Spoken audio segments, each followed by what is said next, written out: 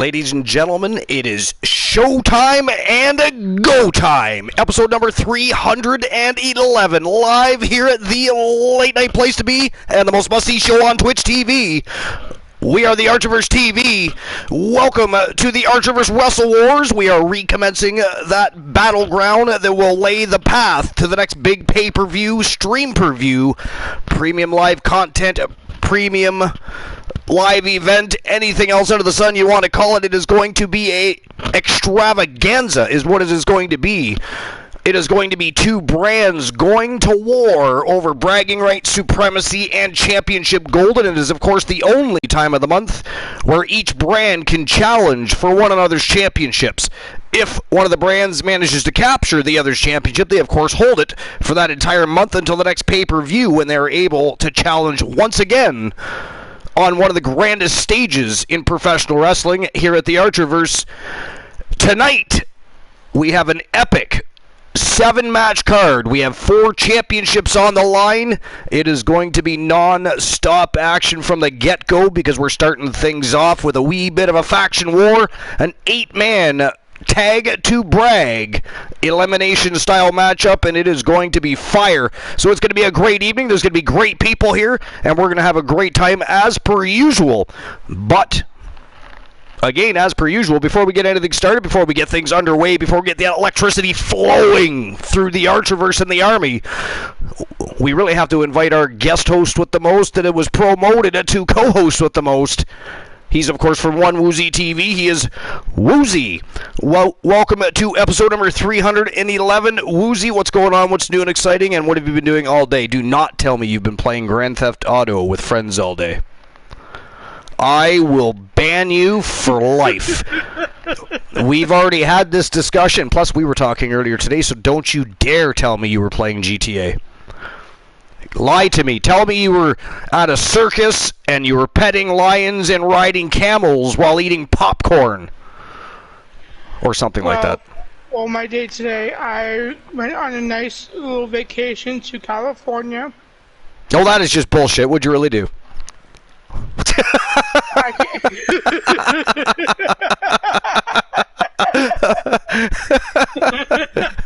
And Glenola, welcome in. Punisher, welcome in. Welcome to episode number 311, the Archiverse Wrestle Wars.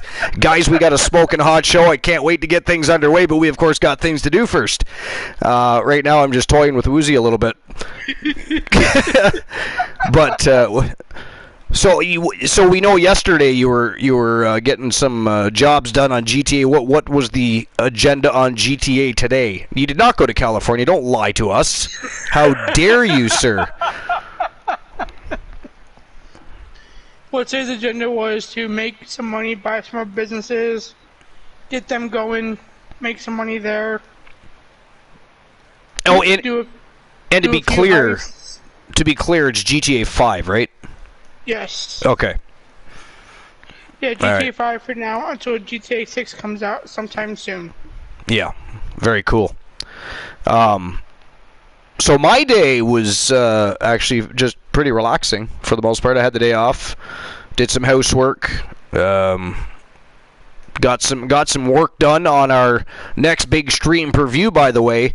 And originally I was going to wait until Friday night to reveal our next big stream per view, but I'm thinking that perhaps before the bell with Wcw TV and right before we get the show on the go, we have a quick look at the calendar and you guys can see where we're headed. That path is leading to a destination, and I can show you where that destination is, when it is going to be, and we can get that out of the way and get the air cleared so you guys can focus on going to battle and earning and gaining spots, and of course you want to grab some of those doors of opportunity and swing them open if you want to end up on one of the grandest stages, whether it be the next stream preview or the one after.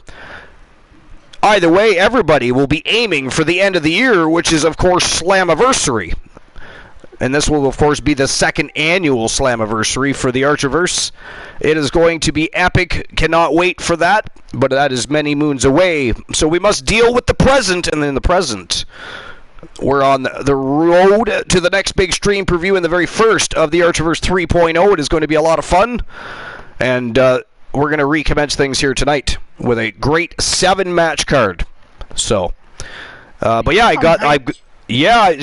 got the stadium is built and ready to go, and we just gotta get that road going and add some fuel to the fires and get those raging rivalries underway.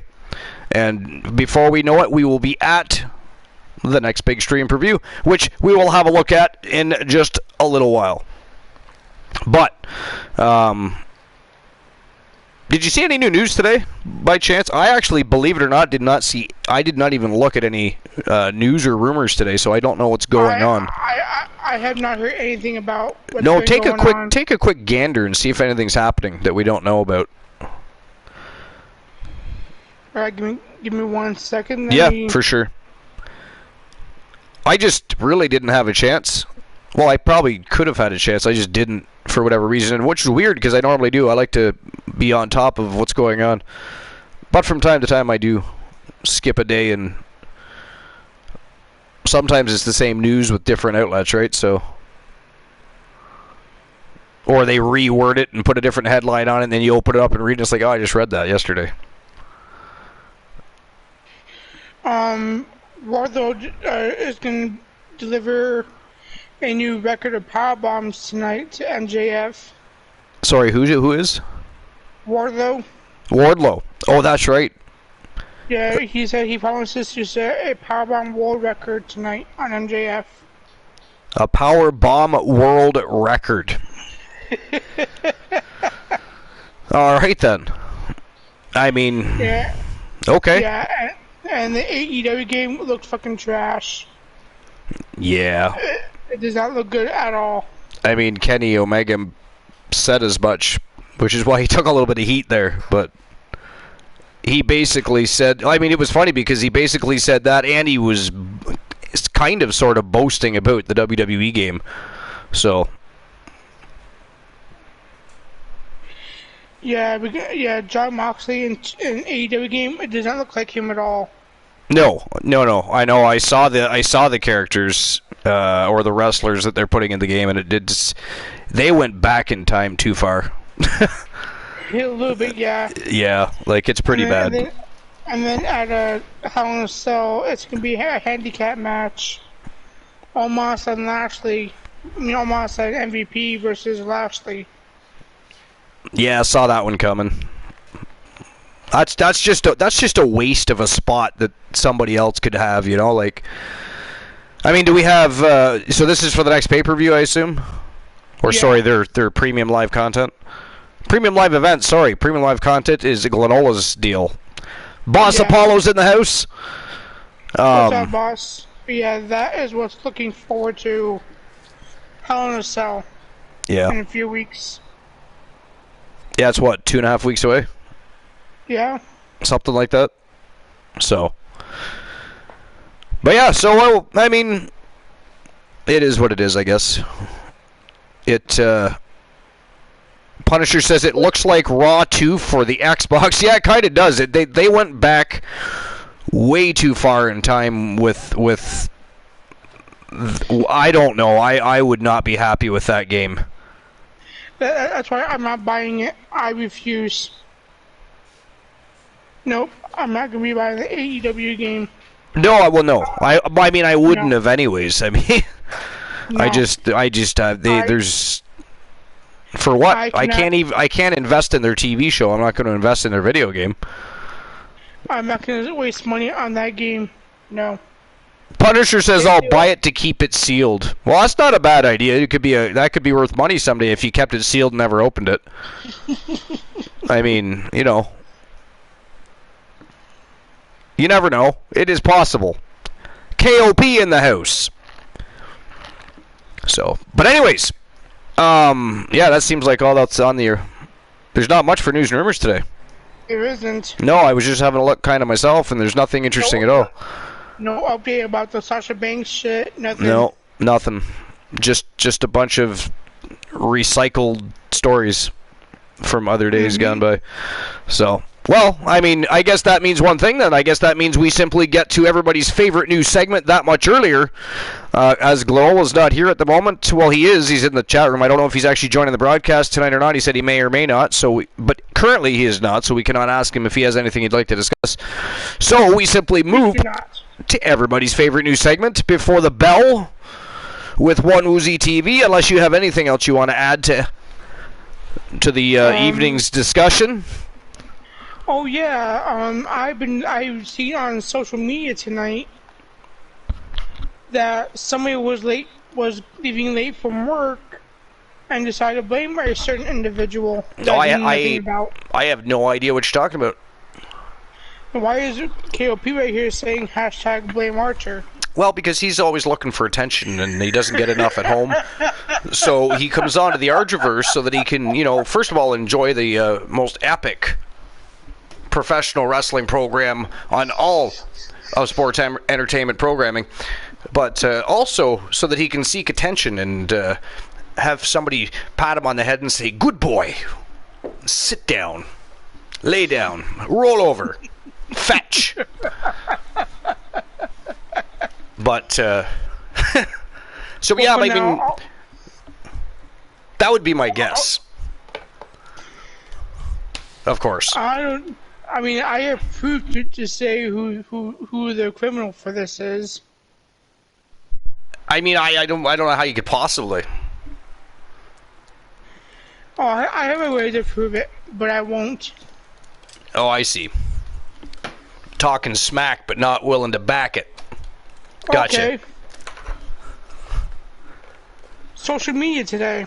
Oh, social media. I mean, social media gets hacked all the time. It's crazy when things like that happen. I mean, it's what happens when you leave Glenola, Bromer, Christian Cool, the Turret Man, and a bunch of other people in charge of your social media accounts. Things happen. Next thing you know, you're being delivered emails for purses and high heel shoes, which I did not appreciate, Mr. T. If you're lurking, I did not appreciate that whatsoever. I know that was you.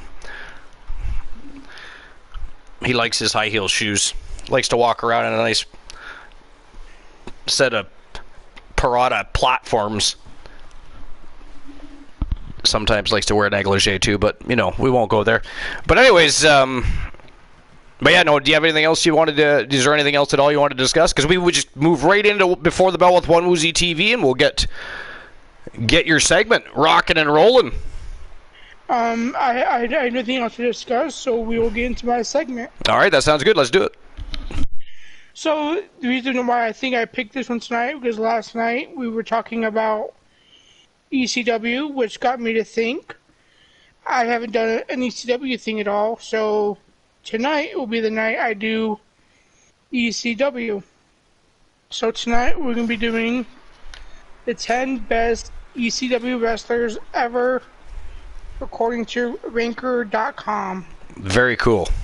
And nice that you gave them props there for their list.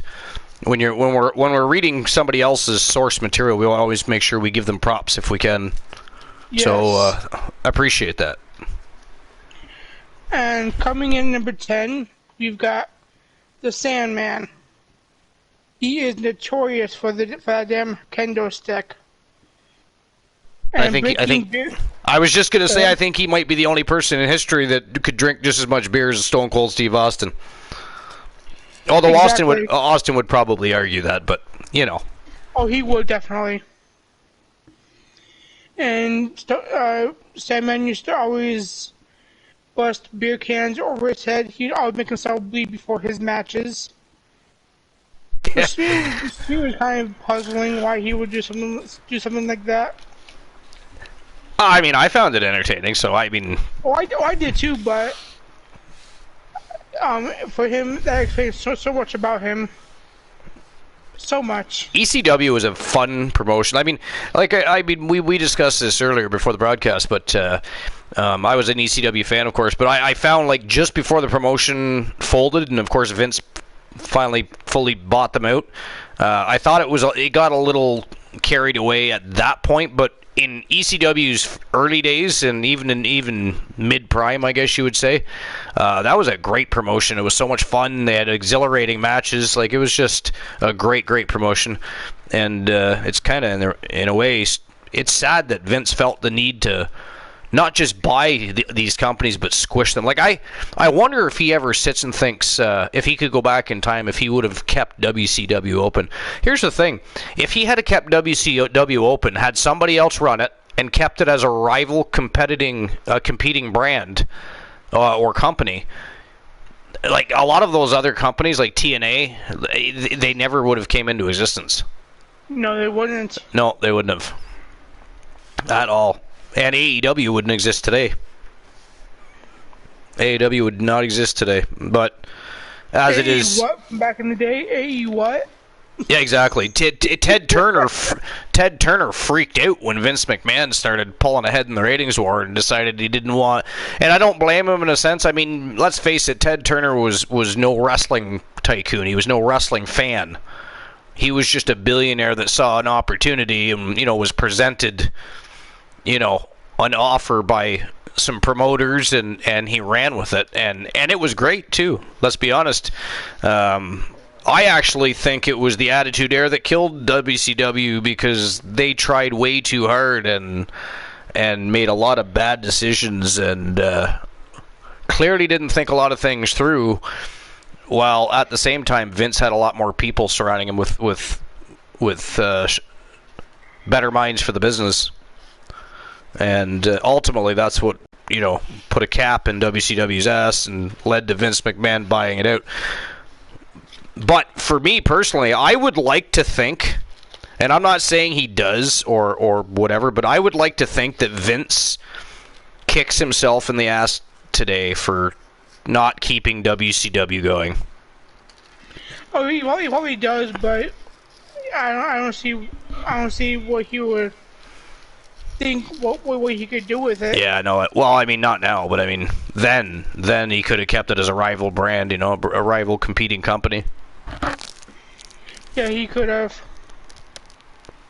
So coming in number 9, we've got a member of Team 3D, Devon Dudley. Him and his brother Bubba Ray Dudley, they were one of the best tag teams in ECW. They will just show up, kick your ass, kick in the balls, and just go home and not give two shits. Yeah, Team 3D was always fun to watch. They were. And what I think about now is that the Usos now use 3D as a finisher. They do, yeah. Which I think is pretty cool, by the way, because that's clearly an homage. Because Devon retired, right? Yeah, he did. Yeah. I mean, Bubba Ray, I don't think has ever really said that he's retired, so I don't know what his plans are. But I know Devon's retired. I don't know what Bubba is doing. Although to be fair, I think Devon had to retire. Is that not the case? I'm pretty sure he did. I think so too, because he had an injury, didn't he? I think so. I think he's just I think he's was kind of told he should walk away. And then coming in number 8, we've got Bubba Ray Dudley, who was also phenomenal in the ring. He's also a former TNA World Champion, TNA Tag Team Champion, a part of one of the biggest factions of TNA called Aces and Eights. I liked Aces and Eights, and I liked Bubba Ray as a heel, and it makes me sad that Vince McMahon never pulled the trigger on giving him a heel solo run and letting him run, because he would have made a good champion. Oh, he would have. Without a shadow of a doubt. Yeah, exactly. And I'm stepping away for just a moment, but I'll be right back. Alright. Coming in number 7, we've got the human suplex machine, Taz. He was one of the best. He could tap you out in 20 seconds to a sleeper hold. He was the creator of the FTW champion, and it says here, folks, Taz was booked strong in ECW as an unstoppable badass face character during the height of the promotion. Paul Heyman made fans forget that Taz was among the shorter wrestlers since he destroyed his opponent with the original Suplex City. That is so true. Taz is the creator of Suplex City. I forgot about that. And coming in at number 6, we've got Terry Funk. He could go the fucking distance in ECW match. He was also one of the best. Excuse me. Wrestlers. He was a good daredevil. He took a lot of bumps, bruises, a lot of pins in his back, glass in his head, bottles busted over his head, barbed wire bats and shit like that. He's done it all. And he's had everything done to him. He's even had a kitchen sink thrown at him a few times in his matches. And coming in number 5, we've got one of the original ECW members, Tommy Dreamer. He was one of the best. Okay, I returned. Sorry about that. 3 more matches. Welcome back. Tommy Dreamer was an excellent wrestler in the ring. And I believe now he has his own promotion going on where he's teaching wrestling also, but he's also teaching them his way of doing things around the ring. And coming in at number 4, numero we've got 4, Cactus Jack. One of the 3 or 4 personas of Mick Foley. But Cactus Jack was a ruthless son of a bitch. He could literally kick your ass and leave without regret. He was a crazy motherfucker. He was. Coming in number 3, we've got Raven. Raven. One of the original ECW members. And he could also go the distance. He was a 2-time ECW World Champion. Yep. And he could just go to back and forth in the ring. He was good in Extreme War matches. The only thing Raven was never good at was reinventing himself a little bit. Like he wasn't good at keeping his gimmick fresh. No, he was not. And that was his downfall when it came to WWE. It was great that he came in the way he did, but then when it came time to change gears, he just was seemingly unable to do so. For whatever reason. And I would agree. And coming in number 2, he is a crazy ass motherfucker. We've got Sabu. Everybody liked Sabu. That guy was as hardcore as they came. He was so much fun to watch. Yes, and it didn't matter really if he was supposed to be face, heel, neutral. Didn't matter. Sabu was awesome. Yeah, he loved his steel chairs. Hell yes. He loved any weapon. He was another one that loved a kendo stick. Yeah, he was. Him and I think it was Sandman had some good back and forth matches. Hell yeah. And coming in at number 1, Punisher. This is why Sandman was number 10. Because this man deserves number 1. You've got Mr. Monday Night, RVD. RVD. The whole fucking show. Yeah. For me, RVD was the Tom Cruise of professional wrestling. He had all the talent in the world, but when it came to actually having to become a character for storyline purposes, he was just the same bland.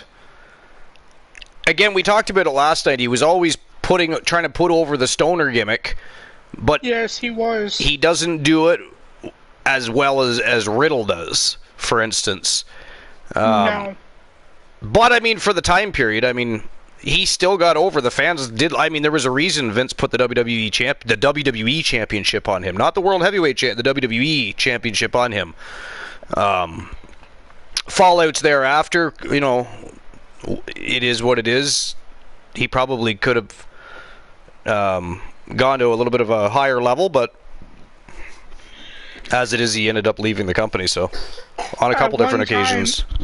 Exactly. At one point in time, RVD was also the ECW and the WWE champion at the same time. Yeah. So there's that. And did you know that Taz was the inventor of Suplex City? Well, he was the first person to he didn't do it as many times in a row as Lesnar did, but yeah, he was the first one to start using the triple suplex.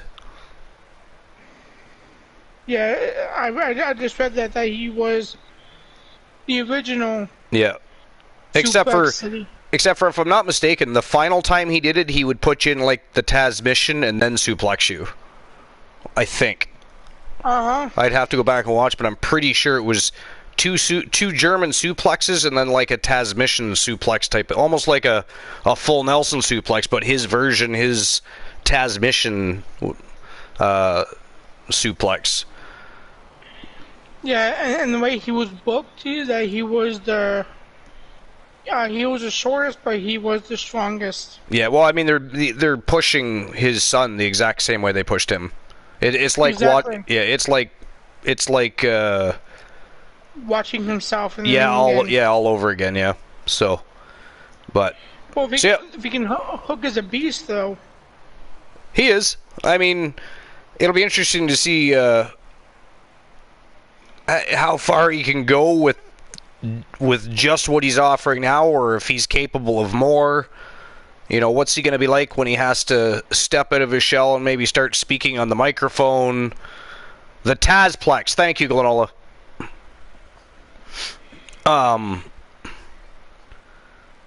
Yeah. So I mean, there's a few different things that are going to really tell the tale for Hook.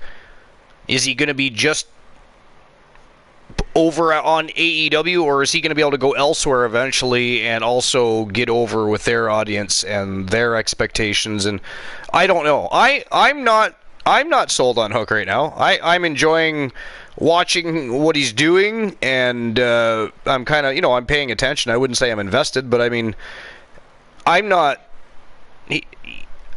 I don't tune into AEW to watch Hook.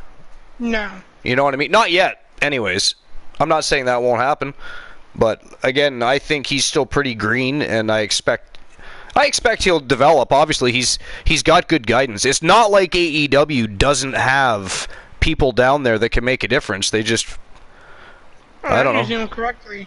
All right, so we'll see what happens. And he does have his father, so there's that too.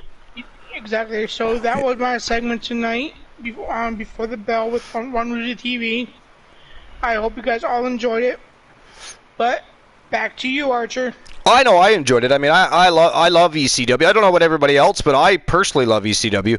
And by the way, Glenola, you're right. Raven did have a classic gimmick. That wasn't the issue. It was when he came to WWE, he had to try and take that. It's like The Undertaker. The Undertaker also had a very classic gimmick, but he had to learn to be able to evolve. He had to learn to be able to ad-lib and change and stay fresh and current. And for whatever reason, Raven, with that character, was unable to do so. Whether that was a booking issue, or if it was that, because at the time a lot of guys were given a little bit of creative direction freedom, right? So whether he was just unable to further develop his character, I don't know. But that aside, I mean, watching him in the Independents or somewhere else other than WWE, I loved watching Raven. But when he came to the WWE, because they're always storyline and entertainment driven, his character just got stale. So. And Archer will be back. My dog is crying at the door. He needs to be let out. Ooh, Lucy's got to go to the bathroom. No, Loki does. Oh, Loki. Yeah, I don't want to knip any the Norse god of mischief. So I shall return. All right, I will.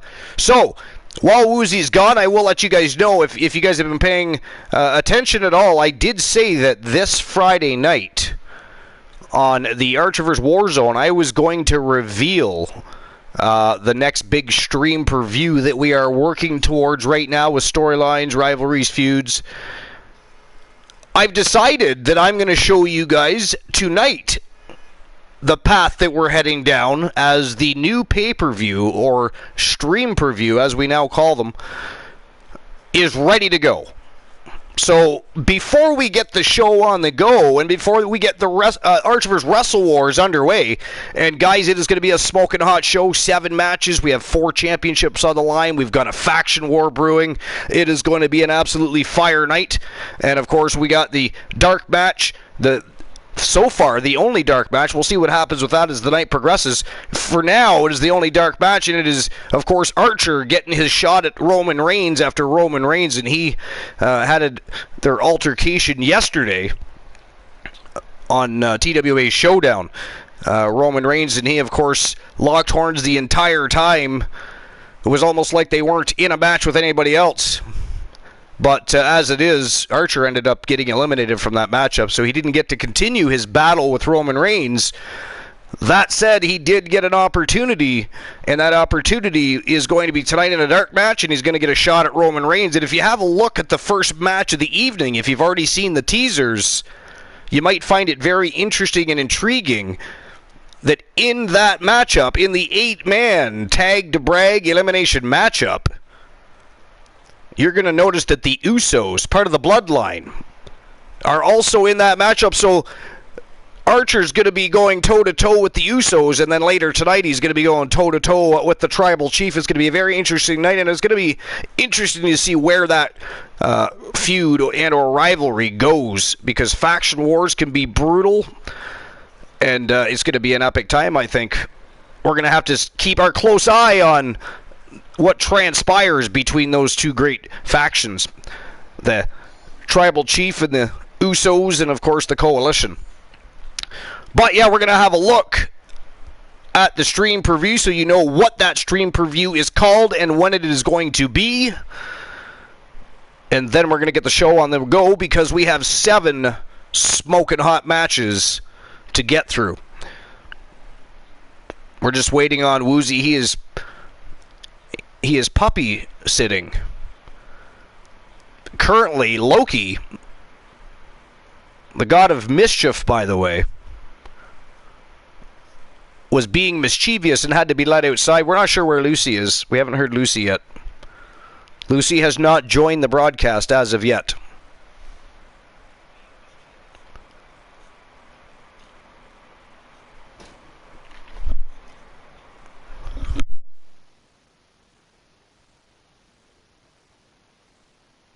I assume that Woozy will be back in just a few moments. Life's Grace says, I love hearing the name Loki. That's my nickname. Nice. The Archiverse has Archer been drinking tonight. Well, hopefully not. I'll be concerned where Woozy's whereabouts were earlier today, if that's a thing. I mean, Archer was supposed to be on his best behavior before the show started tonight, so we'll see. And Ironman is feeling much better, by the way. Has even been in the head office having discussions. So his surgery went well. His recovery is well underway. Perhaps he'll be returning to managerial duties sooner than later. We'll see what happens with that. And Joling said, thank you for the shout-out. I'm going to assume Glenola gave him a shout-out. Yes, sir. Thank you very much, Glenola. Appreciate that. And if there's anybody else that we haven't already shouted out, feel free to shout them out as well, please and thank you.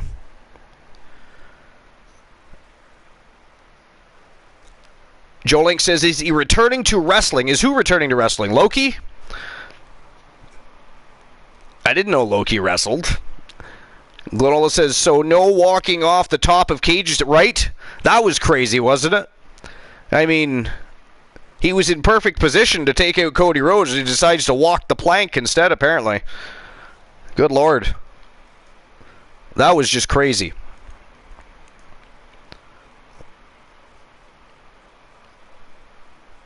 Ironman. Oh, well, I mean, eventually I'm sure he will. He is part of the coalition.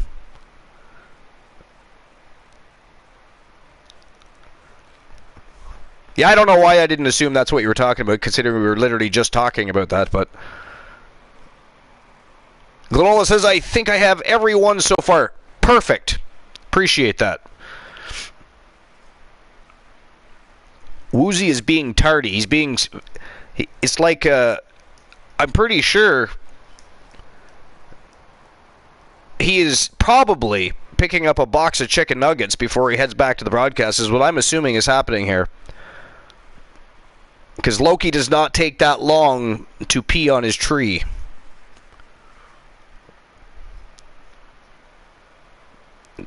Perhaps, if he keeps taking his sweet time, perhaps we have a look at the pay-per-view without him. And he'll have to catch up. Always down for some nuggets. Well, it depends. What kind of sauce? I've always been a fan of the hot mustard. Joe Link with the AKO on Woozy. Launching Archer out like a weapon. Full-on attack. Ooh. Glenola doing the same thing with Christian Hart. Lovely. Appreciate that. You like the honey mustard? I've actually never been a real big fan of honey mustard. I don't know. I do like the hot mustard, though. I do, however, like honey mustard better than Dijon mustard. Never really quite got the craze in Dijon mustard. I don't really care for the taste of that. Yeah, I like hot mustard, too. It is really good, yeah. 100% agree.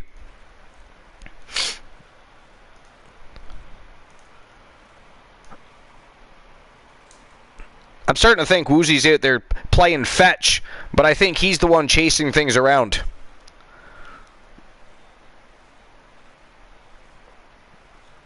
Yo, the Blind Locksmith's in the house. What's going on, Blind Locksmith? Welcome to episode number 311, sir. The Archerverse Wrestle Wars is about to get underway, but we're going to have a quick look at the calendar so you guys can see what the next stream preview is and when it is. We were waiting on Woozy, but we're all getting impatient, and we're going to have to just do it without him, I think, here shortly. He is holding up the show. The most must-see show on Twitch TV being held up by one Woozy TV. Ghastly. Hijacked. We are being oppressed because of our morals and our moral compass. We would like to have our fam jam join us for the unveiling of the stream preview.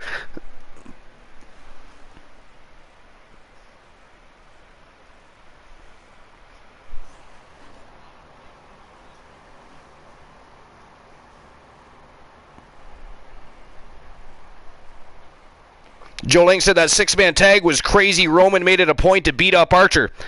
Well, thank you for, rehashing that. I appreciate that, Joe Link.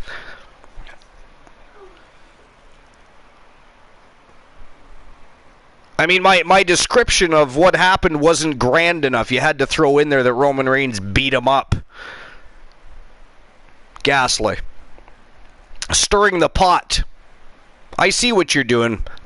I can see where this is going. The show hasn't even started. Joe Link is stirring the pot.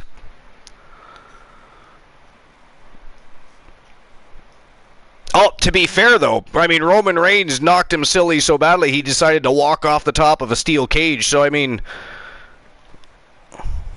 Not even a steel cage. It was a Hell in a Cell. It was bigger than a steel cage. He decided to walk right off. Somehow that seemed like the right thing to do at the time. I'm still a little bit lost with that one. Is Archer going to...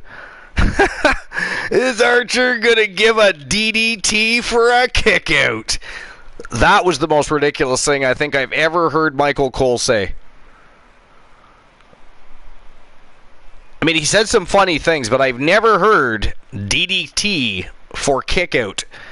That was new. That was definitely new. That is why they are the B team, you see.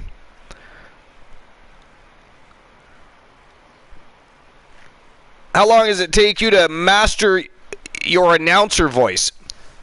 How long does it take to master it? It's au naturel, baby. There is only one host with the most. He was born this way. Born to entertain.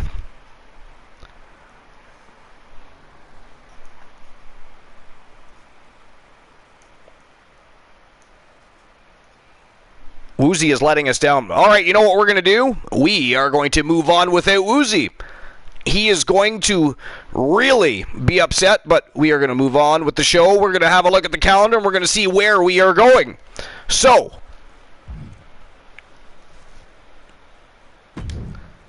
here's where we are. In the calendar. So we're on the second night of this week, and then we have the entirety of next week to get through after that, which takes us right into the month of June. So just a little over 4 weeks away, and we will be having our very first stream preview of the Archerverse 3.0, the next big extravaganza, and another big stage for everybody to showcase their talents. WCW Bash at the Beach. It'll be the third week of June on our calendar. It is going to be an epic time. It is going to be two brands going head to head. And it's going to be for bragging rights, supremacy, and that lust for championship gold. But it is going to be one hell of a good time, so you don't want to miss that. The rivalries, the feuds, the storylines. It is going to be an epic time during the journey and once we arrive at the destination. So make sure you don't miss a show, and make sure you show up when the grandest stage sets itself up for its next big battle, because Bash at the Beach is going to be absolute fire. But there it is, WCW Bash at the Beach. That is where we're going. That is when it is. But that is then. This is now.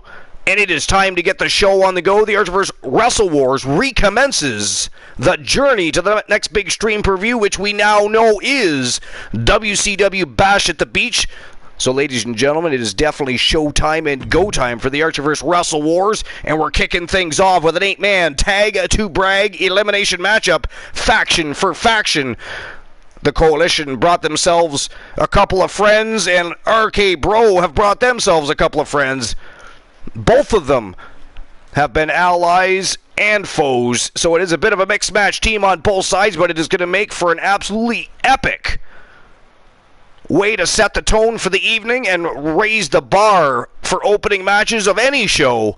So, ladies and gentlemen, without further ado, the Archerverse Wrestle Wars. Let's go.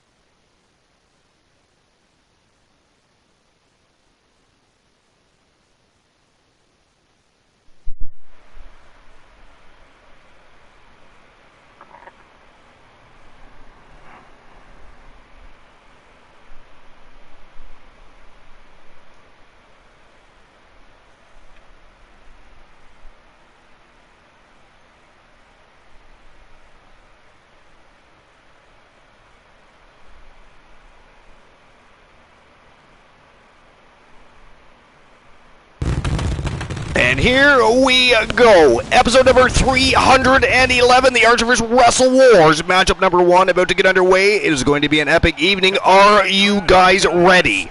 Oh, it's going to be a wild one, Cole. Let's get down to it.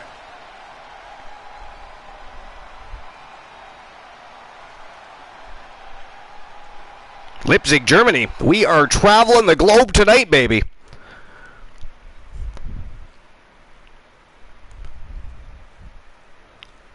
Life is Great says in the IRL, RK Bro may be no more due to Orton's injury.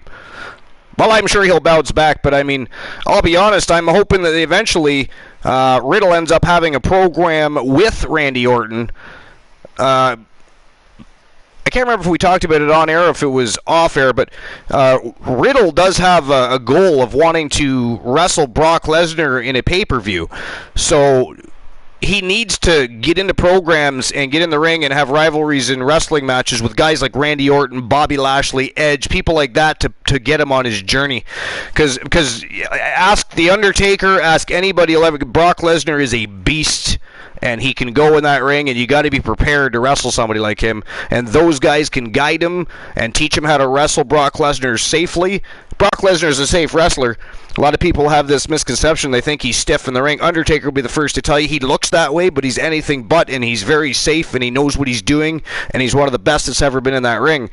But you still have to be on the level and ready to go at his level, because he's moving across the ring like a freight train. So, Glonola says you were talking about last night. Yes, okay, so we were talking about it last night. So yeah, I would love to see Riddle end up having a program with Randy Orton. Whether or not they patch things up and become RK Bro again, fine, whatever, but let's, maybe they'll just get the tag team back together right away, who knows. I'd be okay with that too, but I would like to see him have a program with Orton eventually. Turn on Orton and go full-blown heel or something for a little while and get that road to where he wants to go underway. But tonight, RK Bro is looking focused and ready, and they're bringing the Usos, former foes of their own, into a battle against the Coalition and Demolition, also former foes and allies. They've been on both sides of the fences, sat on the fence together, went to battle many times, and this could be a rocky road during this matchup. Depends on whether or not Demolition and the Coalition can coexist, but at the same time, RK Bro and the Usos have never been allies, only former opponents and foes. So who knows what's going to happen on their side of the fence. Both sides have some work to do if they want to beat one another, but it is an 8-man tag to brag elimination style matchup. That is how we're starting the night. It is how we're setting the tone, getting that electricity flowing. So let's get things started right now and get the action underway. And I have returned. Woozy, welcome back. You've missed a little bit while you were gone. Yeah, I know I have, but I'm afraid I'm going to be the bearer of bad news tonight. Bearer of bad news? Bad news is never good. No, while I was letting my dogs out, my mom asked me to have family time with her tonight. Ah! So I'm going to do that, so I'm going to hop off the broadcast for the night. Alright, Woozy. Spend some time with my mom. No problem. Have a good night. Enjoy spending some quality time. We will talk to you tomorrow. Alright, take care, everyone. Have a good night. You too. Alright, so it is now just the host with the most. And it is go time for the first match of the evening. The Coalition and Demolition versus RK Bro and the Usos. Let's go. It is showtime and go time.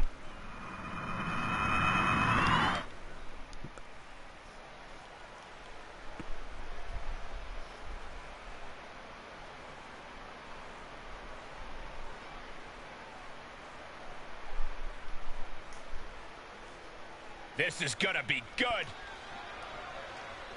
And the Coalition making their way to the ring first.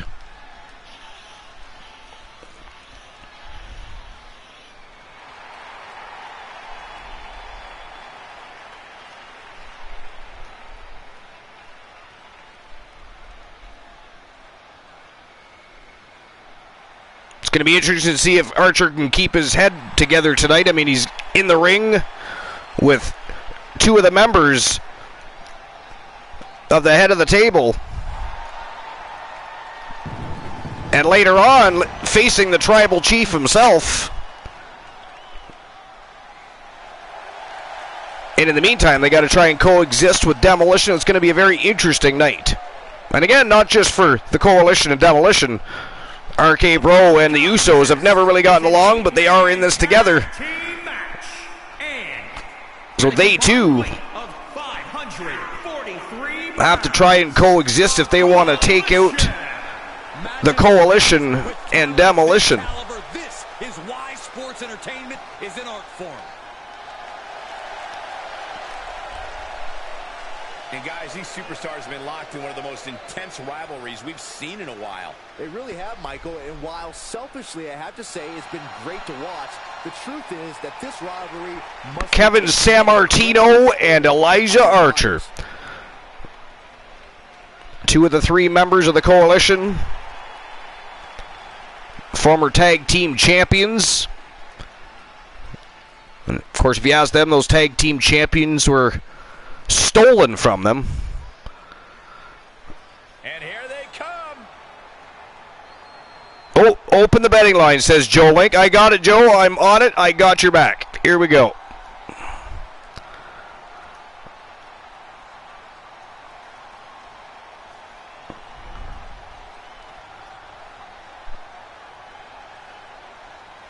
All right.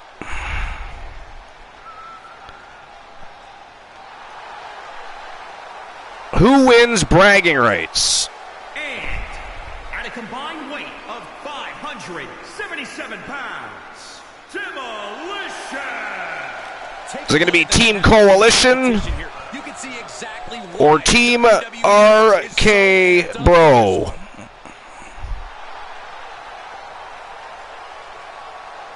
Five minutes to make your bets. And there you go. Betting lines are open. There you go, Joe Link.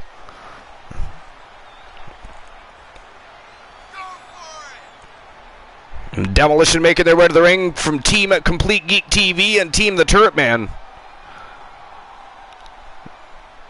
The Terror, Johnny Braddock, and of course, the Cyborg, Adam Colossus. And let's not forget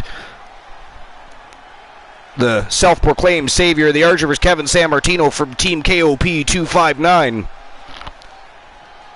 And by the way, Glenola, if you would like to join the broadcast, feel free. It is just me at the moment, as you know.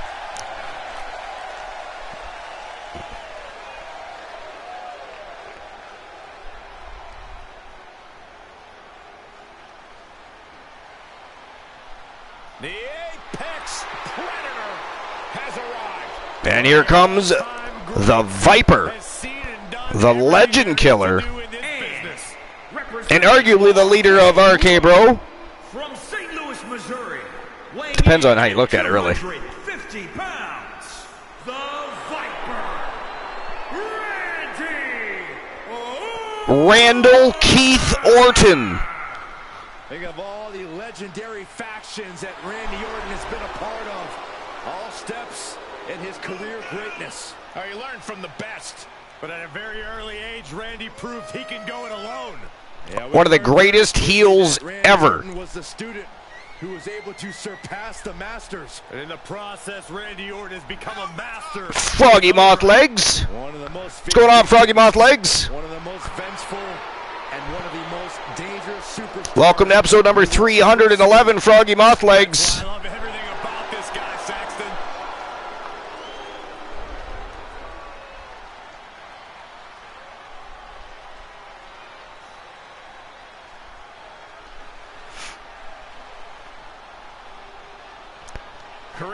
Life is Great says, not gonna lie, I have to go with RK Bro.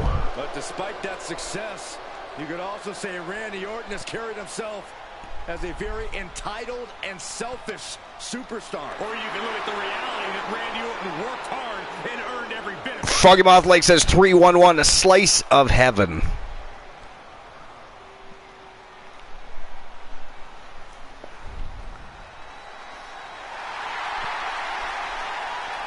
And here comes Riddle. Pure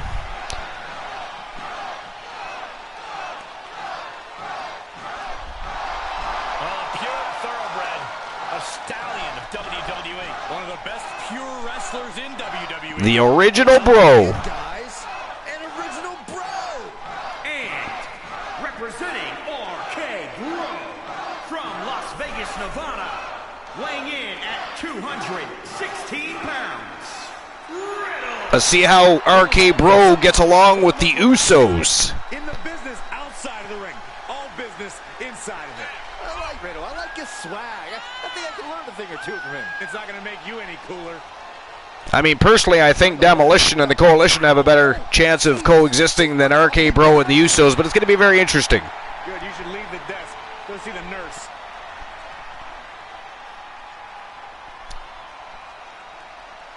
Your birthday pie. When was your birthday? Is today your birthday?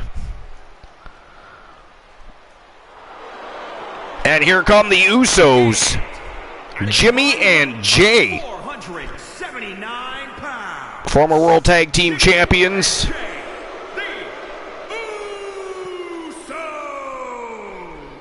And guys, this looks to be And they, of course, know that their leader, the Tribal Chief, has a one-on-one battle later tonight in a dark match with the one Elijah Archer. So it'll be interesting to see if they don't try to cause just a little extra chaos for Archer here tonight in this matchup. Maybe try to soften him up a little bit for the Tribal Chief.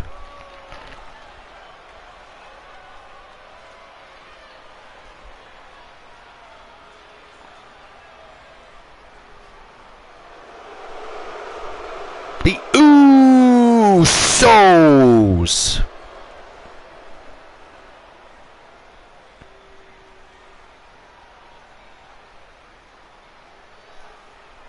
Referee calls for the bell and tag team. All right, here we go. Elimination rules.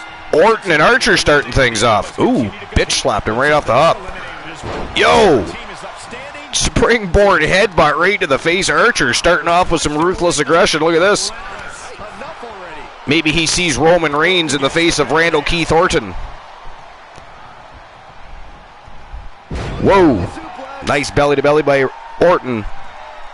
And returning the ground and pound. And now, a nasty stop to finish it off. And hello, Archer. Hello, Welcome to the broadcast, the great Glenola from Team Glenola. I still wish you'd change your name to DJ Lone Wolf. I love that.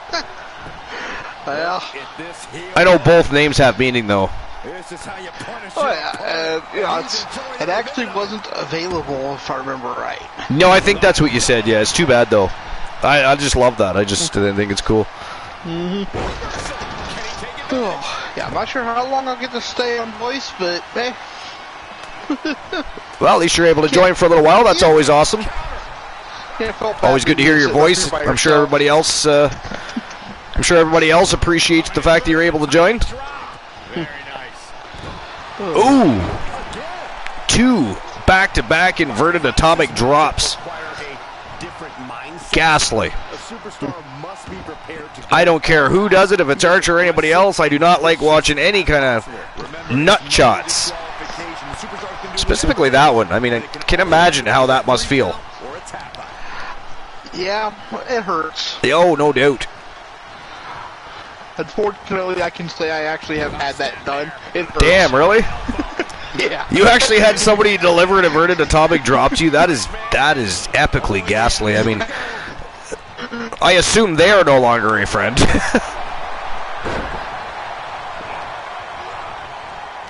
Concerned he's my brother. He's your brother. Oh, nice. But yeah, Did you DDT him at least in return or something? No, but by the time that fight ended, he had a bite mark on his arm for 2 weeks. Owie. He put me in a headlock. He stuck me in a headlock, and I got Well, that's what serious happens. very quickly. That's what happens. Chew somebody's arm right off. So, yeah, he hit me with the atomic drop. Wow. Well, I bet you didn't try to do that again. I mean, not necessarily the inverted atomic drop, but he didn't try to put you in a headlock again. Never happened again. No, yeah, exactly. Yeah. It's one of the few times things got serious. Oh! Look at that. Took out San Martino. San Martino must have been doing some lipping. I wasn't paying attention, but Jimmy walked right over and stun gunned him right to the outside. Look, he's laid right out still. Archer running over to see if he's okay here. Oh, wow. Colossus. Jimmy tosses, and now he tosses Archer down. He is just going at everybody here tonight. Jimmy Uso here to make a statement. Look at it. No fear walking right by Johnny Braddock. This is crazy. He's not taking out Braddock, though. Braddock says, no, sir. He decks San Martino again. Wow. I know that's not supposed to... I shouldn't be laughing because, you know, that's technically my team, but it's a little bit funny. I mean, he decked San Martino twice, stun gunned him. I mean, I think Jimmy has a problem with Kevin San Martino, I'm just saying. Which is oddly enough funny, because wasn't it Kevin San Martino that walked directly in to their locker room and started smack talking the Usos and Roman Reigns? Is that not what happened, Glenola? Bad predicament right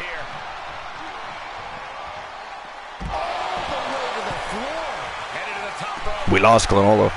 He's hiding. You can see as he rises how vulnerable of a position he's in. Lift off. Whoa! Big diving shoulder from the top turnbuckle. That was crazy. There's no place safe when you face such a risk taker. And Foggy Mothleg says, and some fisticuffs as well. Whoa! Tosses him right into the steel steps. Johnny Braddock in full control here. Or was. Big knee to the skull.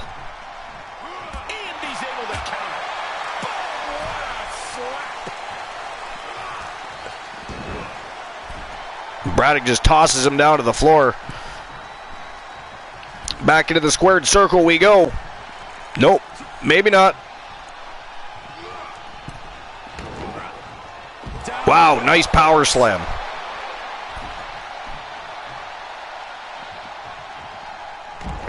And a belly to belly. I mean, the spine of Jimmy is going to be shattered after this night. And again, another big power slam.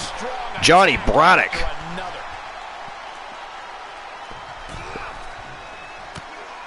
All business and no play tonight. Jimmy reverses, though. Big Samoan drop. Adam Colossus standing by in case he has to move in. But look at this, Jimmy's following him now. Jimmy's losing his focus, and here comes Braddock. Braddock grabs him. And a spine buster. And man, oh man, I don't know how much more of this Jimmy Uso spine can take, I'll be honest. Damn. Life is Great said, did I miss something while I was away? You absolutely did, but we're not going to tell you what it is. I'm sorry if you walk away and you miss out on things that are happening. We can't. You've got to go back and watch the VOD. We can't be giving you all the information. We can't be releasing spoilers. How dare you suggest that we fill you in on what was happening? No, actually, it's just been a back and forth contest. Life is great. I don't know how long you were gone, but Jimmy Uso was basically taking out the entire team by himself, going from person to person. He took out Kevin San Martino 3 times, decked him twice, and stun gunned him once, so he definitely has a beef with San Martino. And it's basically the entire match so far has been a back and forth struggle for control with both teams. Nobody has had the clear-cut advantage so far.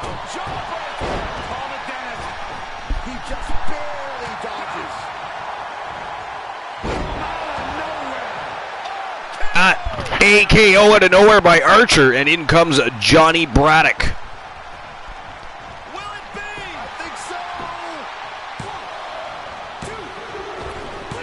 And there goes Jey Uso. Jey Uso has been eliminated. So they are down to 3 members. Randy Orton hopping back. Oh, he decks Colossus. I was going to say, he just hopped right in the ring right beside Colossus. But he had a purpose, ill intentions of Randall Keith Orton.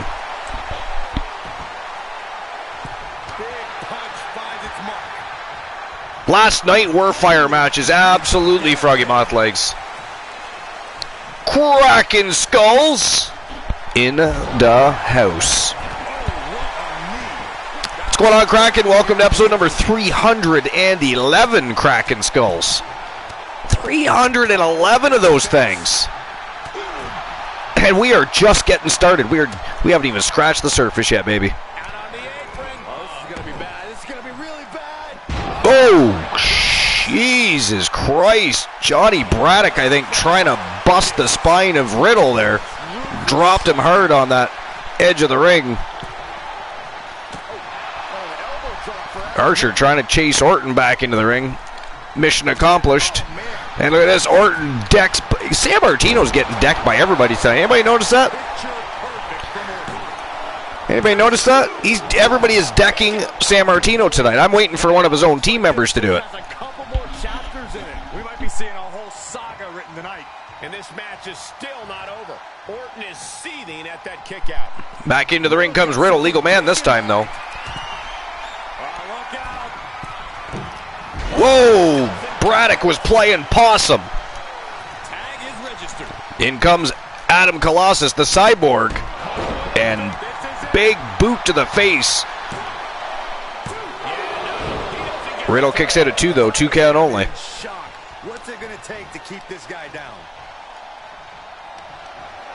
Great awareness from Riddle. Good to know, Kraken. Yes, for anybody that doesn't know and anybody that's a fan of the Ni no Kuni games, they just released a free Ni no Kuni mobile game. Kraken has been trying it out. He was going to let me know how it was. Oh, look at this. Colossus going upstairs. Oh, here comes Orton, though. Yo, ref. Do your job, man. Do your job. Look at that. Riddle takes full advantage. A big heel right to the face of Colossus, and now he wraps him up. He's got the bro mission locked in tight, but I think Colossus fighting it off here. Yeah, he's too strong for Riddle still. He did not wear Colossus down near enough to try and do something like that to Big Adam Colossus. Oh, look at this. Gut wrench powerbomb. And in comes the one. Uh-oh, in comes Orton, too. Oh, hey, yo. Archer wasn't ready. That wasn't fair. He didn't even know Orton was going to get tagged in. He was expecting Riddle. That is not cool. How dare they? Ghastly. Come on, Archer. Get your ass up.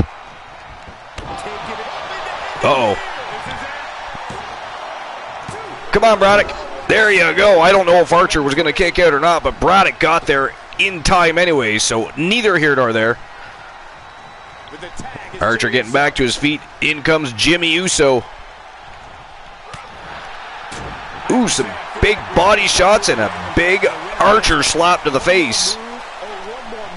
As Glenola, of course, dubbed it. How dare he, by the way.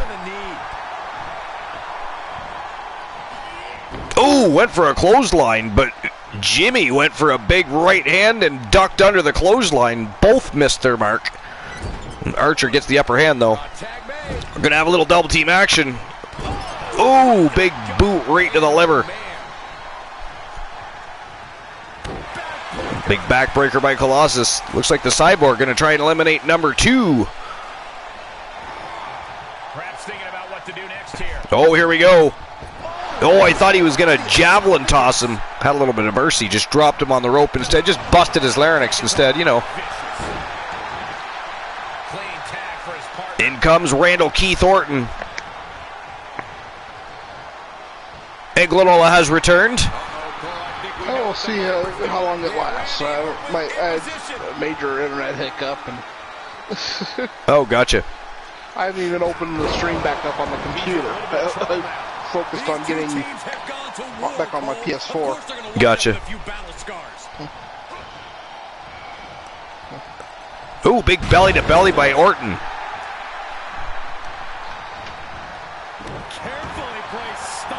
Wow, I think that Adam Colossus really has been the busiest man in the ring as far as Team Coalition goes. As far as Team RK Bro, they've all kind of mixed it up in there. Had moments, but Colossus has really been a very dominant presence tonight. Here we go, big boot to the face of Riddle again. Oh! Surprise, surprise, Archer's hiding behind everybody else. He's hiding behind everybody else. Oh, look at this, Colossus setting Riddle up. Riddle's going to go for a ride here. Oh, he jackknifed him. He jackknifed him. And by the way, hello, Brother Kraken. How's it going, my friend?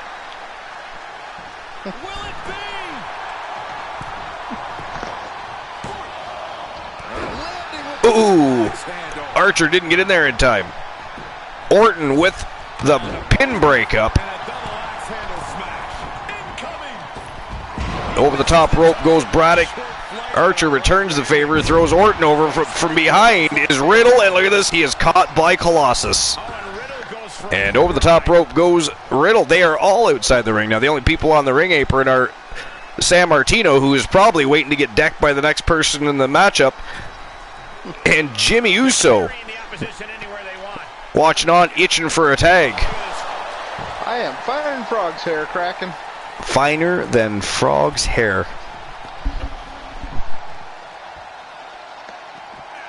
What a throw. Man, oh man, Colossus just tossed Orton by his head.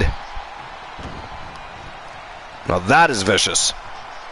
Just grab a man's head and toss him. Yo, nice. Riddle takes out the legs and delivers a standing senton bomb. Let's go. Jimmy's in, but look at this, Archer tagged in.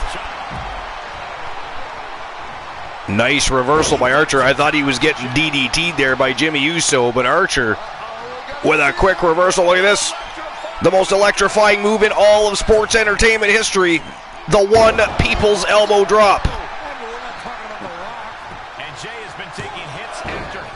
And Randall Keith Orton keeps interfering in Destiny.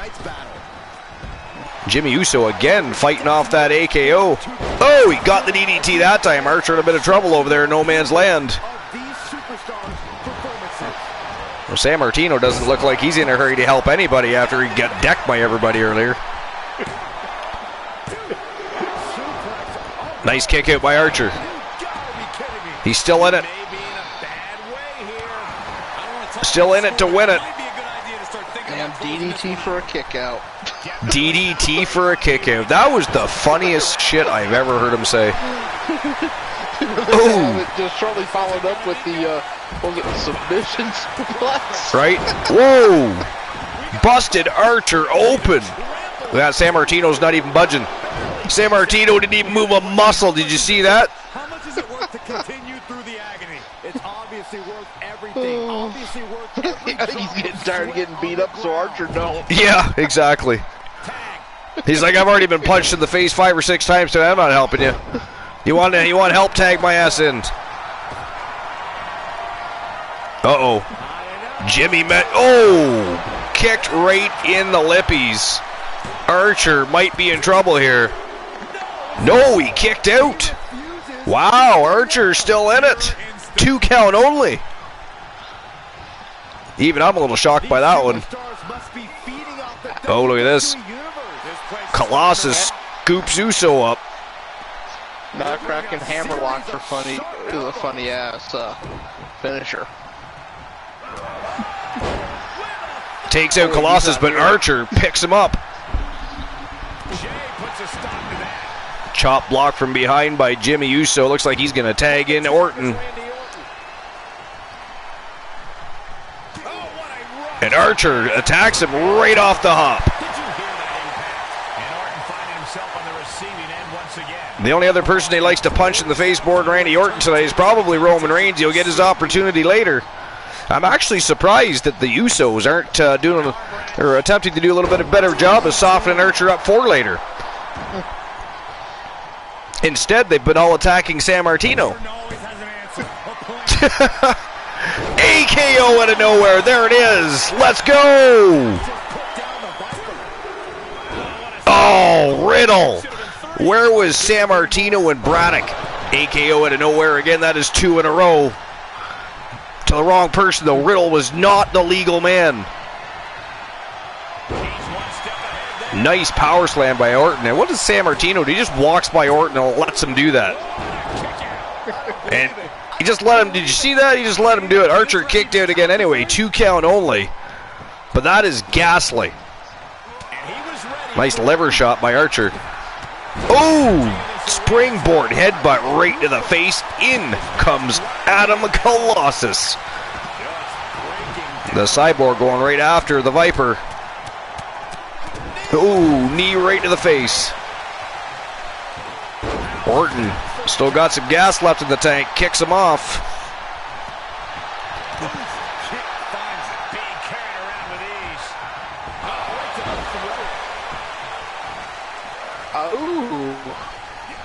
We had a dark match redeemed. Yeah, I see that. Gabriel Graves versus Cool. I don't know who Cool is. Versus Poindexter in a 2 out of 3 falls count anywhere non-title matchup. There is no superstar named Cool. Is the only problem with that. Looking wobbly in the corner. Getting tossed around. Oh, Archer bounces Jimmy off the turnbuckle. Whoa. Working the midsection there. Christian Hart, yeah. There goes Jimmy. But yeah. Oh, Christian Hart. Yes, okay, there you go. Series of reversals. So there we have. Now we have 2 dark matches tonight.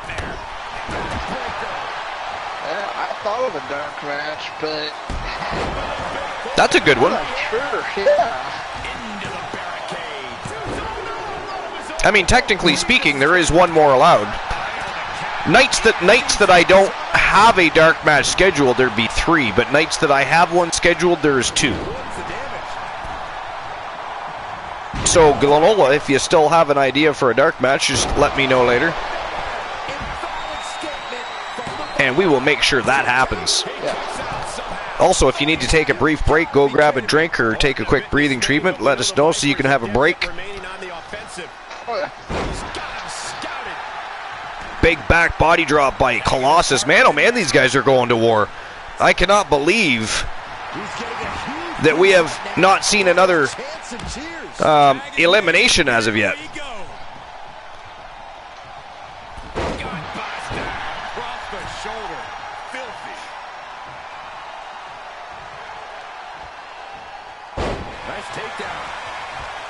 Owner, I mean, I bet you Kevin San Martino wishes he had to stay home tonight.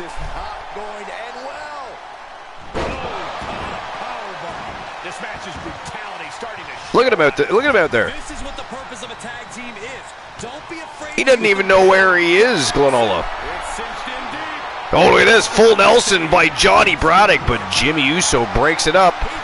Jimmy just about took out Randall Keith Orton.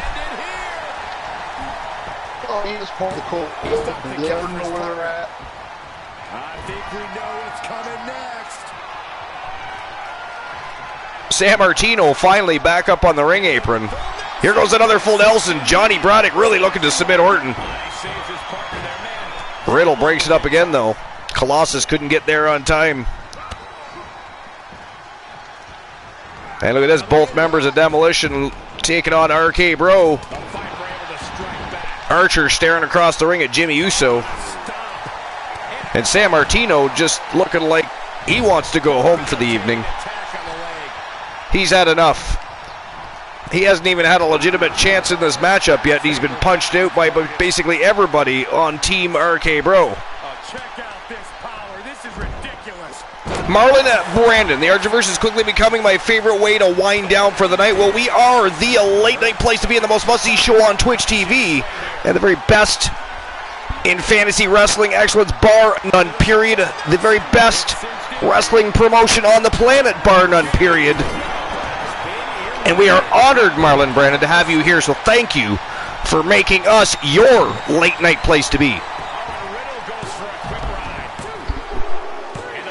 Oh, Johnny Braddock eliminates the Viper. just like that. Really just laying it in. Archer, this match is going to be a ball. What's that? Versus Marcus Stevens.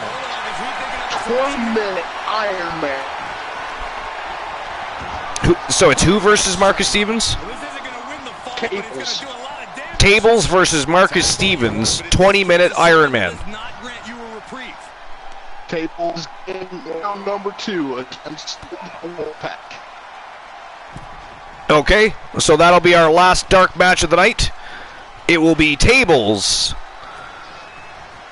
versus Marcus Stevens. Big money, Marcus Stevens. We do not want to incorrectly announce them. It is the hardcore icon Tables and big money Marcus Stevens. You can thank Poindexter for this match. This was his idea. Oh my God, this is hard to watch. He did all the legwork. And he took Tables to the limit. Yeah, he did. Oh, Archer misses the springboard assault. Riddle didn't move fast enough. Look at that, Archer somehow right back on the attack. I don't know how he got away with that one. I mean, Riddle's in all kinds of trouble here anyways. I mean, does anybody think Riddle's going to win this thing?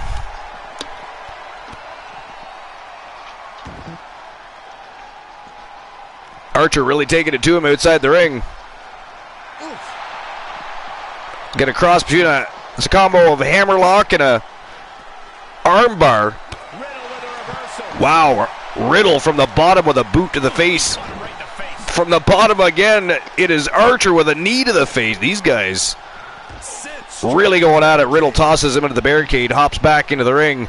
But ladies and gentlemen, it is 4-1 right now. It is in total favor here of Team Coalition. And Riddle gets caught showboating. Oh, elbow to the face by Riddle. Elbow to the face by Archer, and a big STO. And Archer is tagging in the Terror, Johnny Braddock. Whoa, gator roll. Nice reversal by Riddle.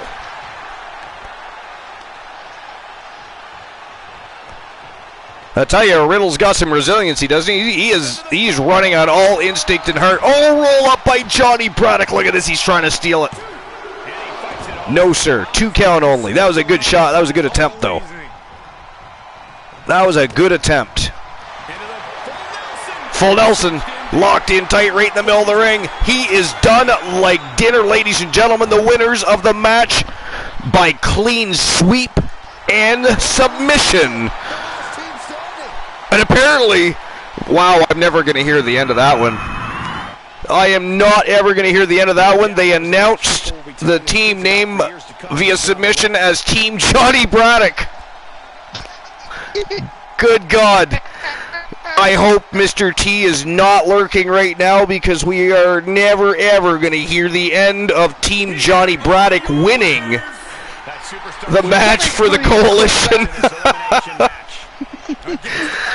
Please tell me that Mr. T is streaming right now and could not possibly be paying attention to the Archer vs. Wrestle Wars right now. I would really, really like to know that he's not lurking. As long as somebody will clip that, we can send it to him at least. Oh, no, he does not need to know. No, he doesn't. See, he wouldn't be interested in that. I mean, that is just, you know. He's busy. I'm sure he's got things to do.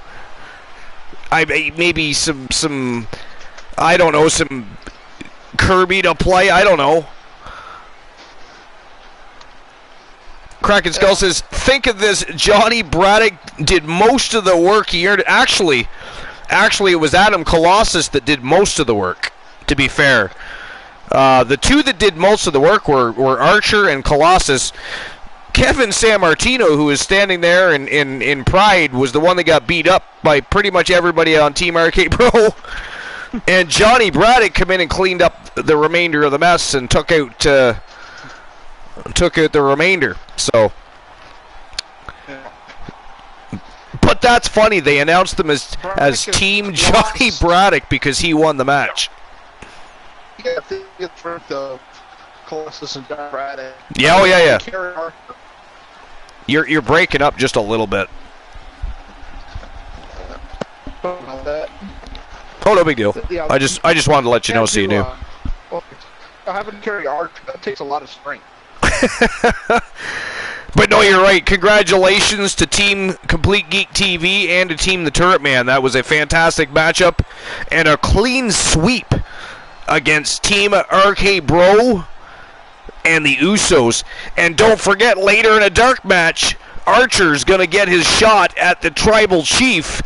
I mean, it is going to be very interesting to see where the rivalry and feud goes between the Coalition and the head of the table and the Usos. It's going to be very interesting. But what a way to start the night. That was a fantastic first matchup, and I am excited for the rest of this show so far. All right, here we go. Matchup number 2. We are going to stick around in the tag team division. This time, it is Thomas, the Warlord Graves, teaming up with one of his faction members. He is the reigning defending king of the Archerverse, Demon Razor from Team Boss Apollo, and they are taking on the Imperium.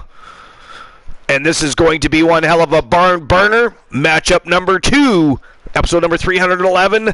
Are you guys ready?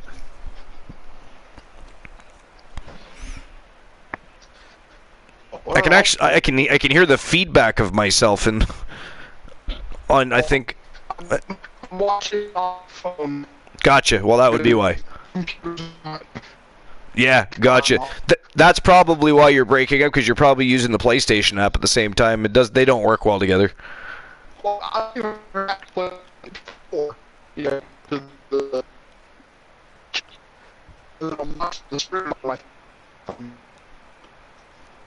Although I am amused by the robotic Glenola. Robo Glenn. We can call you Robo Glenn. Froggy Mouthlake says, this isn't going to be a match, this is going to be a war. This is going to be a war.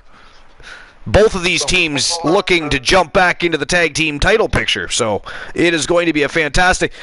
Froggy Mouthlake says, Robo G. Life is great, says Glenn Roba. Glenn Roba.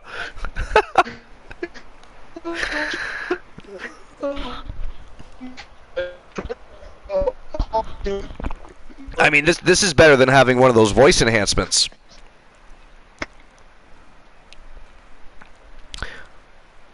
Oh, you know what I have to do before we move on to the next match? I do have to issue everybody their payout from the last matchup.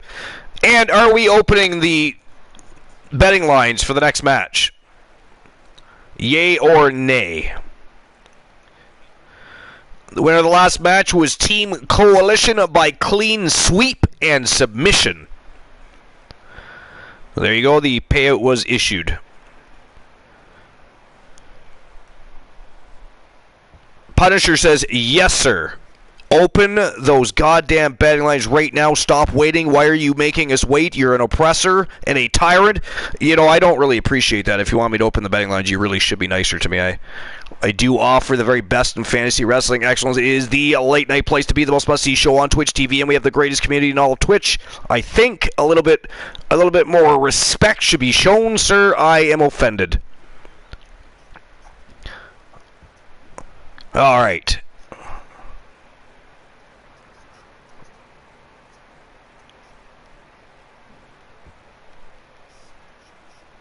So who moves closer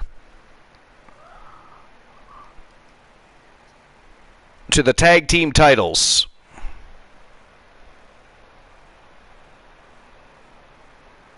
Is it going to be the Legends? Thomas the Warlord Graves from Team Wcw TV, and of course Demon Razor from Team Boss Apollo, or Imperium?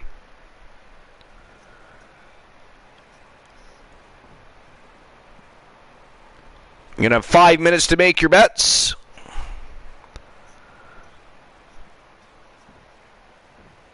And there we go. The betting lines are open. Who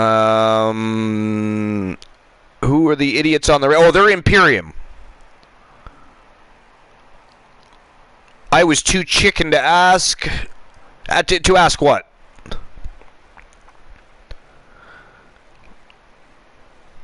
I mean, nobody should be afraid to do anything around here. This is your show.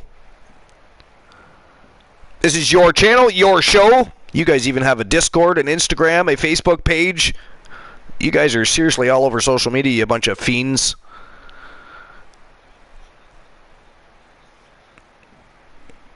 Got to get those bets moving.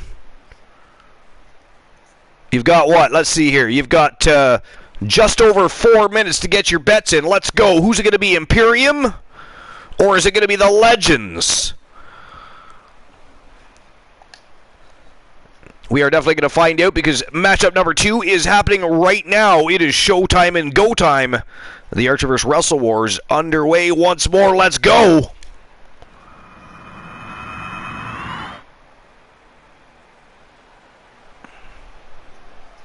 Look who's here.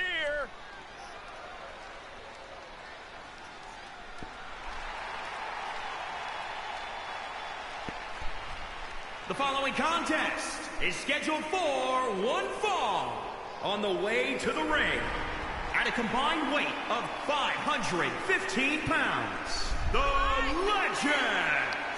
You are looking at a team that a tag Kraken. Imperium is Walter, now known as Gunther, and Marcel Bartel.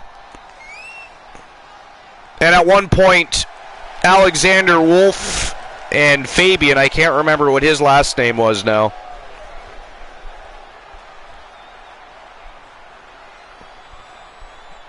And there's another, what's the third member of Imperium right now? Ludwig? Yeah, that guy. Fabian is Ludwig. Ludwig is the third member right now, is it not? Ludwig, well,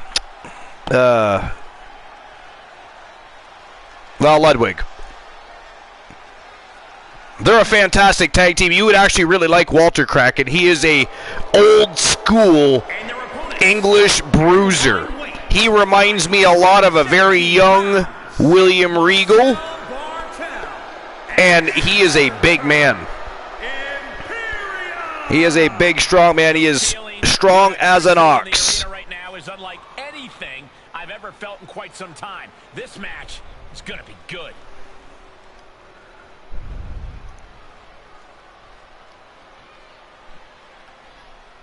You know, watching Imperium is kind of reminiscent of watching... Does anybody remember the Fabulous Rougeaus? When the Rougeaus turned heel and they came out with that obnoxious entrance that they had? Well, Imperium sort of kind of makes me reminisce about that just a little bit. Yes, Walter had the NXT UK title for like 2 years almost. He was breaking all kinds of records. And this tag team match is sure to be filled with exciting action.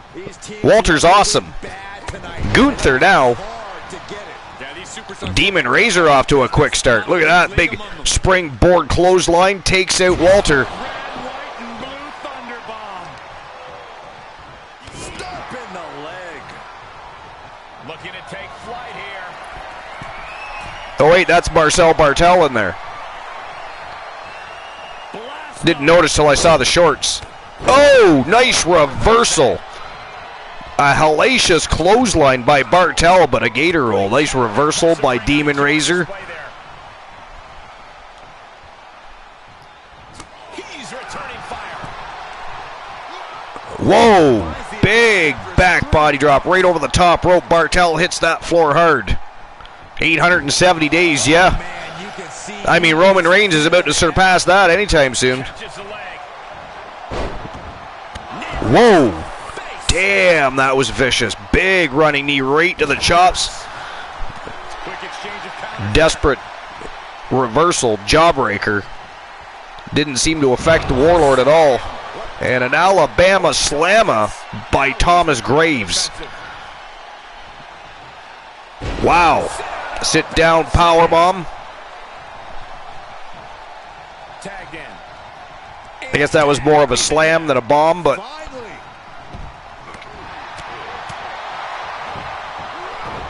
beautiful striking and evasion by Demon Razor. There is a reason he's the undisputed king of the Archiverse. Tag made, fresh man In comes Thomas Graves. Locking horns with Walter now. Gets him with the counter. Walter with a big forearm to the back of the leg takes Thomas Graves down. Stomping. Ouch. Ooh, big boot to the spine.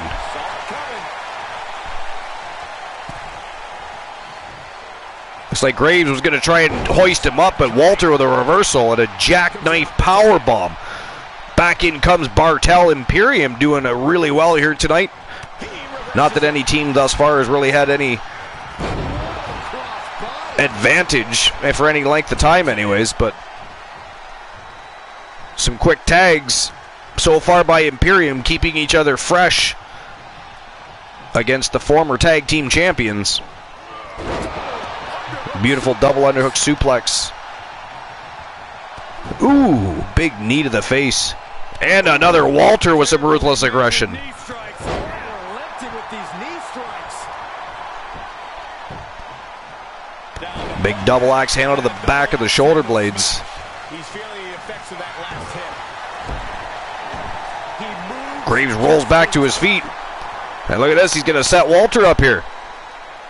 Big standing vertical suplex. Letting that blood rush to the head of Walter. And down he comes.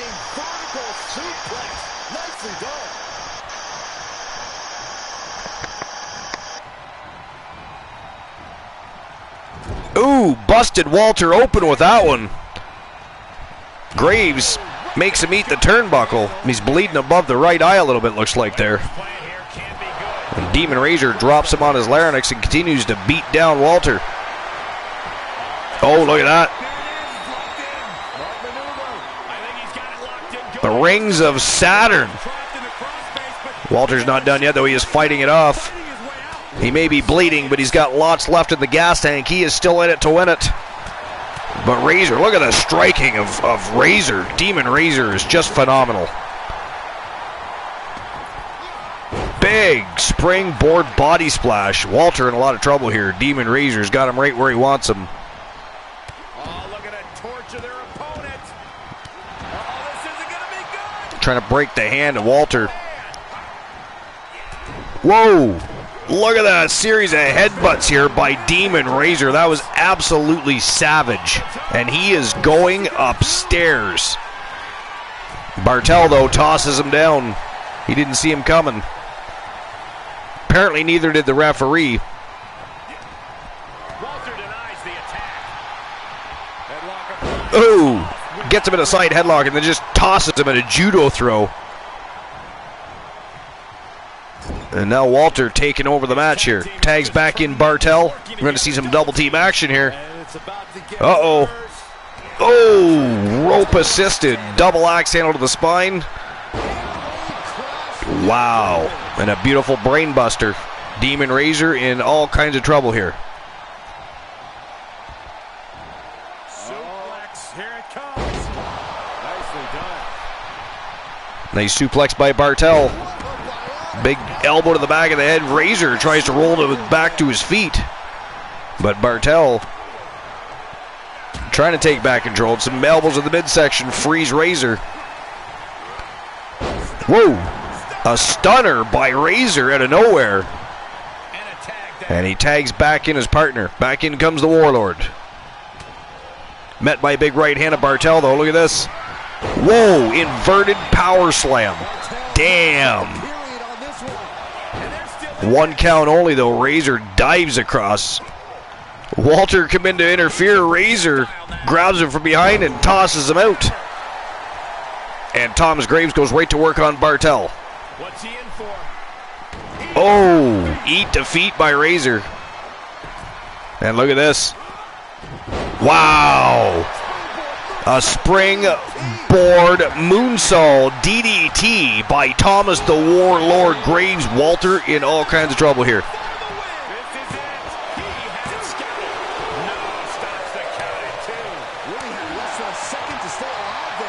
Or sorry, that's no Walter, it's Bartel.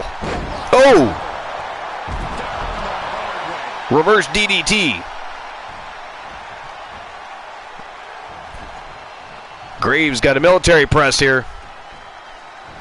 And just drops him face first on the canvas, and he is going to go upstairs. The Warlord's going to fly. Let's go. Look at that. He nailed it.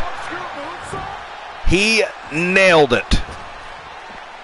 Tags in Razor. Ooh, big boot to the face. Keeping Bartel on his back so he can't get over there and tag Walter back in. Oh, here we go. He's going to lock it on. Crossface this time. And he taps him out.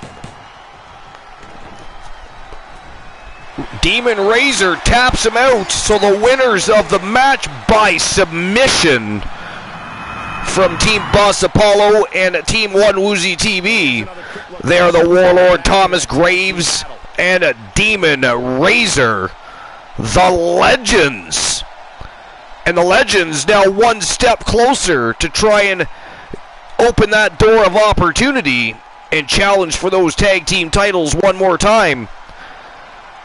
That was a big win over Imperium. What a battle. That was a great second match of the evening.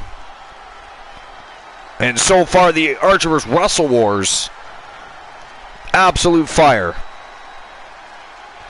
Here are your winners, the Legends. And teamwork makes the dream work in this tag team victory. Put that match in a museum. The Legends celebrating with the screaming and cheering fans. Get that do a little showboating and a little bit of celebrating. And I'm sure they'll celebrate the rest of the evening. Let's see what is next on the docket. Here we go. AJ Styles stepping into the squared circle for the first time in a couple of weeks, actually, taking on one of the most feared superstars in the Archerverse today. Of course, was once a member of the WCW roster. Over there, he laid waste and put fear into the minds of the roster. He is from Team The Cornhusk Show. He is Corino, Sinister Farmer.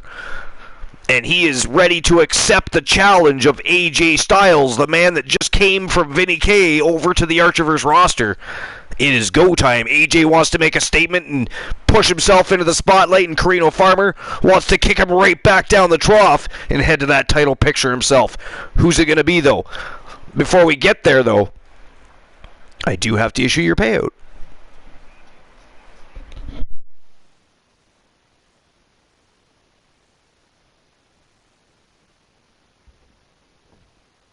Just give me 1 second while I do that. And I'm back. Ooh, the Great Glenola is back in full force. We are excited. Joe Link, by the way, we do have a redemption now. You know, from when you're waiting for me to toggle the emotes only chat on and off, just to have a little fun time. If you want to do it yourself, of course, you have to redeem points now. It'll cost you 1,500 Archerverse bucks for 2 minutes of emotes only chat. And how dare you, Joe Link, interrupt me and disturb me while I'm trying to issue everybody's payout? I had a job to do. You're trying to redirect my attention. How dare you, sir? All right, so the Legends pick up a big win, and there we go. Payout has been issued. And would anybody like to see the betting lines open for this matchup as well, or are we going to wait? Up to you guys. I'll get it ready just in case. But this is our third match of the evening. AJ Styles making his return to the squared circle to challenge Corino, Sinister Farmer. And of course, the winner of this matchup is going to get a shot at the Nightmare Joseph Damien this Friday night on the next episode of the Archerverse Warzone for the unified Archerverse World Television Championship. It is going to be an absolute fire evening, and we continue that road to the next big stream per view, which we now know is WCW Bash at the Beach, baby. All right, so Joe Link, life is great. Any of you, would you like the betting lines open? We must answer the question when it is asked. Glenola and I do not read minds. We do many things. We are very talented. We are the most awesome people you will ever meet in your entire existence. But open the betting lines. We do not do it. Turn on the emotes only. Dan, turn on the emotes only. All right, give me a minute. First I'll get the betting lines open. All right, who gets the shot at the Nightmare? Ooh, I almost put the Bite-mare. That's awesome. Is it going to be AJ Styles or Carino Farmer from Team Cornhusk Show? You're going to have 5 minutes to make your bets.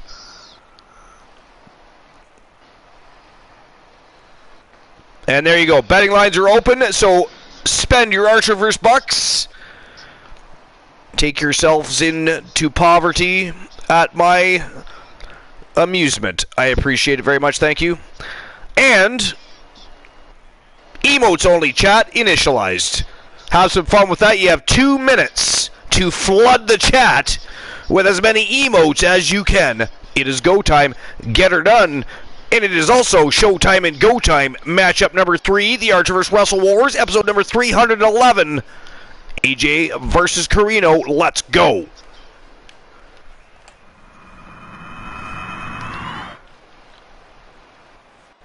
Let's go.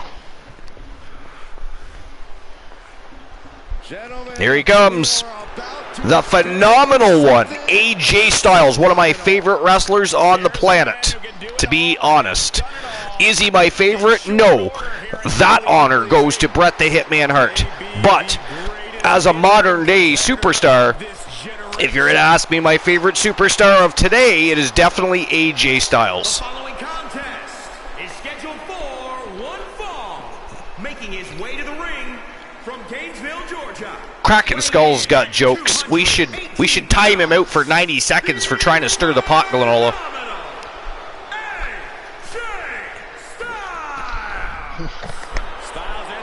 What'd Kraken do? Well, apparently, it is not funny. Not funny. Don't entertain his pot-stirring antics. Hardly professional. Come on, Byron, you can't argue with AJ's success. Who are you betting for in this one, just out of curiosity? Or did you? Are you? I don't know. Carino Farmer. You're going Farmer? Yeah, me too. I mean, aside from that, our luck, we would bet for AJ. Carino finds out and, he hunts us down and tries to eat us. And that is just not the way I'm going to go in life. I'll be honest.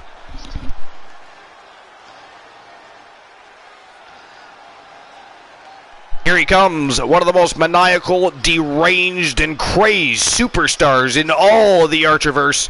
Multiple-time champion from Team the Cornhusk Show. He is straight out of the Garden of Eden. Parts unknown from a cornfield in the middle of the Garden of Eden. Carino Sinister Farmer. So I'm glad we got him off of the Vinny K show because I got tired of having to try to feed the guy. No kidding. Alan Severn and Carino Farmer did have some epic battles together, I'll be honest. Garden of Eden, weighing in at 247 Oh yeah, it's Carino that's one thing.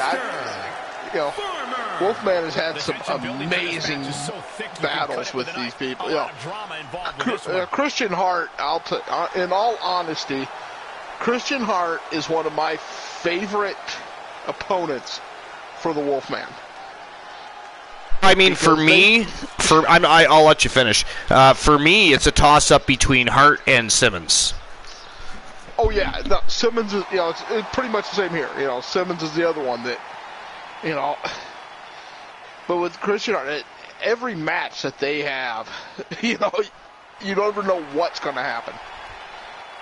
We agree. Granted, last night I was a little disappointed in the match. I don't know what happened, but it just wasn't one of their best. I mean, nobody likes to lose a match, but I mean, ups, downs, either way, the great thing about the Wolfman is whether he wins or loses, he shows up the next night, he is ready to fight, and man, he does that very well, doesn't he? Yeah, it's, with the Wolfman, it's not about winning and losing. No. It's about Agreed. the fight.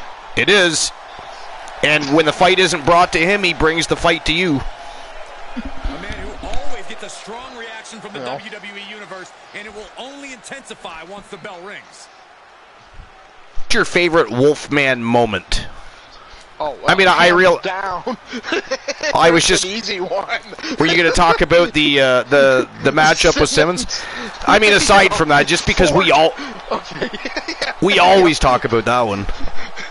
But in all honesty, and I joke about it left and right.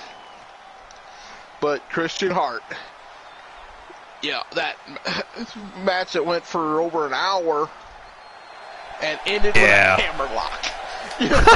To end with such one of the simplest holds ever. And I do pick on Christian Cool a lot about his client, but that wasn't surprising though. I think anybody that had any hold put on him at that point, would have lost the match for sure. It was such a long, grueling matchup. The phenomenal one by always being on a higher level than his literally my favorite is watching the Wolfman fly off the semi 4 times. I mean, who didn't love that? I think that, if you were to ask most people that were around at least during the Archiverse 1.0 what their favorite match of all time was, I think a lot of people would probably point to the Wolfman versus Jay Simmons in that backstage brawl for sure, without question, I think. The most brutal match. Still, the most brutal, the most violent, however you want to put it. It was absolutely epic. And I just realized the emote-only chat is still going. It's been much longer than 2 minutes at this point. But you know what? Seeing how everybody's having mostly Joe Lincoln, Life is Great, actually, are having a great time with it, I do have to step away for a moment because I have to use the potty. But, Glenola, would you like me to leave the emote chat on only so you can watch some emotes, or would you like me to take it off so you can actually talk to people while I am absent? Leave it on. They think the chat seems to be having fun. All right, I will be right back. Enjoy the match. Enjoy Glenola. Enjoy the emotes. Wanting to neutralize that arm.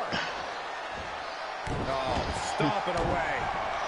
And what he's looking for here, of course. Submission maneuver coming. It's down, and he very quickly AH Styles really has to be careful here, though, because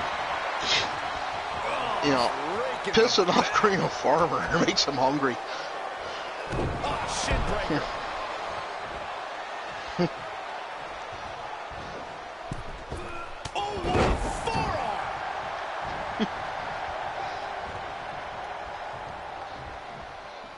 Enziguri finds its mark. He skirts around it. Flying forearm on the mark. Lined him up. Boom. Knock him down. Ouch. Now, and for those of you that weren't around for Archer 1.0, even Archer 2.0, check out the YouTube channel. He's got most of the matches, or most of the shows, on his YouTube. This could be it. Cover. No kick out for AJ Styles. He thought he had And it. Side set on the top rope.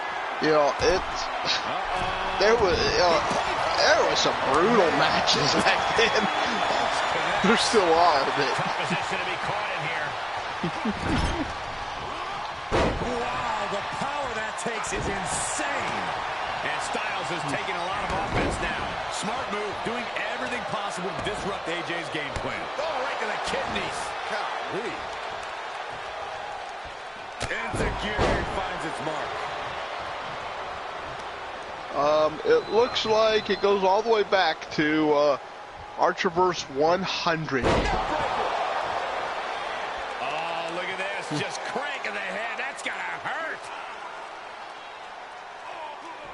Cranking the head. So, you know, definitely check that out.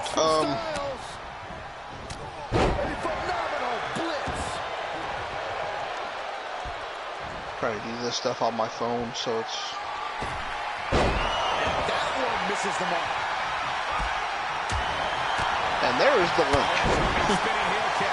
Right on point. I've returned. Good to see that I haven't missed the entirety. How's it been going? What's been going on? I see Carino taking control at the moment anyways. Yeah.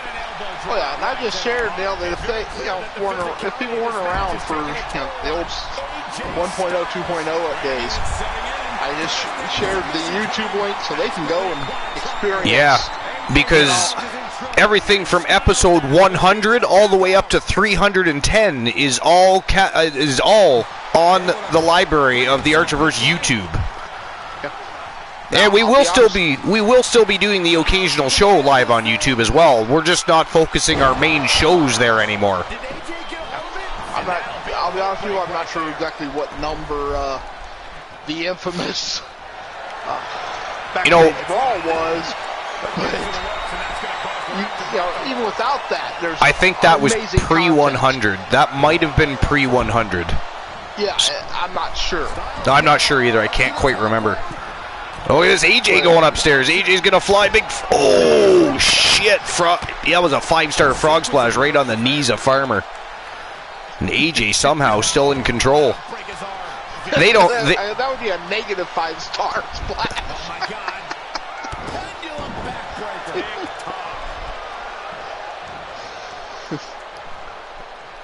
All right, there we go. We'll put the chat back to normal.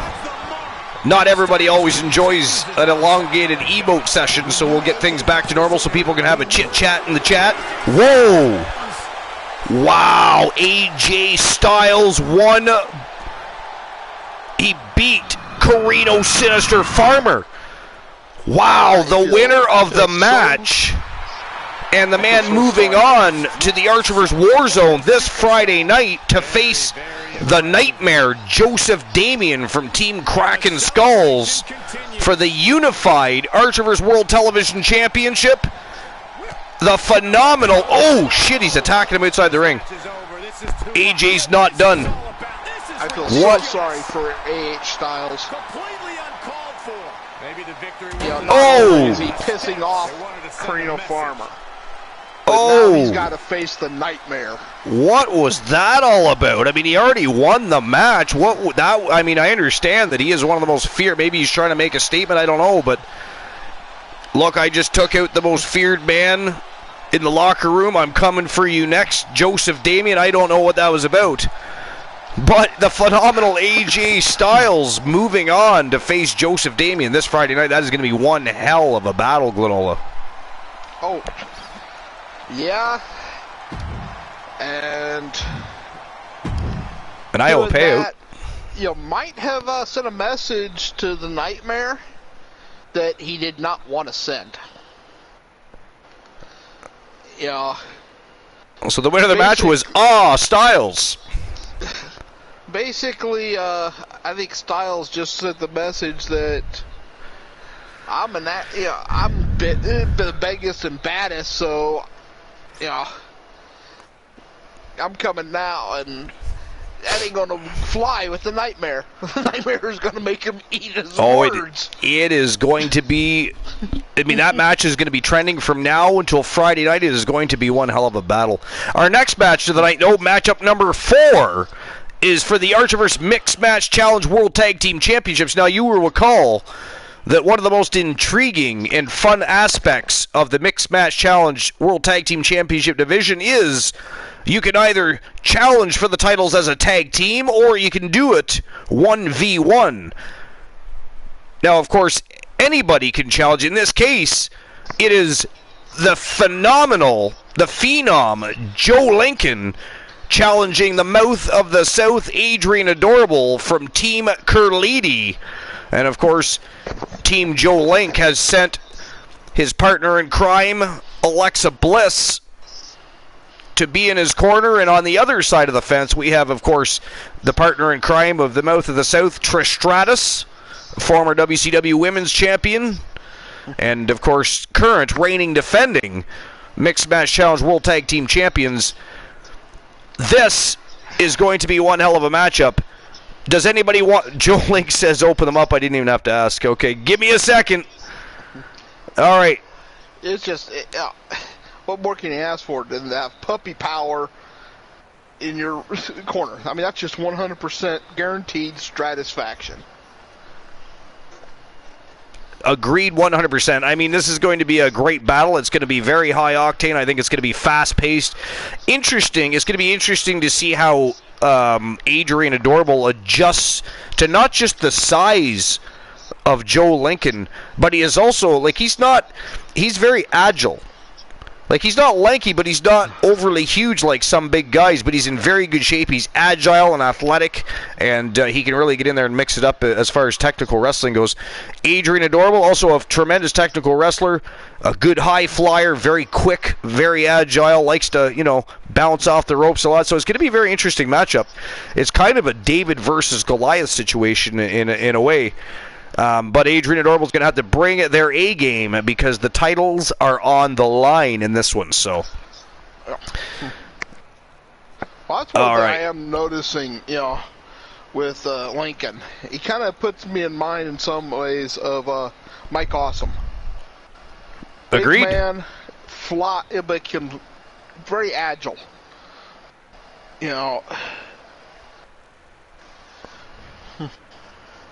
All right, so who walks out the Mixed Match Challenge World Tag Team Champs? Is it going to be Joe Lincoln or Adrian Adorable that walks out with the titles for their team?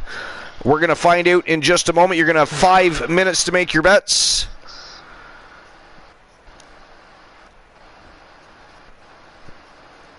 And there we go. Betting lines are open. Put your Archiverse bucks where your mouth is. And it is showtime and go time matchup number 4. We are just about at the championship rounds. Let's go. Let's see what Team Joe Link has been up to. Let's see if they've prepped their team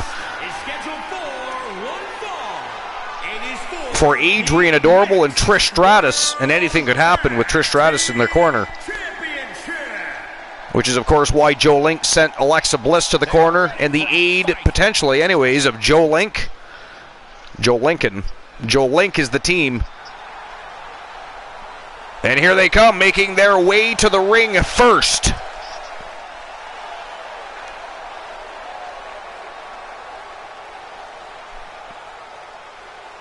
The Phenom, Joe Lincoln. Only his second trip to the Mixed Match Challenge Tag Team Division. He's already challenging a champion. And again, that's one of the most exciting and interesting parts about this division is you can challenge as a tag team, or a member of your tag team can challenge one of the champions, and if the champions accept the challenge, the titles are on the line. It's what makes this division so exciting. So much fun to watch, Glenola. Oh, yeah. And we've got new teams forming all the time. We've got teams that still are still in the process of inking a contract in that division.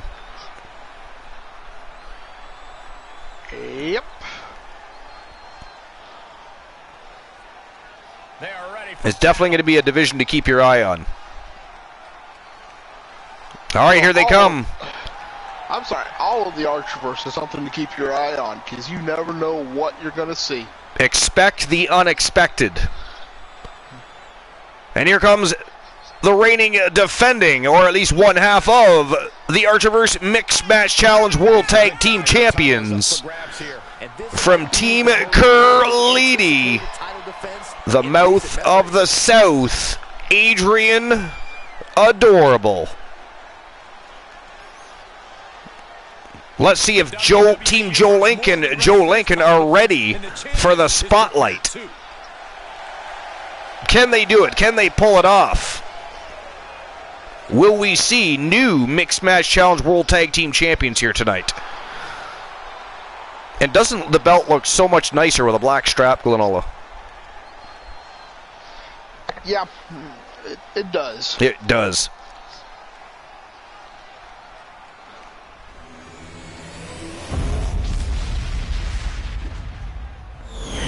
Let's go. It is go time. Introducing the challenger. The challenger. From Team Joe Link.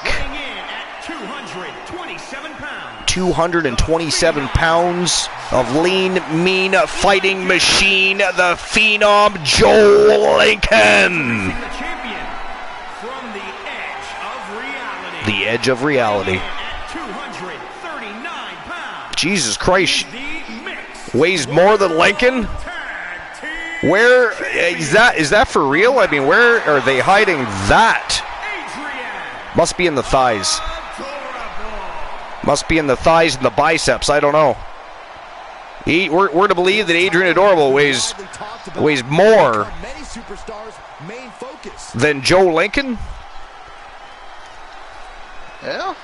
Maybe they got the weights confused. Maybe Joe Lincoln is 239 and Adorable was 227. Does that make more sense? Maybe, I don't know. I don't know. Here we go with the title on the line. The stakes in this match really couldn't be any higher. Look at this, Adrian Adorable, big kick to the midsection and a fisherman's buster right off the hop. They might be limping out of here if this match is even half as intense as I think it might be. Wow. A neck breaker, and Adrian Adorable showing everybody why they are the Mixed Match Challenge World Tag Team Champions. Oh, missed the mark with that big elbow, drove their own elbow right into the canvas, and Joe Lincoln now with a chance. The quick feet, though, of Adrian Adorable are going to be hard to get around. Very good striking. But then again, Adorable, Glenola, has to deal with the power of Joe Lincoln when he's able to get a hold of Adrian Adorable. Yeah, that's... Yeah, I'm not sure on this match I would even want to predict. I mean, Adrian has got experience. Oh! Jesus Christ, he drove his own face into the canvas. Look at the strength of Adorable here. No! Alley-oop. That was an alley-oop facebuster, though. That was not an alley-oop powerbomb. Look at that. And a deadlift suplex. Adrian Adorable showing off with some power here.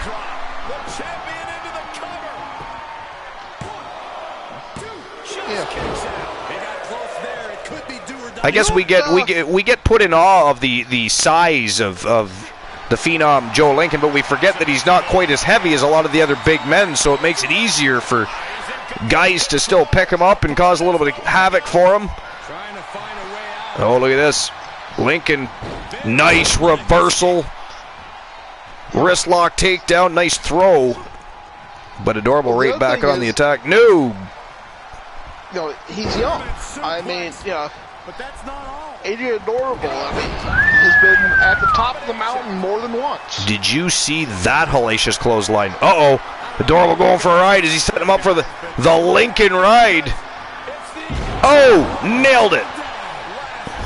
Nailed it. Wow. Glenola. I don't even know what to say about that, Glenola.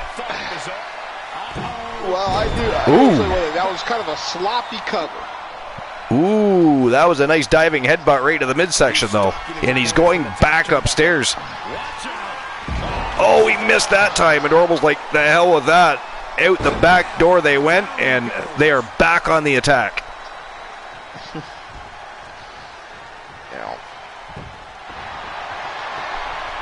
Especially something like a diving headbutt, you do not want to go to that well too many times. No. Because you're going to hurt yourself. The road to Concussion City.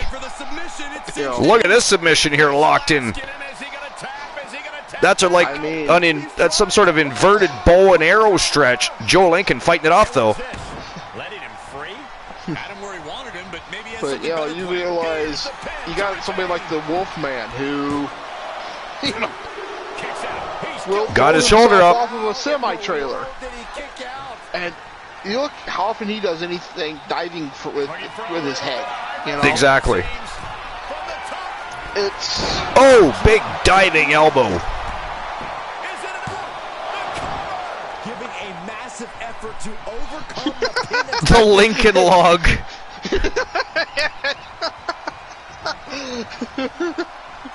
Lincoln ducks under the big boot. Look at this. Big Samoan drop. Nice turnaround. And retaliation by Joe Lincoln. Big right hand. And a vicious German suplex. And another hellacious clothesline. Down goes Adorable, and Lincoln covers him up. 2 count only, though. And look at the frustration building on the face of Joe Lincoln here. Here we go. Can he nail it again?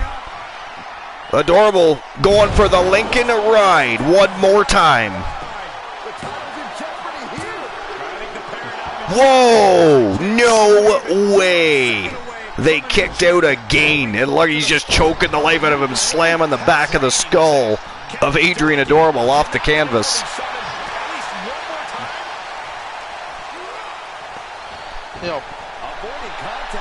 People forget how tough Adrian Adorable really is. Proved it time and time again.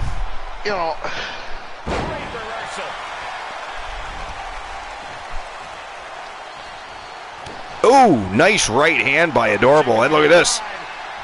Lock it. I thought they were going for that submission again. Wow, Lincoln powered out. He's still got gas left in the tank, ladies and gentlemen. He's still in it to win it. He's not done yet. Another submission. Lincoln's in trouble here, I think, guys. He's fighting, but I don't know how much longer he can do it. Wow, he got out. He got out. He's back on his feet. Look at this. Adorable grabs a hold of the big guy, though. Adorable is so quick. And look at the strength. Adrian Adorable with a big standing vertical. Timber. Down goes the big tree. Look at this. Reverses, kicks Adorable off. But Adorable with some beautiful strikes. And Lincoln finds himself right back on the mat. Some ground and pound here. Wow.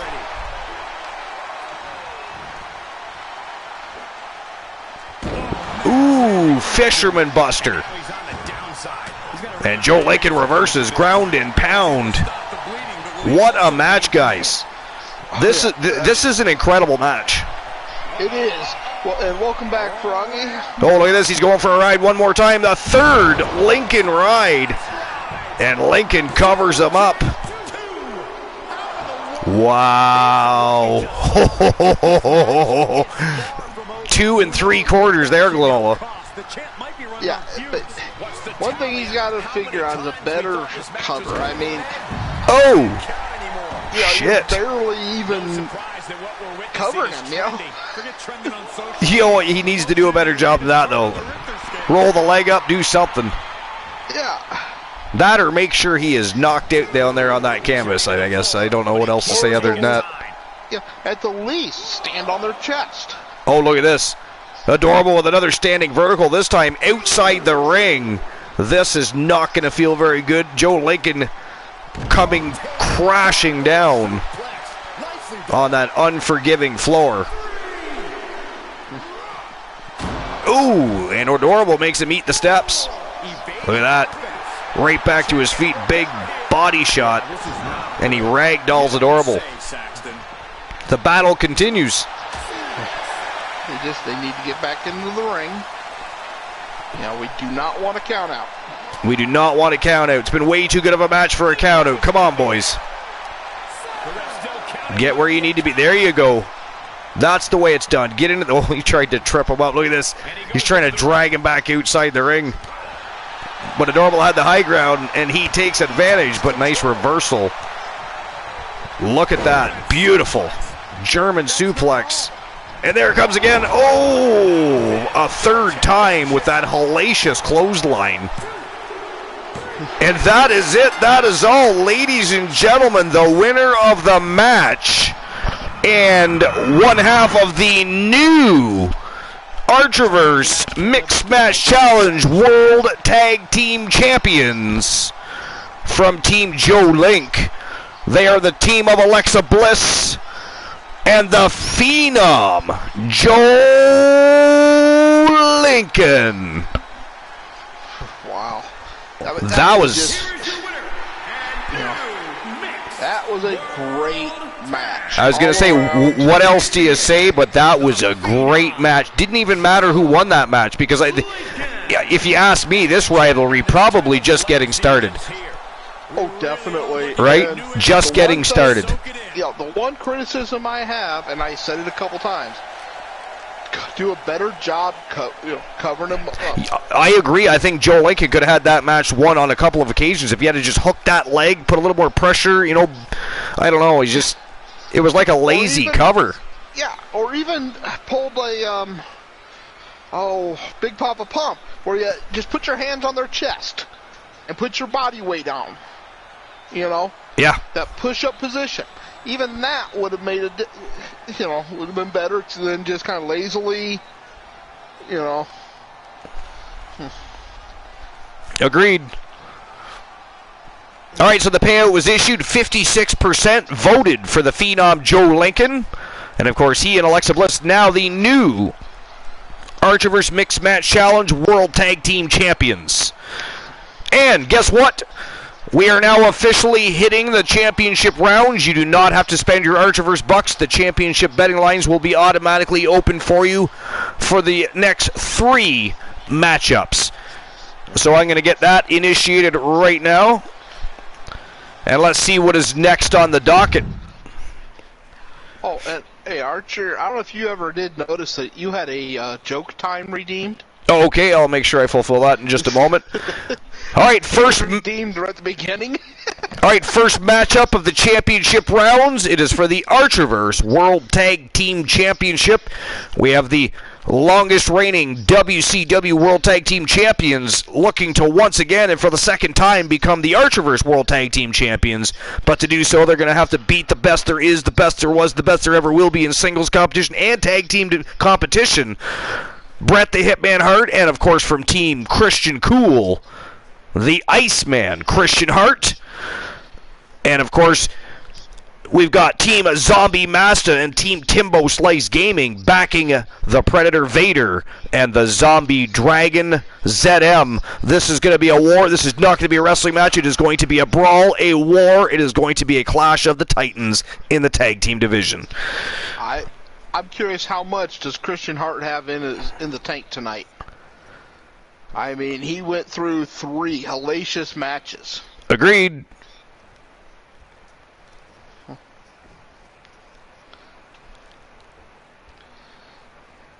right. So who's going to walk out? The Archerverse World Tag Champs. Is it going to be the Hart Foundation? Or the Acolytes? 5 minutes to make your bets.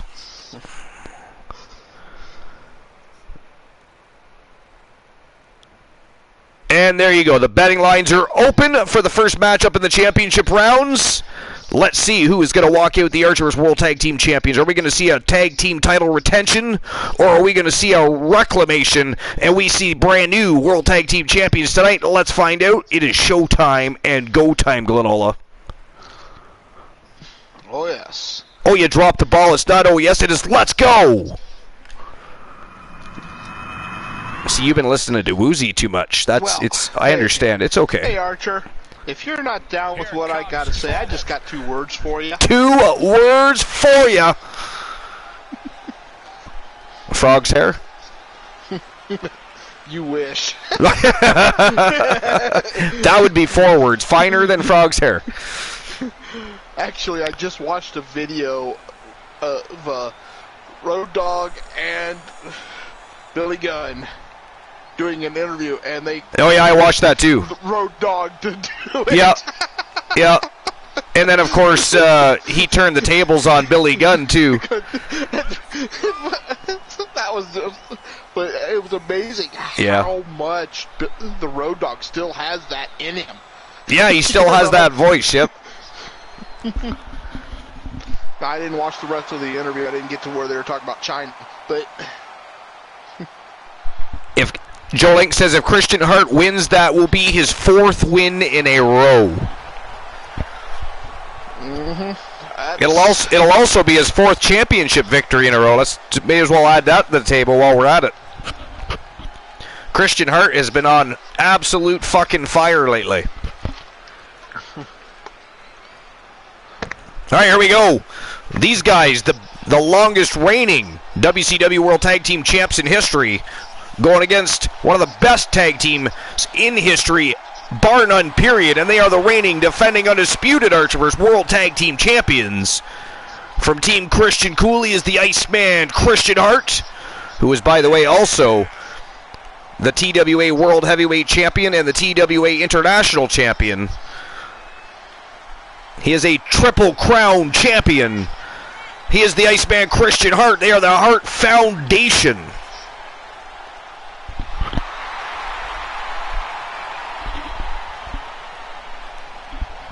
Foggy Mothlight says 30 seconds, 30 minutes, doesn't matter. You go on this kind of tear, you're allowed a few flubs. I don't think anybody's going to disagree with you at this point. Look at those beautiful tag team titles. They are on the line. It is go time. And that is a beautiful title. You like how I made them, even the Archerverse Wrestling Alliance logo, I made them look more vintage. Yeah, oh, definitely. Oh, it took a while to get it right. I had to go back and keep looking at images of what Big Gold looked like, and then tried to apply the same color and concept of it to those designs, and it worked out really, really nicely. Yeah, some of this title, the vintage titles just have a beauty to them. Yeah, they did. Oh, Jesus. Right off the hop with a super kick to the chin by the Zombie Dragon. Not that we should expect less, but this one's already starting off chaotic. Bret Hart drives his own knee into the canvas. Let's see what ZM does to capitalize on that situation. Didn't move fast enough. Bret Hart back on the attack. The Hart attack. You got to be careful giving Bret just even a moment to breathe. You have to plan. He is the excellence of execution. He'll get you. If you can keep him from having time to think about what he's doing in the ring, you got a shot. And before I forget, who redeemed Joke Time? I did. Oh, you did? I thought that was yesterday. Yeah. That was at the beginning of today's show? Yeah, right there at the beginning. I decided to do it to see if I could trick you into thinking I did something to you by just putting Archer. That's hilarious. All right, so Glenola, what do you call a clock on the moon? What do you call a clock on the moon? If anybody else wants to chime in, feel free. Joke time is being fulfilled. Here comes the Predator. Predator versus the Iceman. Let's go. Yeah, I really don't know. Life is Great's been posting jokes since it was redeemed. Yeah.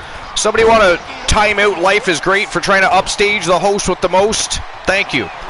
60 seconds.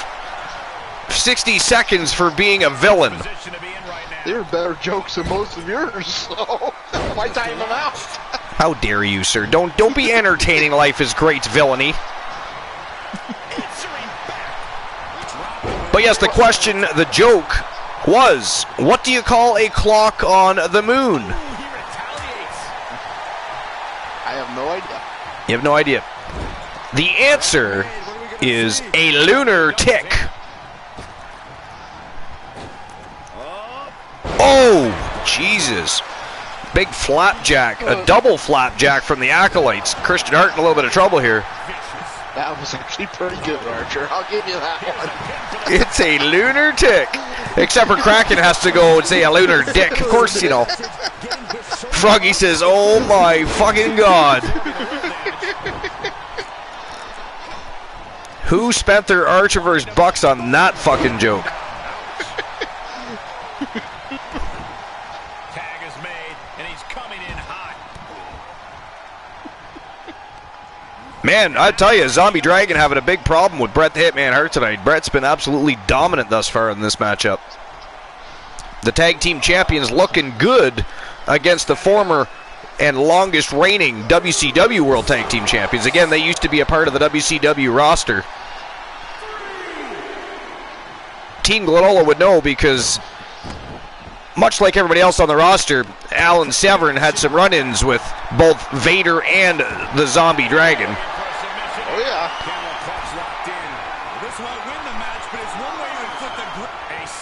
I'll tell you, I'd love to get in the ring with him again. Tree of Knowledge or Rotten Fruit? All right. Yeah. Let's see.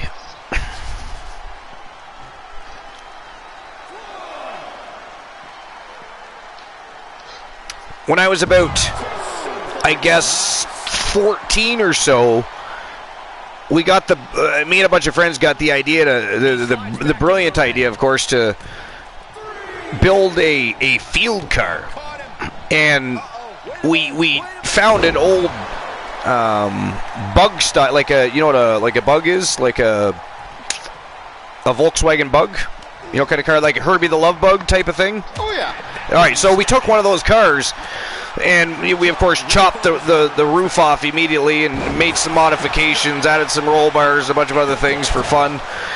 We also adjusted the cam on it. A lot of people may not be aware, but if you make the cams bigger on a Volkswagen engine, it's a lot like a Porsche engine. And so we opened it up, and that bad boy would light up the field.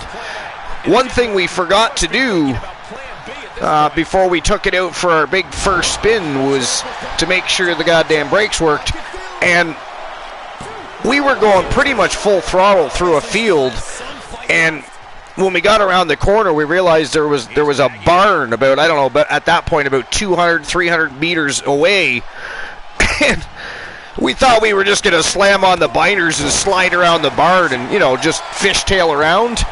Yeah, no, there was no brakes. We drove right through the fucking barn, and luckily never got caught. We just kept going. We're like, oh fuck, and we just and somehow, by the way, we missed anything that was in that barn. There was actually a boat in that. It was a small boat. It was like one of those small sailboats. It was only, I think, one of those ones that would only fit like 2 or 3 people type of thing. But we missed a boat on a trailer, and there was a few other things in there. It went right through to the other side and kept going. And I'll tell you, that was one hell of a rush, but kind of scary at the same time. One of those things, good time, but kind of bittersweet all at the same time, because God knows, I mean, anything could have gone wrong there. It's not like we were wearing helmets or anything like that. So, but yeah, I think that was around 14 or so. I'll actually say I can believe the story. I can actually believe that happened. And the champion finally ran to this one away. Life is Great. That is a good one. Still going to take a massive effort to keep the power. He was told, Life is Great was told to draw a WWE wrestler, so he drew McIntyre. If Froggy says, I 100% believe this story.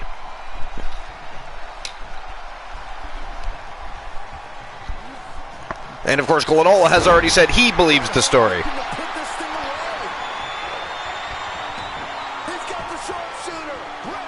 Oh, sharpshooter locked in, but the Predator breaks that up. Christian Hart got to the party a little too late there, and he's paying the price too. Vader tosses him right over the top rope and then turns around and breaks up another pin attempt by Brett. Froggy says, I was on the fence about Archer's story, but we drove through a barn is pretty far-fetched if it's a lie. Joling says, I think it's true.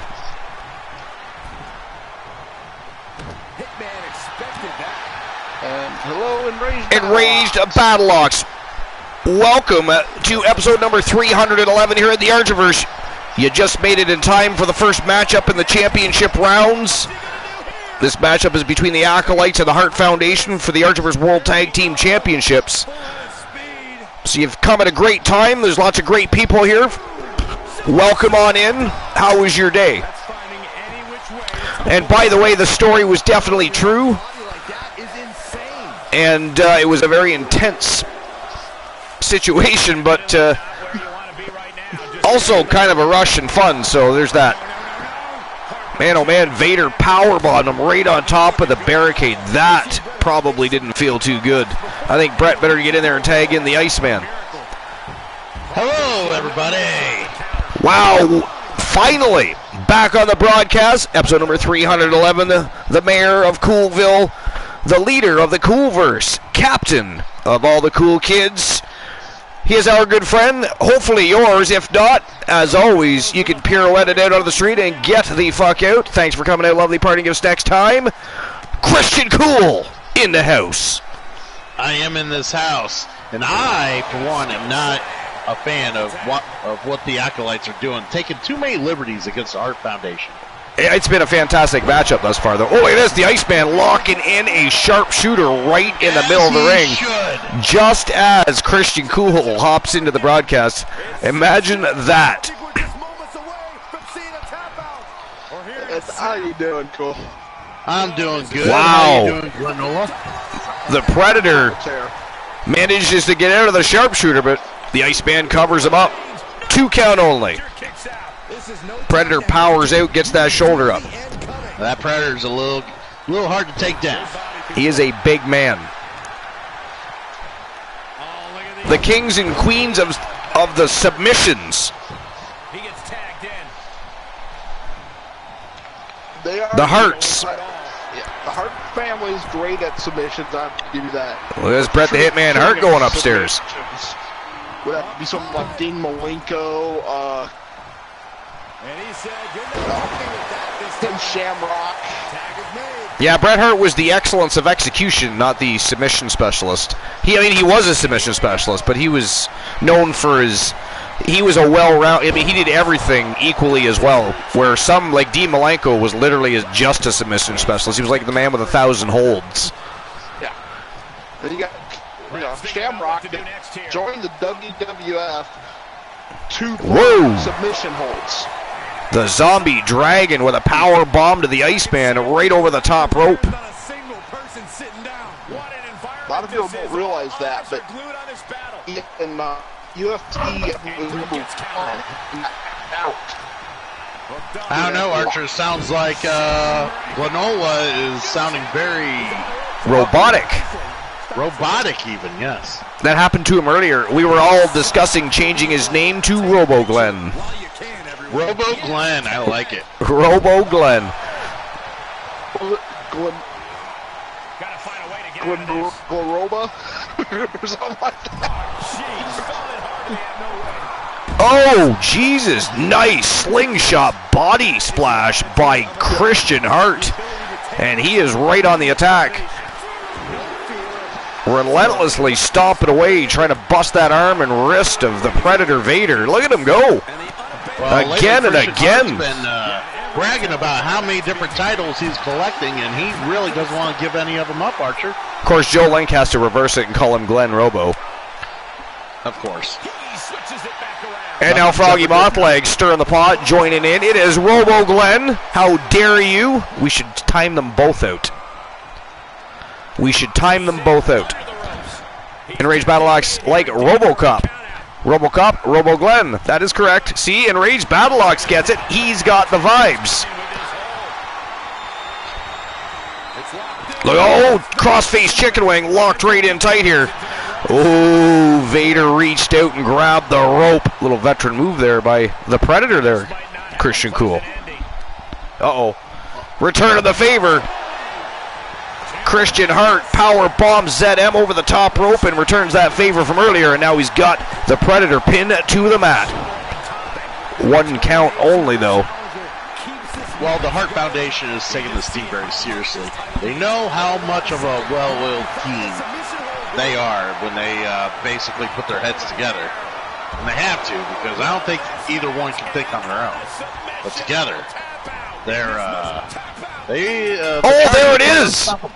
Oh my God! The Predator tapped out the winner via submission, and still the Archiverse World Tag Team Champions. And by the way, that is the 4th championship victory in a row for the Iceman Christian Hart.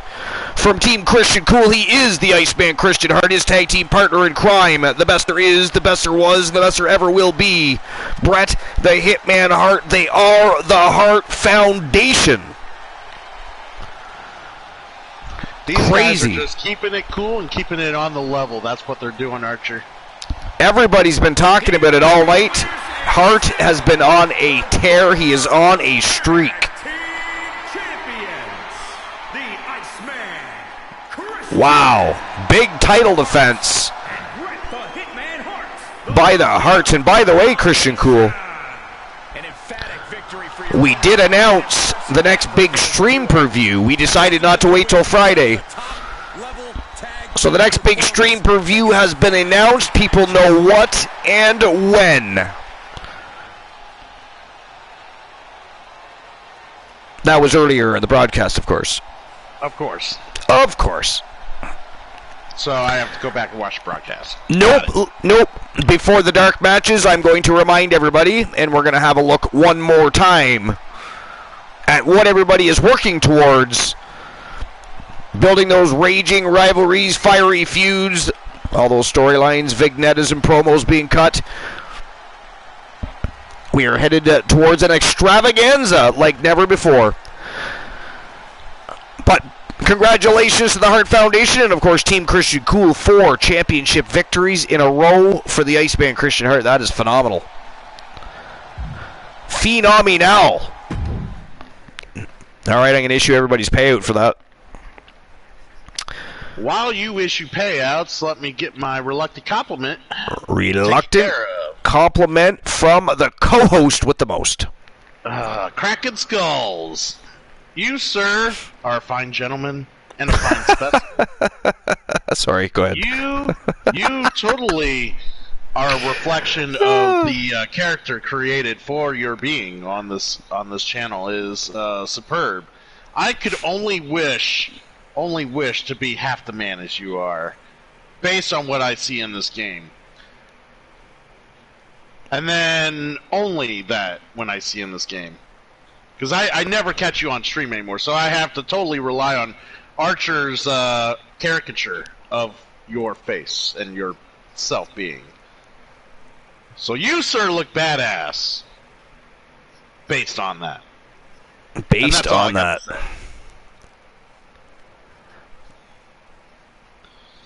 Well, that was interesting. I mean, you had me right from the beginning. I mean, I was busting a gut on the whole he's a gentleman and all that other jazz you were carrying on. Woo! I was like, who are you talking about? Well, you be talking about cracking skulls? A little lie, a little white lie. All right, so who's walking out? The Archiverse Women's Tag Champs. Is it going to be the Faces of Fear? Or is it going to be Day One Glow? Did Naomi put you up to this? Did she say she'd walk out of the company if she didn't get to defend the tag team titles? She did. She wanted to prove that they are actually legit. This was not supposed to take place today, but they wanted to prove that it was not a fluke and that they are going to be the undisputed women's tag team champions. So accepted a challenge from the Faces of Fear, Olivia Payne, of course. I mean, Nikita Razor did attempt to issue a challenge. We did not know what the fuck she said. So Olivia Payne cleared it up for us. The Faces of Fear stepping up ahead of the Doom Brigade before they get their rematch down the line and are challenging, and challenge has been accepted. Day One Glow versus the Faces of Fear. The Archerverse Women's World Tag Team Championship is on the line. You're going to have 5 minutes to make your bets on that, by the way, as usual. And there we go. Betting lines are open. And it is showtime and go time, co-main event of the main card. Let's go. 4 championship victories in a row, Christian Cool. Holy crap. Look who it is. Christian, hey, I want to admit this. Christian Hart was very, very, very self-reflective in that promo he put out the other week. He really found his inner, some would say an inner demon. He found his inner self. He found the man he really was clearly to be. And he's proven to everybody. All these newcomers, all these flashes in the pan. That's all they are, flashes in the pan. Because all you do is raise the pan once, it flips, awesome. And then you eat it, and then no one cares about it. Christian Hart, beyond a flash in the pan, as you can see. Too many titles to go around. He's got to be on every show, defending every title. Speaking of C, the Faces of Fear making their way to the ring. Former Women's World Tag Team Champions. And, of course, Olivia Payne, the reigning defending Archerverse Women's World Champion. Looking to reclaim those Tag Team Championship belts that Naomi and Lana secured last night. The question is, and the question on most people's minds was it a fluke? And that is what's been bothering Naomi and why we are where we are tonight. God, we need names. Who's the women's champion? Olivia Payne. That's right. I actually went and looked up on Discord. It's like, okay, I don't want to ask Archer. I'm going to look this bitch up. And there's a picture, but no name. So it's like, God damn it, I got to ask Archer. And here comes the reigning defending Archerverse Women's World Champions,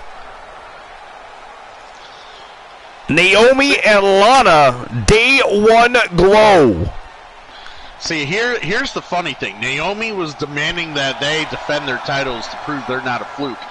Here's where it gets interesting. The champion takes on the challenge, the champion not having to defend her title. She gets to get a bye. She gets a pass. She does. Going after other gold. I think that's a little suspect, Archer.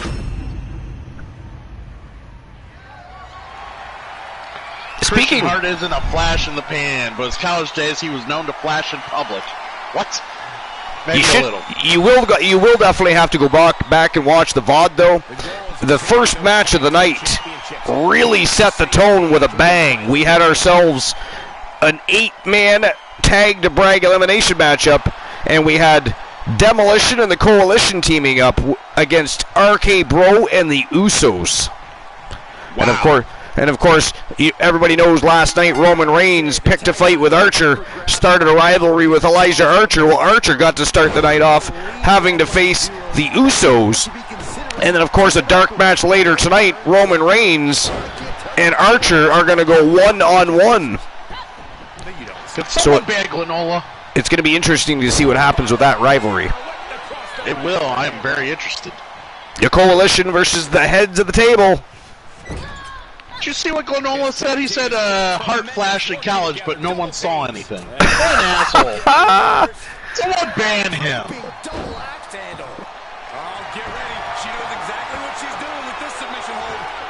Oh, hey, the guy that likes to troll Woozy's here. Sucks to be you, dumbass. Woozy's not here tonight. Oh, he's the Woozy troll? Oh, yeah. He creates accounts randomly so he can come in and try to disturb Woozy. Nobody really gives a shit about him, though, so he just ends up getting removed. Nobody pays attention. Back onto the show we go because it's far more entertaining than he is. Thank you, Glenola. I was getting there myself. Appreciate that. Take the trash out. It's starting to stink up the joint. Life is great. Trying to say a joke. Back on with the show with this Iron Tag Team matchup for the Archerverse Women's World Tag Team Championships. Enraged Battleox says, thanks, Robo Glenn.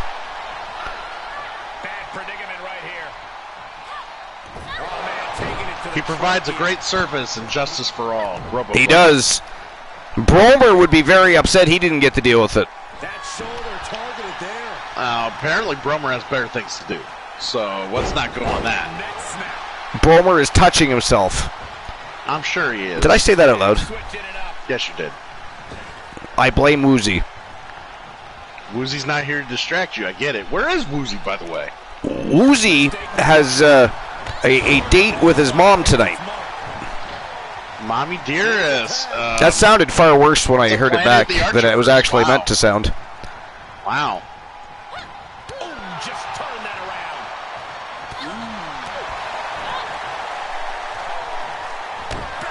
around. He chose his mommy over his daddy. That's what startles me. Kraken Skull says it seems like this is becoming an every episode thing. Yeah, it's been going on for a while. I mean, they did miss a couple episodes, but they definitely came back in force tonight. And that's the tag to Naomi. We'll see how long it takes them to come back with another account. Ooh, Naomi with a series of leg kicks. Look at this. And a great takedown. Sweeps out the leg. Nikita Razor on her back and grasping that knee.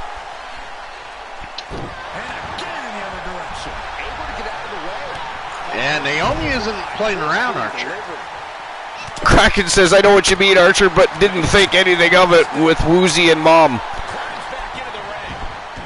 No, but we do like to talk a lot of trash and joke around a lot, so I wanted to make sure that that wasn't taken as a funny ha-ha. I didn't actually mean anything by that. There was no implication there. Oh man, check out this power. Woozy sounds like the drunk effect. He is the resident lush. Very luscious. He makes me happy, Archer, every time I see him.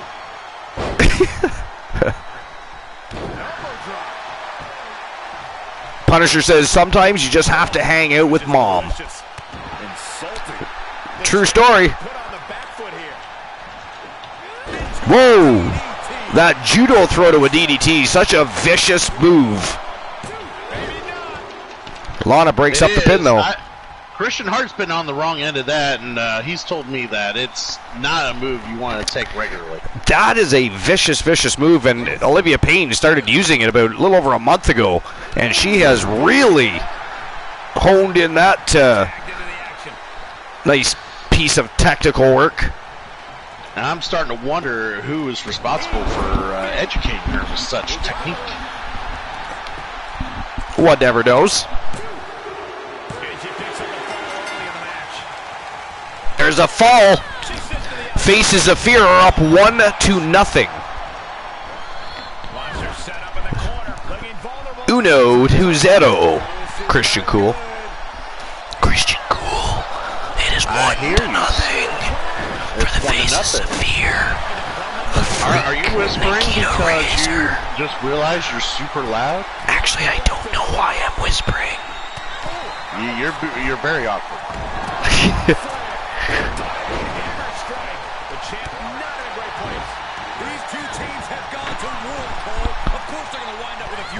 Man, so far these two teams are not disappointing. Yeah, definitely not. Now, I would not, downplay any of the talent that's currently in the ring right now. Oh, of course you wouldn't. Never. Ever. Get over the fact that the champion is not willing to defend her own title. Well, I mean, she did accept a matchup for the Women's World Tag Team Championships, an opportunity to become a double champion. Anybody can grab an opportunity at the Women's World Tag Team Championship. But to become a double champion, though, not everybody can accomplish that. Sure. you know what? Your glass is half full. I'm looking at it half empty, and I'm pretty sure that she's taking some liberties here. Punisher says, I saw Lana on the card and expected a little sadness, but I'm kind of impressed. Punisher, the only sadness you'll get from Lana is that you're not with her, and you're realizing it. Enraged Battlelock says, Faces of Fear. Or no, Face of Fear, Face of Fear. I stand corrected.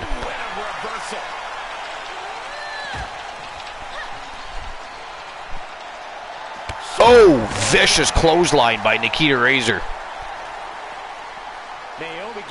And she is measuring Naomi up outside that ring. Oh, there's that ghastly mist. Whatever that green substance is that comes out of her mouth. That is vile. That is vile. That she should be disqualified. I actually agree. I'm not going to lie. That is absolutely ghastly. Oh, paid the price for it. Naomi makes Razor eat the steel steps. Oh, shit. But Naomi gets bounced off the floor by Razor for her efforts.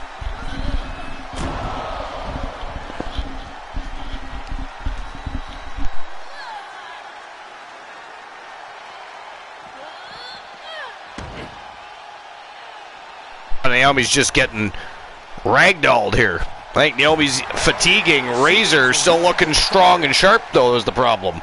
The champions might be in trouble here, I think, Christian. I believe so as well, Archer.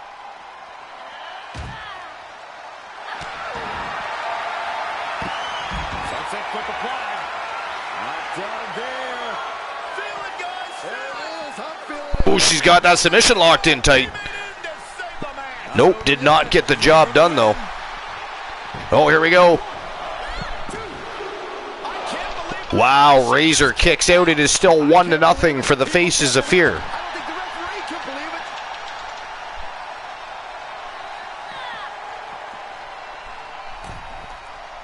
Razor slams on the binders, unwilling to eat those steel steps again, apparently. Oh, look at this. Naomi with a Hurricanrana. And Naomi's still able to assemble some offense of her own. Looked like she was going to bury some fists in the temple of Razor, but Razor with a retaliation. Yeah, and Razor gets a little angry if you go at that face. At that face. At that face. At that face. Oh, man, check out this power. Joling says the ref looked like he was trying to do commentary. Power on display. No, I'm pretty sure we're doing the commentary. Pretty sure we are. I mean, Michael Cole and Corey Graves are. Well, they try. Good effort, They try. B team. They try. Vinny K's production efforts not as great. Quick thinking from Naomi. They are the B team for a reason. Yes. She's tagged in.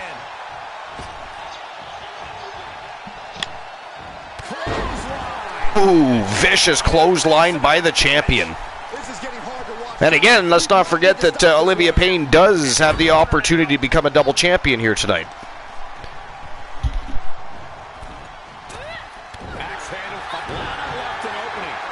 Double champion.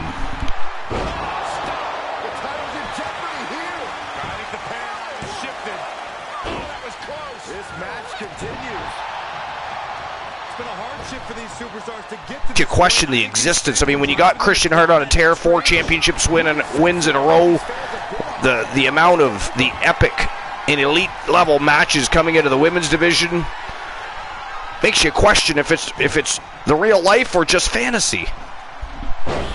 Sometimes our fantasies become real life, Archer.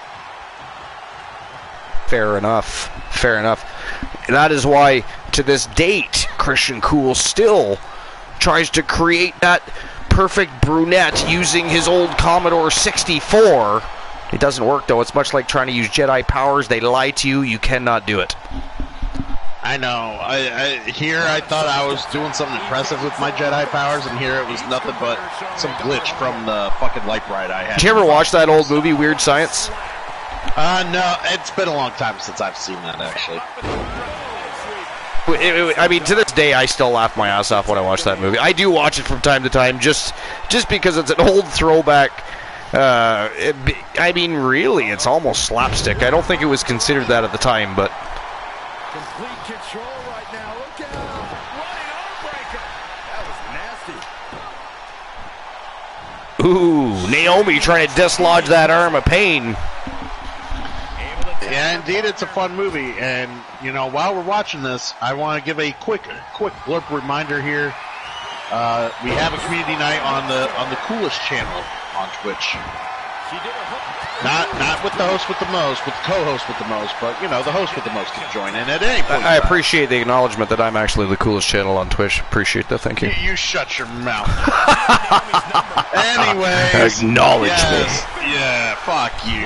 So, yes, I will be hosting a community night, 5 o'clock Eastern Standard Time, Sunday. Whoa!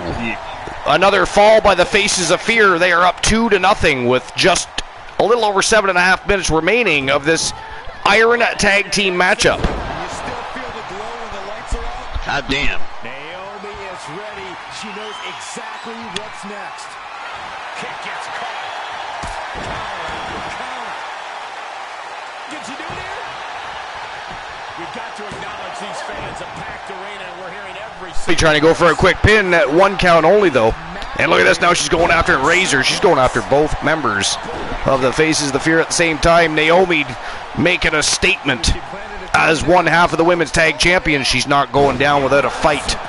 If she goes down, I'm not saying she is. I'm not implying a thing with that statement. But they are, right now, it is a fact if you ask Christian Cool, they are down 2-0 to the Faces of Fear. 2-0. You know, if she loses this match, she might lose out on some money. She might need to go to the bank, get a bank statement. She may need to call a friend.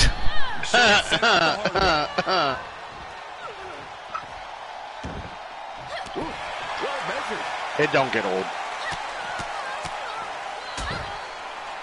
Oh, a nasty stop to finish it off. She's got an answer for that.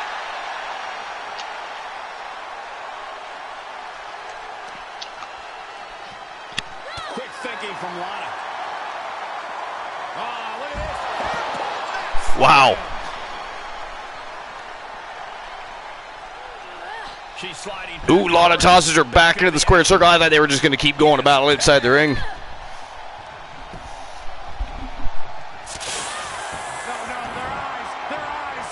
That Ghastly missed again, and I agree, Cool. Why is she not being disqualified? I don't think the ref saw it. Both times. And now she's climbing to the top turn. A little suspect at this point. You hired these guys off the street. I said they were suspect from the beginning. You're like, well, you know. They came at your recommendation. Lies. They're not there to catch everything. Ladies and gentlemen, Christian Cool is lying to you. And another fall by the Faces of Fear, 3-0 for the Faces of Fear with 5 minutes, 10 seconds remaining. Ladies and gentlemen, at this point, it looks like we're going to have brand new Archerverse Women's World Tag Team Champions. Unless they can have the comeback of a lifetime in 5 minutes, we shall see. Christian Cool, I'm going to step away for just a moment. I have to go utilize the big boys' room. Now, see, this is what's going to happen. You're gonna walk away. No, not Naomi and Lana's going to make a big Never happen. Never happen. I mean, I just won't shake it more than 3 times this one time so that I can make it back on time. That's what I'll do. I have a plan. I have a plan, and I'm leaving right now before that plan ends up in my shorts. So, excuse me. I'm sorry you had to hear that, everybody. There was no reason you had to hear such lengths about his method of pissing. I do apologize. It is his show. He can do whatever the hell he wants. I just don't think he thinks about what he wants.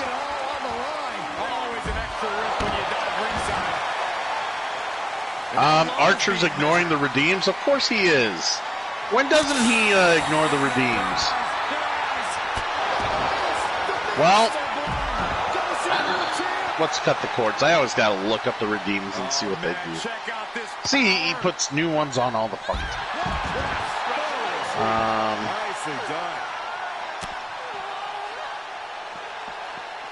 Alright, 10 minute. Alright.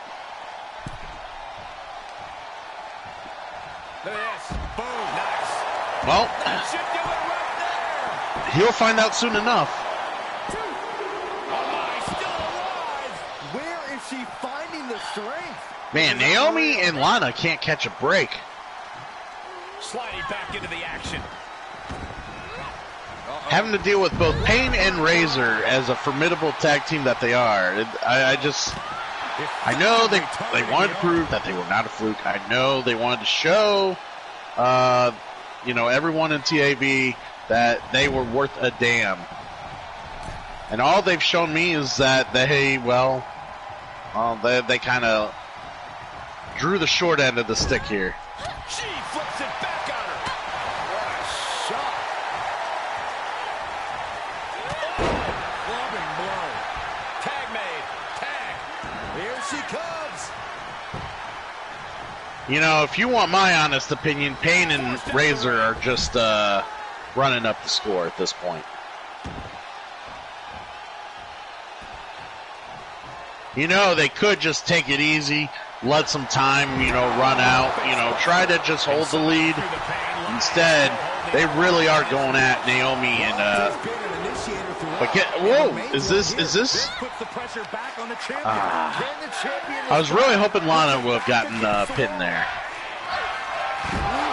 I had a glimmer of hope. Oh my gosh, she did again.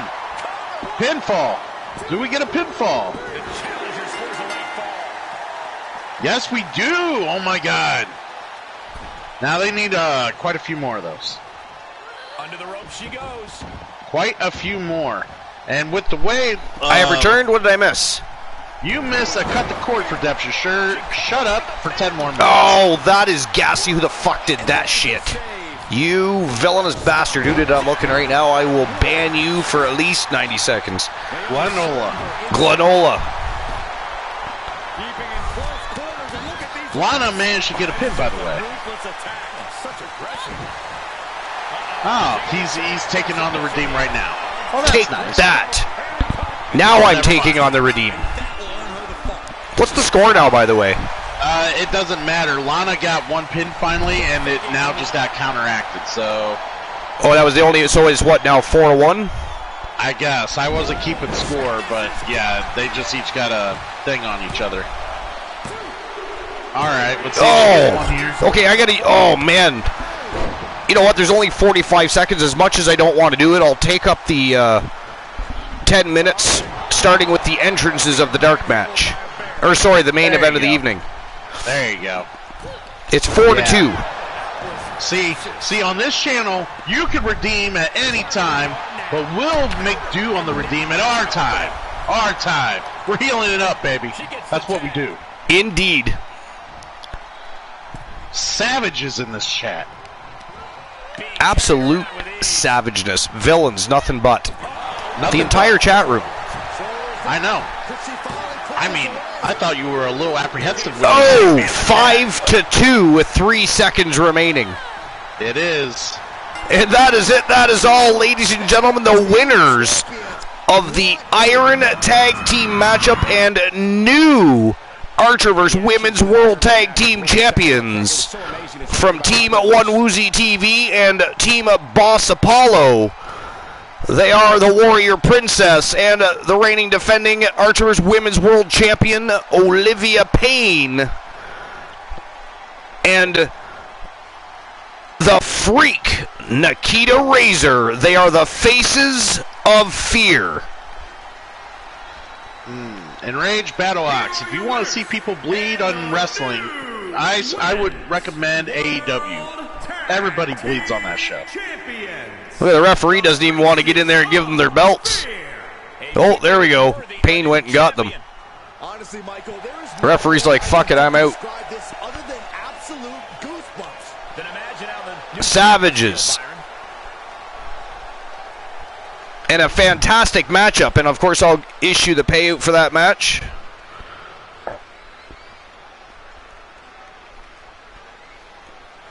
The winners were the Faces of Fear. There we go. The payout has been issued. And I'll prep the betting lines for the main event. And here we go. On to the main event of the evening. This is for the Archerverse World Heavyweight Championship, the most coveted prize in all of sports entertainment. It is Falls Count Anywhere. The Nightmare Joseph Damien, the Rated R Superstar Edge, and Fat Lad Mitchell Vaughn coming from the Doghouse from Team Dogface. And of course, the Nightmare Joseph Damien looking to become a double champion. He is straight into the camp of Kraken Skulls. This is going to be one hell of a barn burner. But let's get the betting lines open. Who walks out? The world champion.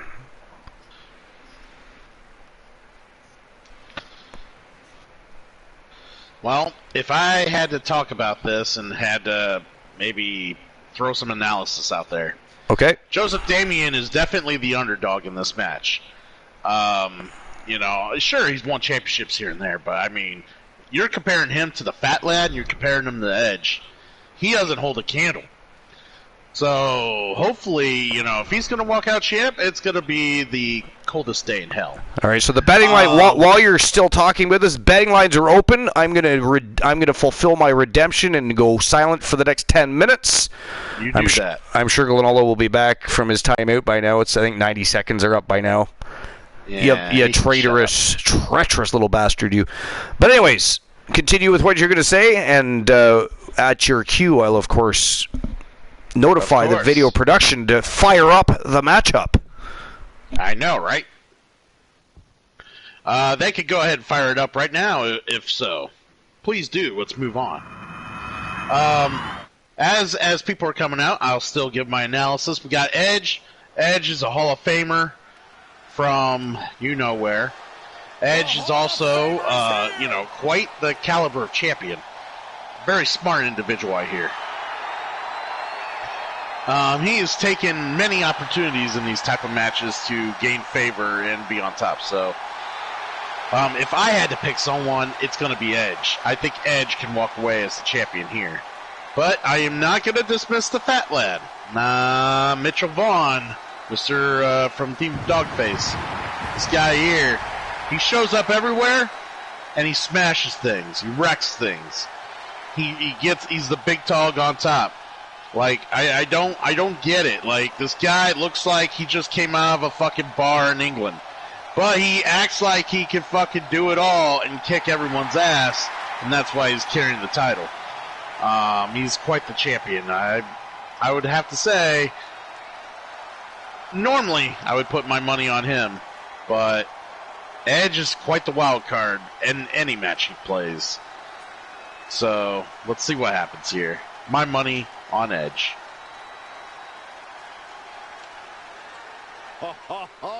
Are you guys ready?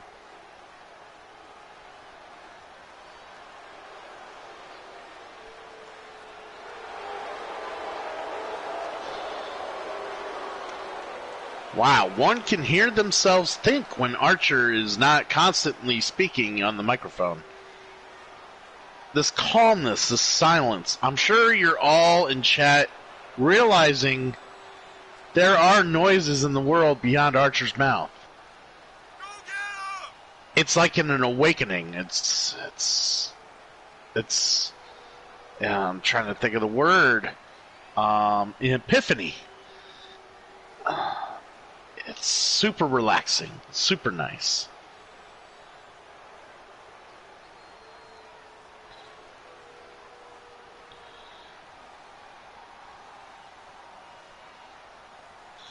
Last time we've seen Edge wrestle, he was impressive. Well, Edge is always impressive, Joe Link. I'm not surprised that's what you gathered from that. Froghemoth is very well enjoying the show, enjoying my banter. Glenola, thank God you're gone. But we'll see you later, my friend.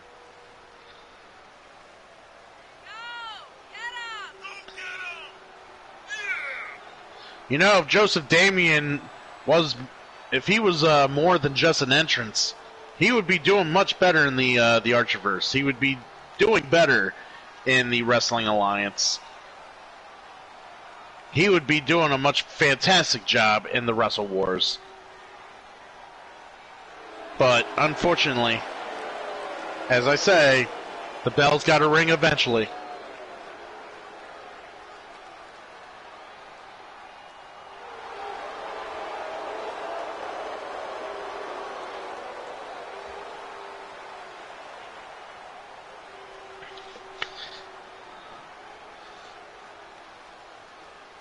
All right, now we await the champion, a fighting champion. I would say he's a champion of the people. Those same people he'd be willing to fight and beat up either way.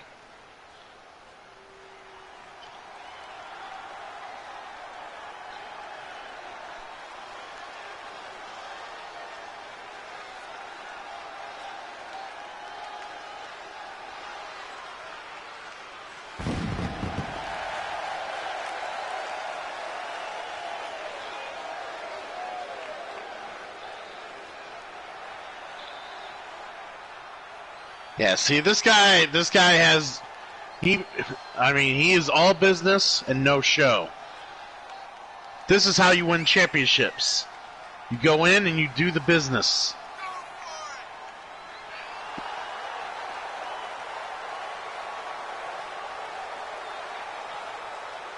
See those gloves he's wearing, everybody? It's not to protect himself, it's to protect his opponents. Otherwise, his opponents would have a hard time looking in the mirror by the time he was done with them.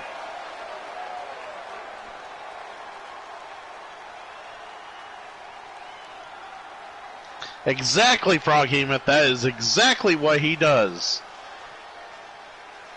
This is why this guy gets top bill everywhere he goes. He knows you've been here, sitting through a long show. He doesn't want to waste any more of your time. The championship, and the champ is staring daggers right Look at at that. the opposition. Ain't that the coldest thing you ever saw, other than Archer's apparel? Big fight field tonight. Triple threat rules, no disqualifications. The first fall decides the match. See, Edge already taking opportunities to just let the other two fight. Smart guy. But you knew that that was going to last for a while. Devastating maneuver. Now, both Damien and the Fat Lad are going to have to keep an eye on Edge. Yeah, don't let Edge out of your sight. If you give Edge an opportunity to set up, he's going to strike. And that is unfortunate for those who he strikes upon. Running STO plants him. Nicely done. He's a projectile now. Now this is the kind of match where you can really... It's a shame Edge was busy getting the crowd riled up while the other two were destroying each other. And now he's kind of getting picked apart by the Fat Lad. Creative in your offense, so be creative. Whatever's playing here can't be good. Face first. Oh, that's cute. Joseph Damien wants to feel like he's part of this match too. Oh, sent flying. Picking up the scraps, going after the Fat Lad while he was distracted by Edge here. Sleeper suplex. The challenger eating up some damage. That was a very nice, what was that, belly to back suplex? I believe that's what they called. They call it something else, the half and half. A very scary move though. I wouldn't want that done to me. Watch the quickness on this. Snap suplex. Yeah, it seems like everybody's kind of keeping an eye on each other, going after one another. A little bit of back and forth between all three, which is what you hope to see in a triple threat. You want all three wrestlers to be threatening in such a match.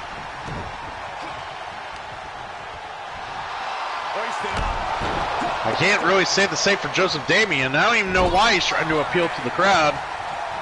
Edge taking advantage of his stupidity. An execution for his troubles. Very close. Fatigue clearly setting in. Snap power slam. Edge taking advantage of the blind spots of both these individuals. And that gets rescinded back to Edge. Froghemus says, correct, it is not a triple T party. Yeah, if you want that, go to Britain. This is the Archerverse. We don't do that kind of shit here.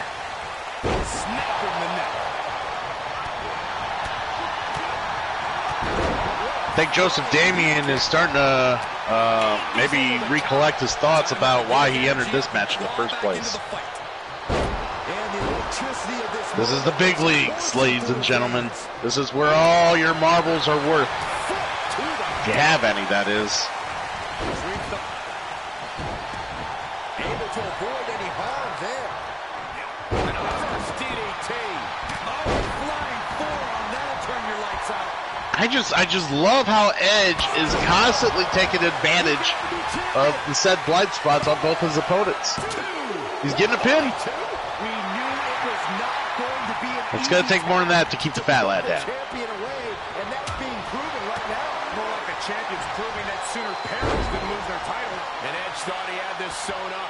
He went with what brought. And I think that about does it for the 10 minutes of show silence. Excellent match, by the way. And by the way, how dare all of you suggest that it was much more relaxing without the host of the most running the ship? Ghastly. I should ban all of you.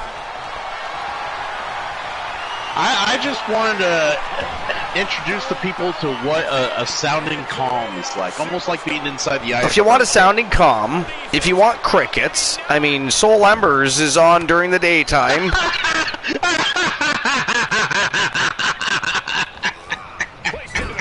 Actually, truth be told, though, Soul Embers is, I believe, getting ready to relaunch his Twitch universe very shortly. If he, I don't think he has yet.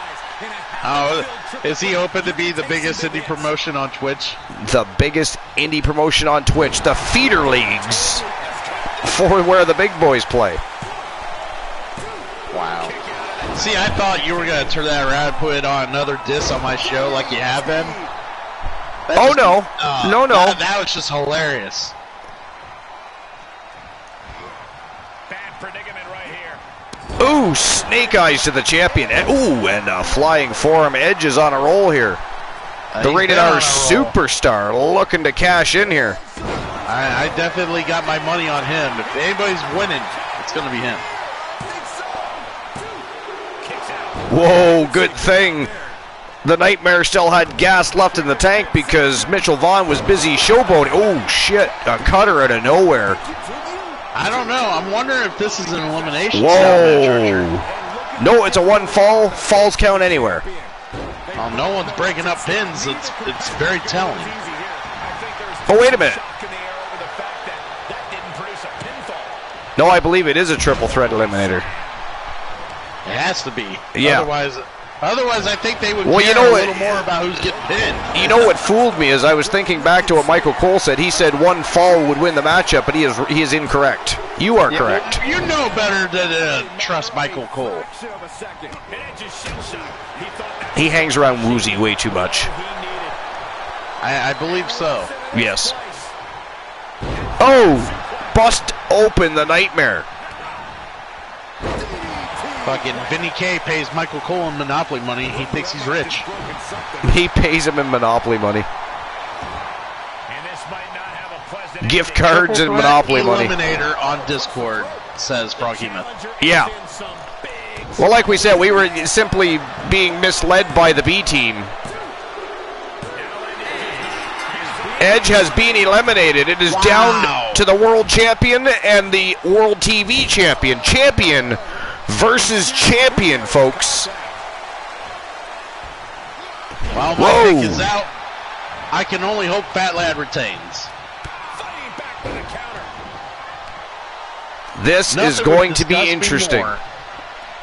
Nothing would disgust me more, Archer, than having fucking Joseph Damien win this match. Oh, look at this. No way.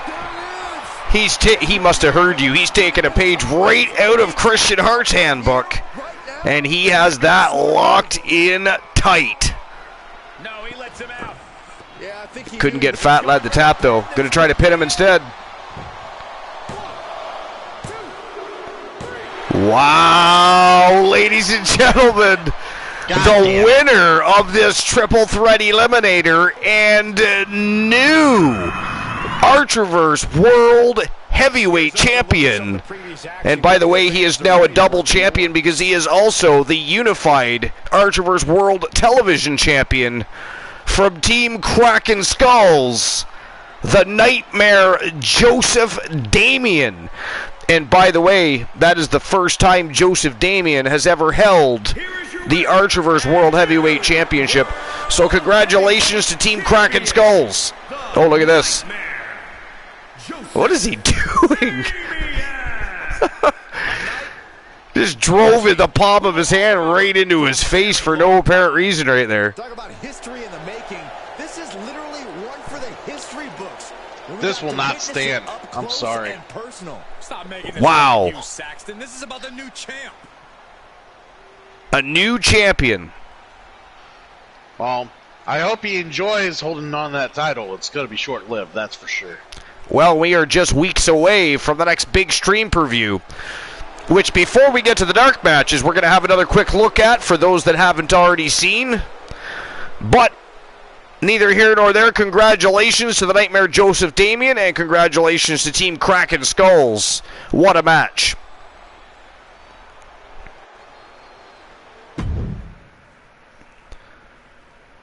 All right, that's it for the main card. Now we head to the dark matches.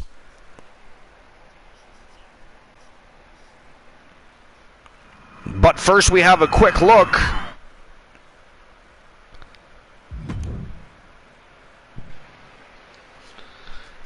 at our next big stream preview.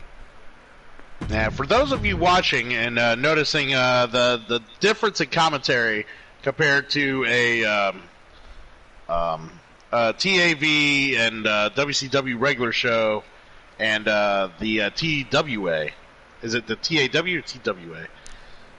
TWA, that's what I thought.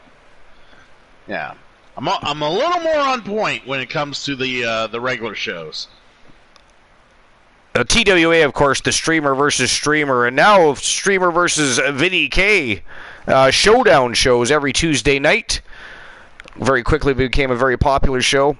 Tomorrow night, however, WCW Thunder will be live 10:30 p.m. Eastern Standard Time, and look at that. The first match of the night is a jobber knocker. That is crazy. That is going to be an epic matchup. We got the Mega Powers, the Immortal Hollywood Hulk Hogan, and Randy Macho Man Savage taking on Legacy, the team of Luscious Luther Brody and Ravishing Reed Rude from Team CPAC and Team Riggy 2K3. What a way to start the show. That's going to set the tone for the evening. But that's then. We still have dark matches for the Archerverse Wrestle Wars. But before we get there, Christian Cool was not here earlier. We, of course, have our next big stream preview coming up, and it is, of course, the very first of the Archerverse 3.0. This is where we are. So if we just drop down and go over to the next calendar month, there is our very first stream preview of the Archerverse 3.0. WCW Bash at the Beach is ready to rock and roll, baby. Oh my God. I'm going to get lit, Archer. I'm going to get a suntan. Yes, I tan. And I'm going to fucking look great. Titties and all. I'm going to be fucking fantastic. That means you got to lay off the tuna casserole, sir. Tuna's good for you, sir. Don't fucking tell me to get unhealthy all of a sudden. How dare you? How dare I? But that is our next big extravaganza. It is going to be a 10-match epic. and a Clash of the Titans, because we're going to see two different brands going head-to-head. Let's have a look at that real quick. Oh, no, we can't do that. Yeah, it'll simulate. We can't preview it. All right, those are the two brands. The Archer vs. Wrestle Wars and WCW Thursday Night Thunder are going to go head-to-head in a 10-match epic Clash of the Titans. It is going to be an epic evening of elite-level, non-stop professional wrestling action. But that is then. This is now. Time to get to our dark matches, and we're going to get to the first one of the evening. Actually, I have to issue also the payout for the last matchup, so let me do that before we get to the first dark match of the night. So now that the main card is over, betting lines are closed. If you do want them opened, you do have to redeem it. Winner of the match was the Nightmare Joseph. Damien Kraken Skulls, by the way, is going to be very, very excited. That is the first time that Joseph Damien has held that title. And I probably think up until just a little while ago, he probably didn't think that was ever going to happen. All right, there we go. So the payout has been issued.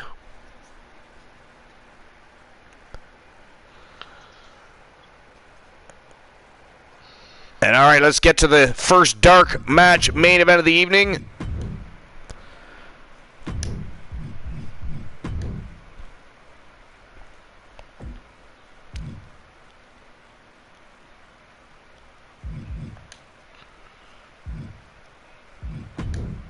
All right, here we go.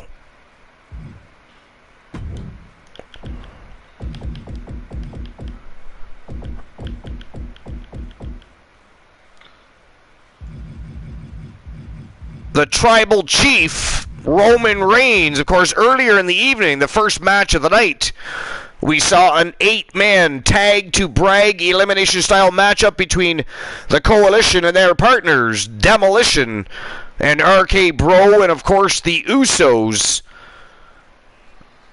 that come straight out of the faction of the head of the table, the Tribal Chief himself. And, of course, if anybody was here to see that, it was an epic matchup. It was a clean sweep for the Coalition and Demolition. They took out RK Bro and the Usos, no problem at all. It was a fantastic match, a thing of beauty to watch, really. You're going to have to go back and watch it, Christian Cool. It was an absolute epic, instant classic. Epic. Now Archer gets his shot and rematch with Roman Reigns. Their rivalry, of course, began last night when Roman Reigns decided to target Elijah Archer in their matchup, making it all but impossible for Archer to win that matchup because they became consumed with one another. Well, tonight Archer looks to redeem himself. Of course, he got eliminated, never got to finish his battle with Reigns. He would like to continue that battle. Tonight he gets that chance, and that match is next.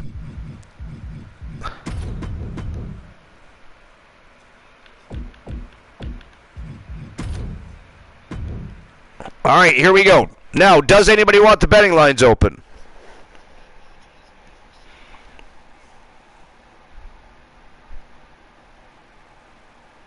If you do, just let me know before the first bell. In the meantime, let's get this dark match underway. Grudge match. Falls count anywhere. The head of the table, the Tribal Chief, versus the one, Elijah Archer. Let's go.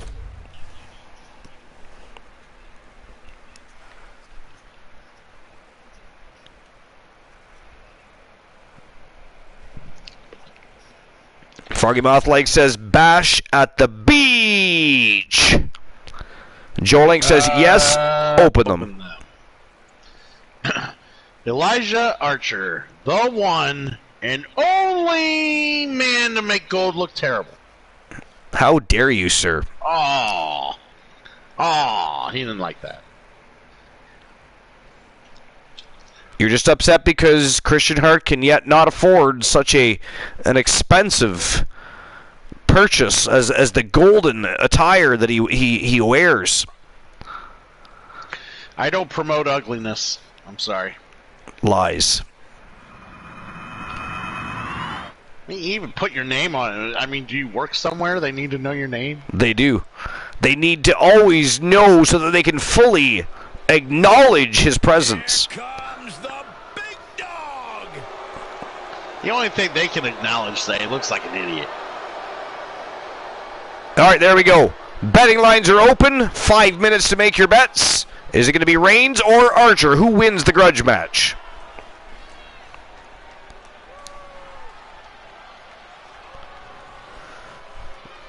And the Tribal Chief making his way to the ring first, Christian Cool. He is. I bet you he's also going to demand acknowledgement. The following contest is a Falls Count Anywhere match. Froggy Mouth Lake says Bash at the Beach is actually one of the only WCW pay-per-views I've seen. Don't remember any of the card, but I remember Jericho with long hair. With long hair and a kimono. Yeah. Which is ironically funny because his gimmick right now in AEW is all about being a sports entertainer. Yeah, exactly. And he wants to do that. He wants to be doing shit like that again. Yeah. Held the Universal title for over a year. Nah, instead he just lets everyone know he's a wizard. Now the Tribal Chief here, he's going to be coming to this matchup with a chip on his shoulder after watching his boys, the Usos, his fam jam, their team fall 4-0 against Team Coalition, and we're never going to hear the end of this, but listen to this one, Christian Cool. Johnny Braddock ended up picking up the final victory in the clean sweep, and the announcer, yeah, listen to this though, it gets worse. The announcer announces the winners as Team Johnny Braddock.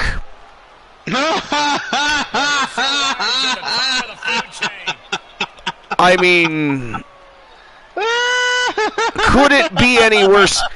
We are never going to hear the end of it. Ever. Oh, my God. I mean, they practically are Team Johnny Braddock, but, I mean, that's besides the point. But they were Team Coalition. But that is not what the announcer said.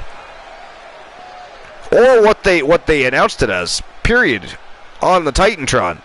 Oh, I am going to blame it on your terrible interview and his opponent, process when we bring these people in to work for the show. From Windsor, Ontario, Canada, weighing in at 291 pounds. I mean, they have a hand. I do not accept such accusations. I'm not accusing him. Being honest. Dishonesty. That script they can't read. Not becoming, sir. Hey, I'm just pointing out some of the flaws that your show might need to enhance. That's all. He's been demanding this match for quite some time. I think the only flaw is that we should ban Glenola more often. I believe so. I mean, you are not wrong on that assessment. That is definitely a necessity. Yeah. He manages to get some villainy in way too often. He needs more banning. He does. All right, here we go. Ego versus ego. Let's go. Oh, man. Too much ego in the ring for me. Oh, look at this. Reigns scoops him up immediately. Ooh. Archer eating the turnbuckle. You can tell Reigns is angry. He did not enjoy watching the Usos fall earlier tonight.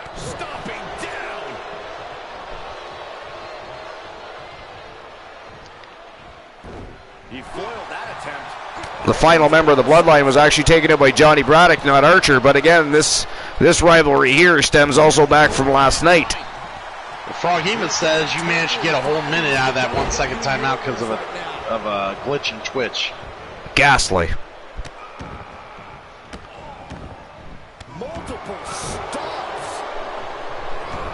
Archer reverses. A little bit of ground and pound. What are the keys to remember for the competitors? You got to tee off on an opponent. Use everything in your vicinity as a weapon. That was a nice snap suplex. By any means. The more damage you inflict, the better. This is all about total destruction. Archer just needs to keep pressing the action and keep the big man down. There's a little more grounded pound. A little ruthless aggression here by Archer. Right in the mouth. Relentless. Tag with Wow, he busted open the tribal chief. And Archer's not done feeding those forearms to the face. Man, oh man. whatever possible to torture the knee. Ooh! Buries the elbow to the inside of the leg. I mean, did somebody feed Archer some angry pills? What is happening here? He is destroying Roman Reigns at the moment. I'm not saying Reigns can't regroup, but damn. Look at this, more grounded pound. He is just beating the holy shit out of Roman Reigns. He is. Stomping a mud hole in his face and chest. And there he goes with that brutal. I mean, if he held that, he could submit him with that, I think. He's just trying to snap those joints, so he doesn't care about a submission. He wants to hurt him.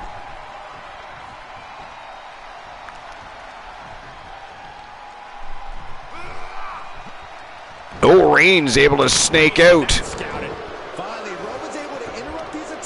Attacks the back of that leg, and Archer drops like a falling tree.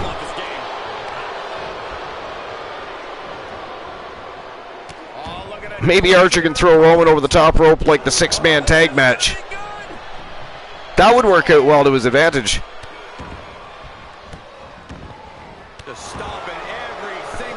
I mean, if Reigns keeps stomping away at that hand, that's going to be a little difficult. Ooh! Ooh! Drop that head right in the groin. That is not... That's not okay. That's a headbutt to the no-no square. Not okay. That was ghastly.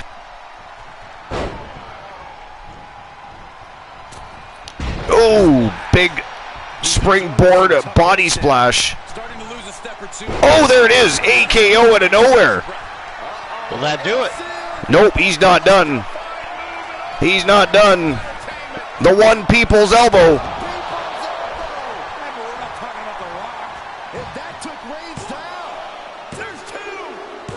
And that is it. That is all. Holy shit. Yo, I did not expect Archer to come in and annihilate Roman Reigns like that, but he was certainly coming in off a high after that clean sweep victory of Team the Coalition. Of course, wrongfully announced upon winning as Team Johnny Braddock.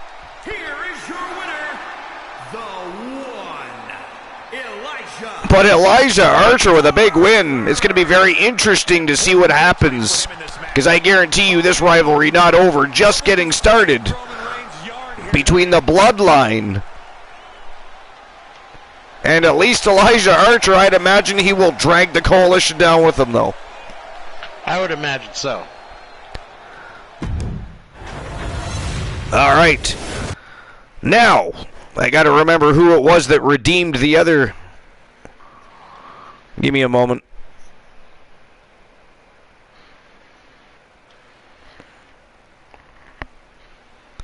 All right, let's see.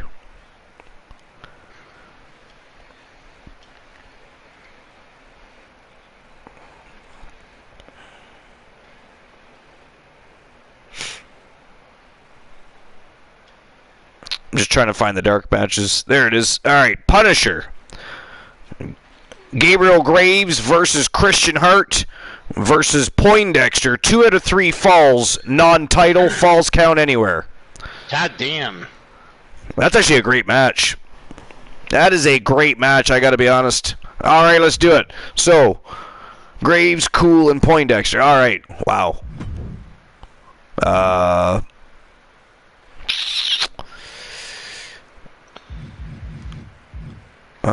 Okay, so we have to do it this way.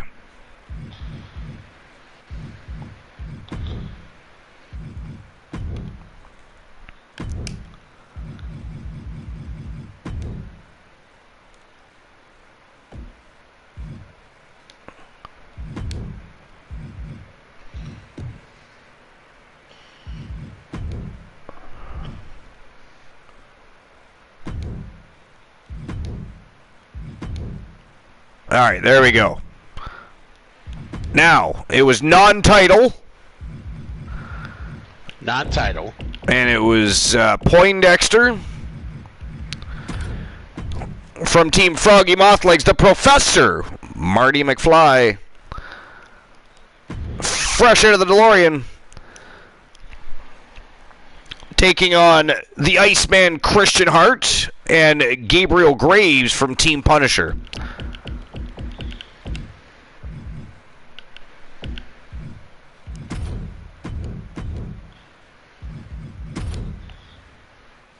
All right, here we go.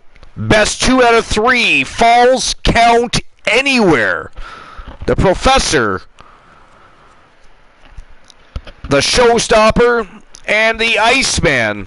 Actually, I think Gabriel Graves changed his name, but I can't remember what his new moniker is. He is still Gabriel Graves. We do know that. And the Iceman Christian Hart from Team Christian Cool. Dark match number 2. It is showtime and go time, Cool. Let's go. See, that's how it's done. Yeah, that's how it's done. You know what Glenola was trying to run with? What? Yeah. Seriously? That is not how it's done. That's not how it's done. All right, here we go. It is go time. Let's go. I mean, that's what you say when you got someone on top of you. I got to be honest, I love this dark match. I think this is a fantastic matchup. I mean, all three are great technicians. All three can fly. They can brawl. They can fight. They can fly, but can they crow? Oh, wait a minute. That's not professional wrestling. That's Hook. Unless, of course, Gabriel Graves is actually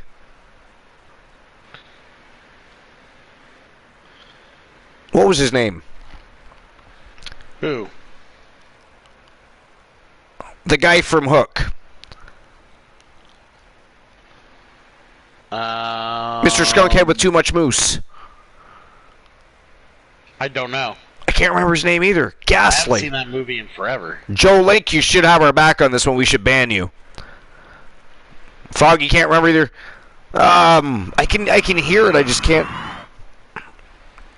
Rufio, that's it. Thank you.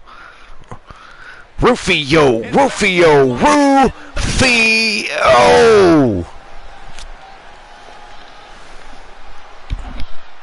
The following contest is a triple threat Falls Count Anywhere match.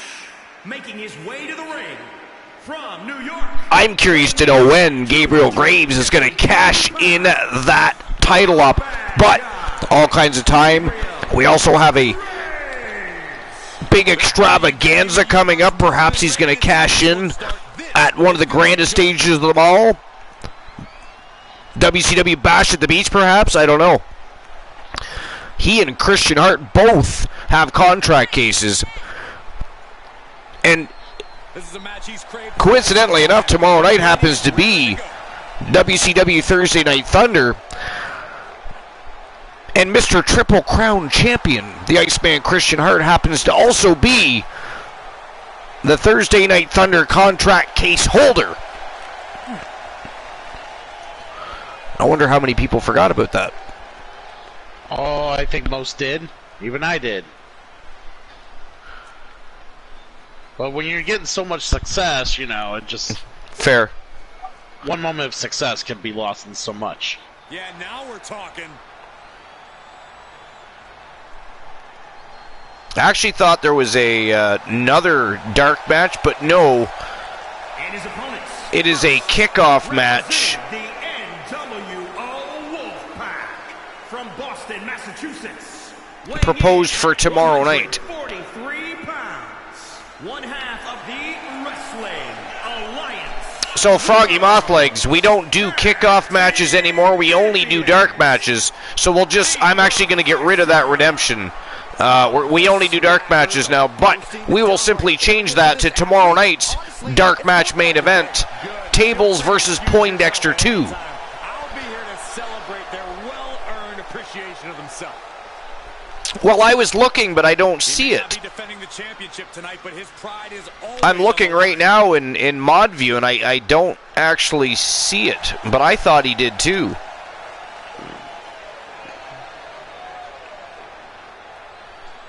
Unless he forgot to do it.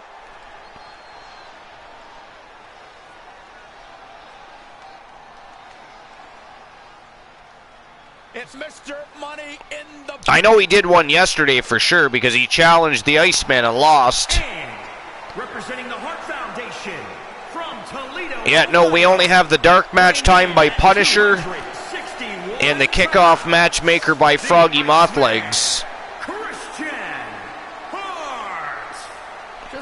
Yeah, no, that's it.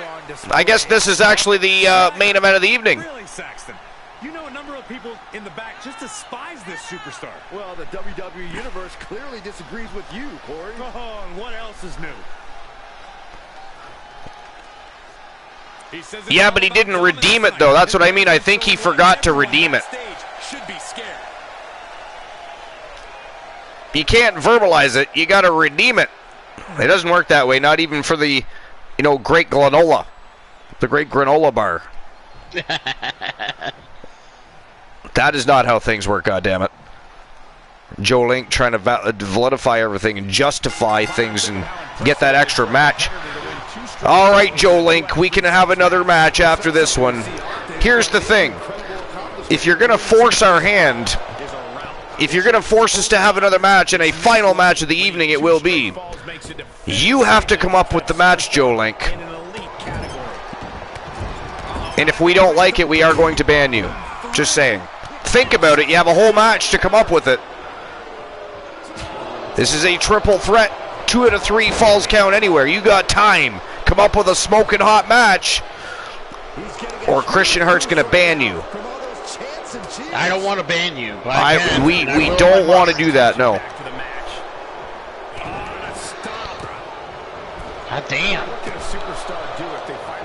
Just getting my ass kicked in Contra. Fuck. Roboglem, forget to redeem. Joe Link says, oh, okay. Otherwise, the beating will continue. It's a battlefield out there, and you have to navigate around the landmines. Ooh, Graves hangs onto that top rope. Nice. I think Christian Cooline just going to step away for a moment. Just going to grab myself a quick beverage. Throat is getting a tidbit dry from all of your talking. Would you stop, please? Thank you. Appreciate that. Yep. Oh, man, right to the arm. Hyperextend your elbow.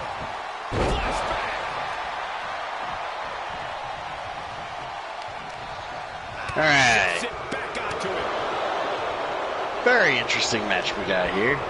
Set right out of the ring. Oh my God. Why is this game so hard?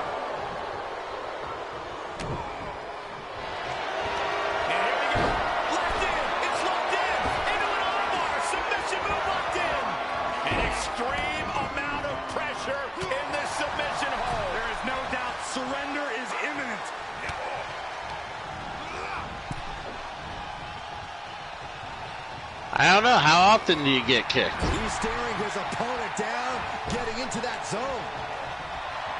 He's certainly lining him up, but he's wasting too much time. Perhaps thinking about what to do next here.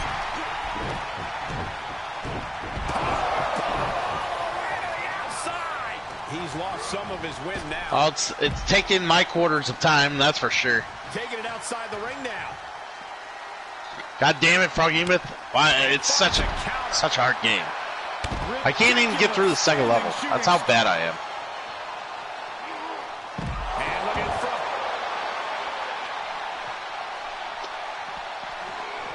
Backbreaker. Good grief.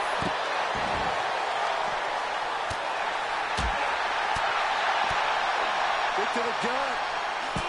Oh, sit out. Jawbreaker. Eating through a straw for a week. He takes control. Exactly once every 8 days. Wow. That was terrible. Not as terrible as the competition Christian Hart has to deal with in the ring right now, but terrible all the same. The sound of this crowd is deafening, and he's asking for more.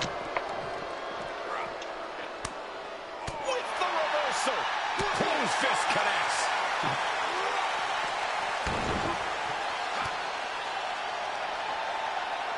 Professor laid out by a punch to the base of the skull. There's some power behind that punch.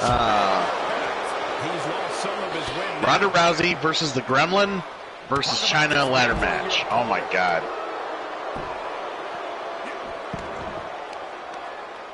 He connected right on the jaw. I don't know how I feel about that. I really don't. I don't know how I feel about that. Uh-oh. Oh, the power, the strength.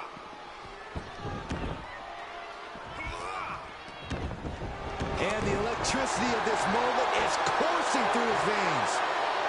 Destructive arm breaker. Wow, what a smash. That is just insulting.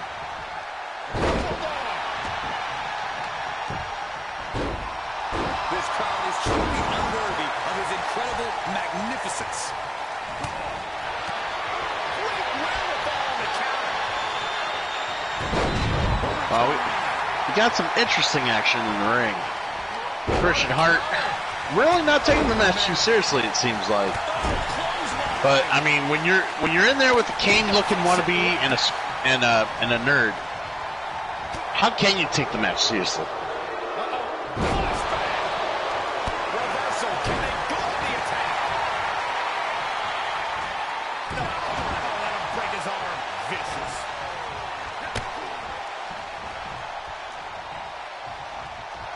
And now he's giving you all another chance to simply take it all in. Knee right to the gut. Way to steer clear. Get him into the corner. The sound of this crowd. I have returned. Okay, what have I missed? What's the score? What is going on? These guys suck. Uh-oh. Now, Match has been that bad so far? I mean the other two. Oh, gotcha. I thought maybe they were all having a bad night. I was going to say, to be fair, Christian Hart has 4 championship victories in a row. So if he was having a bit of a bad evening at this point, completely understandable. By the way, did Joe Link come up with a match? Yo, Joe Link. Yeah, he came up with Ronda Rousey versus the Gremlin versus China. Well, that's interesting. In a ladder match. That is beyond it. That is not interesting. That is savage. But Joe Link, at this point, your lottery numbers are the closest to anyone's of the evening. So at the end of the next match, if somebody hasn't come closer than you with the number 818, then you will be the winner of the lotto tonight and the first winner in quite a few evenings, actually.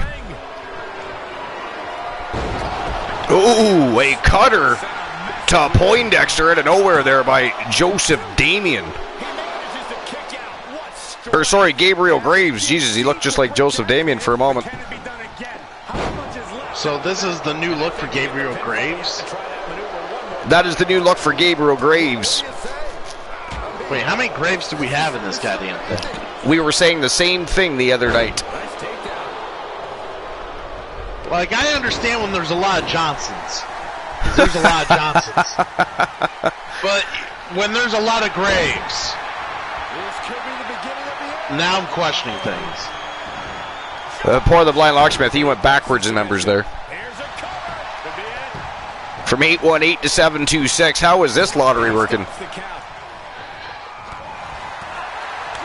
Whoa, Graves unleashing with some strikes.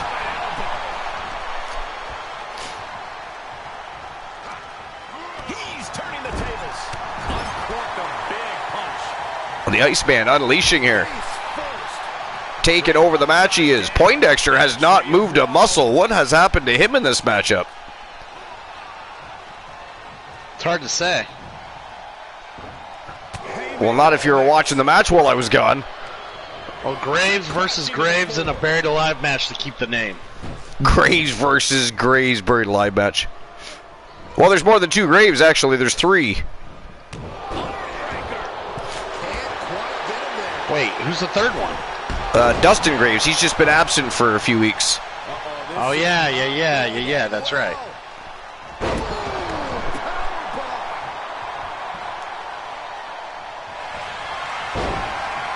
This could be the beginning of the end. I figured there would be a lot of changes forced onto my wrestler, that's for sure.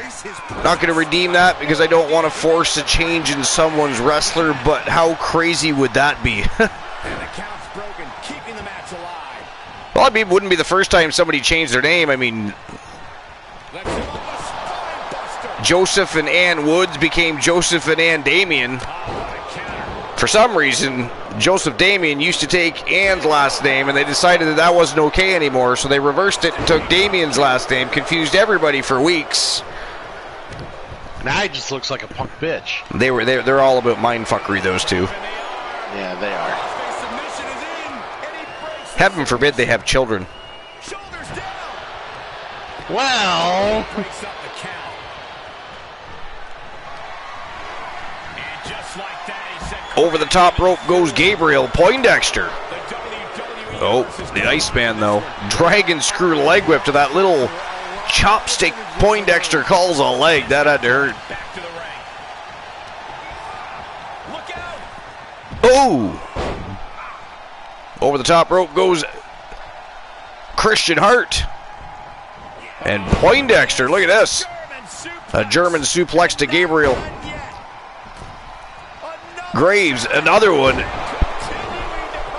A triple German suplex by Poindexter. Looks like it was pretty much no-sold, though, by Gabriel Graves, who was on the attack on the Iceman. Look at this, springboard wrist lock takedown. And Poindexter tried to take advantage right away. Christian Hart made him pay for it, kicked him right in the face.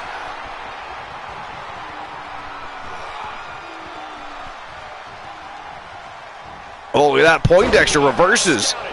Inverted DDT. Gabriel Graves from behind. Big choke slam to Poindexter. And Graves is going to fly here. Shooting star press, but he missed. Christian Hart picked him up just before he landed it. And he landed with nobody home. Not where you want to be right now. Just Hart launches him over. The little chopstick just went flying over the top rope. that he did. has it hooked in. Wow, inverted suplex by Gabriel Graves. Beautifully done, by the way. Very beautifully done. Christian Hart got back to his feet, but walked right into a big right hand and a drop kick from Graves. Wow, shooting a star press, hits the mark. But Poindexter breaks up the pin. Graves not very happy about that. Looks like Poindexter's going for a ride. No, sir, Poindexter fighting back. Nice drop toe hold. The WWE Universe is pouring more fuel on his fire right now. Poindexter returns the favor. Over the top rope goes Gabriel Graves. And he lays the Iceman out for the pin. Wow. Fall number one goes to the Professor Poindexter. Wow. He got lucky. See, now he's not so lucky.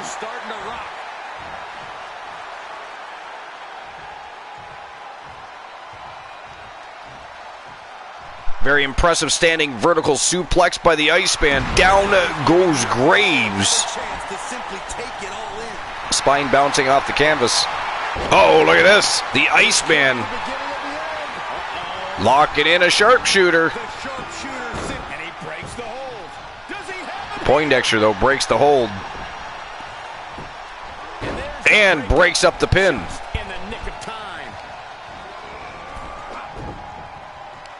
Poindexter tries to throw hard over the top rope. He grabs a hold of that top rope, though. What's he about to do? Nice takedown. Man, oh man. Poindexter seems to be gaining momentum here. Wow, holy hell. Ladies and gentlemen, the winner of the match from Team of Froggy Mothlegs, representing the Wolfpack, is the Professor Poindexter. And that is completely incredible. I mean, after 4 championship victories in a row, Christian Hart was finally fatigued enough to succumb to a victory. We knew these three would put on a show, but I do not think to Poindexter. That is crazy. This match would be. He ended Hart's streak, Joe Link says. Joe Link says Christian Cool.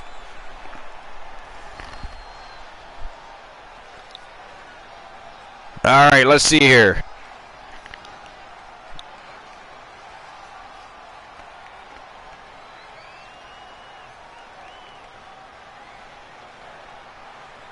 You know, I realized we didn't even open the betting lines for that match. That is ghastly. All right, so what was the final match of the night again, Joe Link?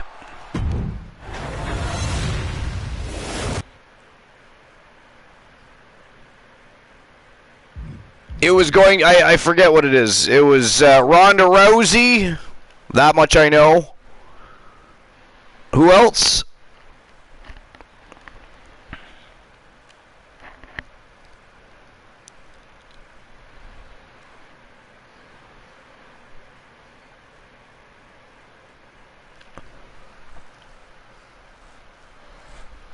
Who were the other participants in the match?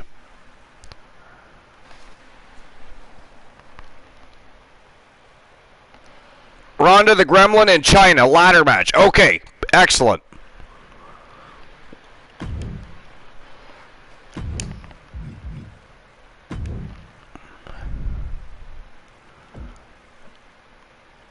I'm not sure China's even on the Wrestle Wars roster, but it is only a dark match, so it really doesn't matter.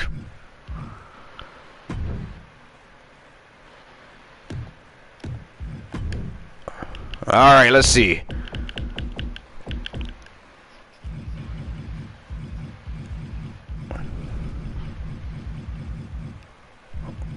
I went too far there, didn't I? No, I didn't. Okay. Where'd she go? Oh, there she... No, that's... God damn it.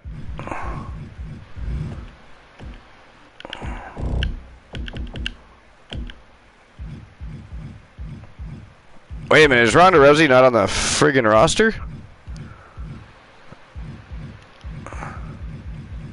That doesn't make any sense.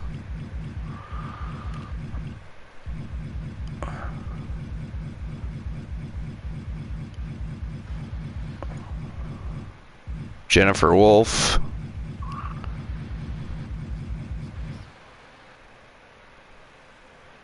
I don't know where Ronda Rousey is. That is very strange.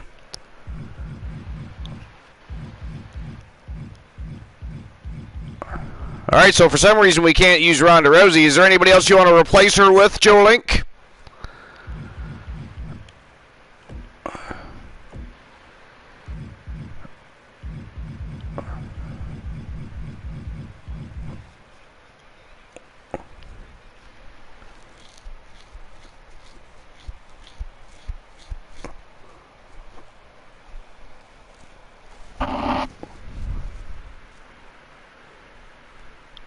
You want to throw in Alexa Bliss, Froggy Mothlegs? What about Natalya? So Joe Link says Natalya. Froggy says you could throw in Alexa, but Froggy says that's solid, so let's do Natalya.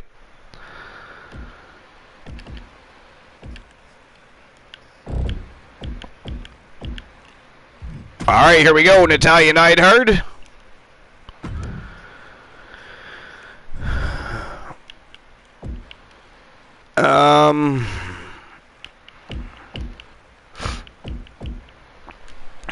I already forgot who the fuck else you said, so I just gotta look at it here.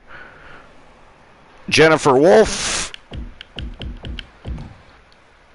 from Team Glenola, the Gremlin.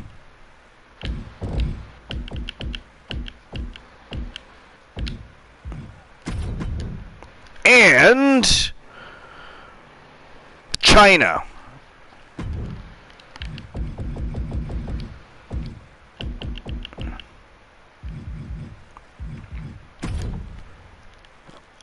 All right, here we go. Triple threat ladder match. The Gremlin Jennifer Wolf from Team Glenola versus China, the 9th wonder of the world, and the Queen of Hearts, Natalya Neidhart. Let's go. Dark match main event of the evening. And does anybody want the betting lines open? And then, of course, we'll see each other tomorrow night, 10:30 p.m. Eastern Standard Time for WCW Thursday Night Thunder, when Vinny K continues that road to WCW Bash at the Beach and looks to upstage the Archerverse Wrestle Wars, which he will not. But I'm sure it'll be a smoking hot show. But that is then. This is now. The night is not over. We've got a ladder match. Froggy Mouth Lake says last one. Well, that's why I asked if you wanted the betting lines open. There's no takers here so far, though.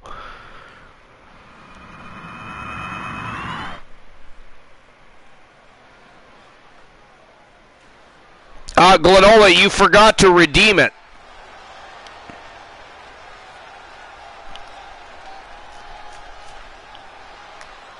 You talked about it on the broadcast, but then you forgot to redeem it, so it hasn't happened. He opened the betting lines? Okay.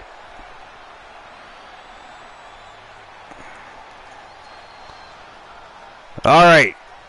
The following contest is a triple threat ladder match. Making her way to the ring from Lake Forest, Illinois. Who walks out with the dub? Is it going to be the Gremlin? We're looking at some of the most intense China of WWE or Natalya? 5 minutes to make your bets. Such a talented competitor. I think we're about to see one of her best. And there you go. Betting lines are open.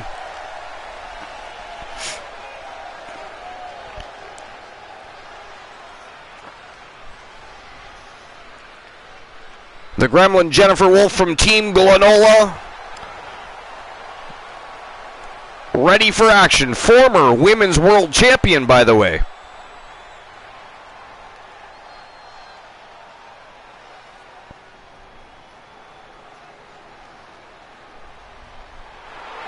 The boat is here.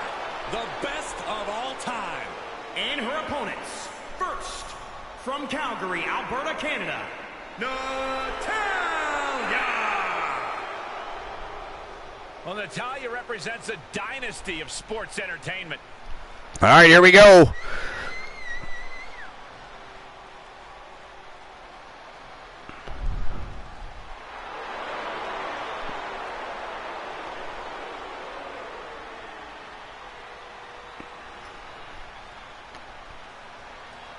She mastered the sharpshooter in the Heart Dungeon, and she's looking to unleash it tonight. Natalya's got tremendous power and The Queen of Hearts, Natalya Neidhart. A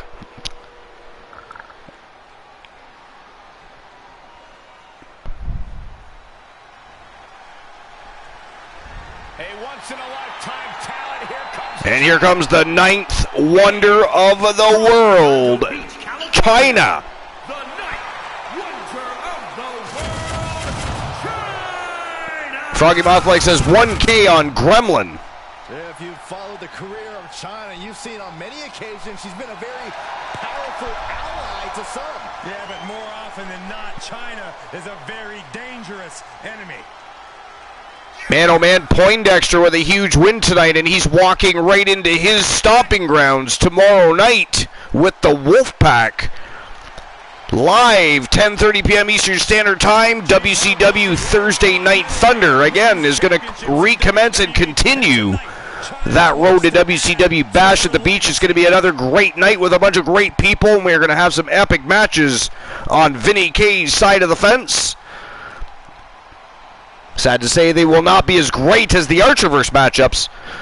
Vinny K is just not that good. Although, to be fair, last week's Thursday Night Thunder, Glenola, Joe Link, everybody would tell you was actually off the hook. So there's that.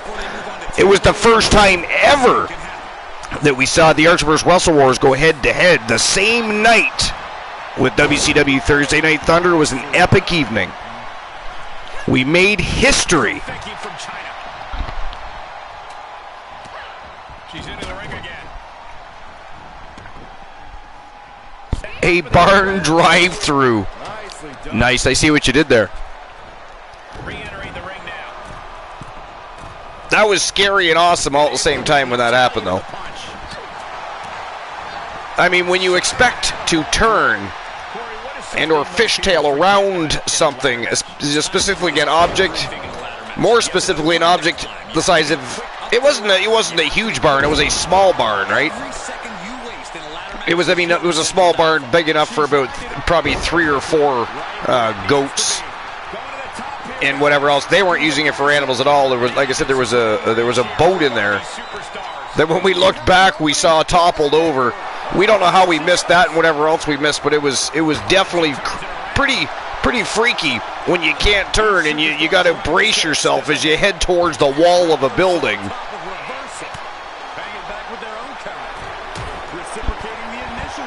But looking back, it was still a hell of an experience. It was a good time.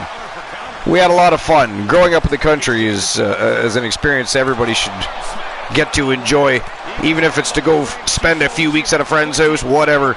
It is a blast. I miss the country. But times change, people get older.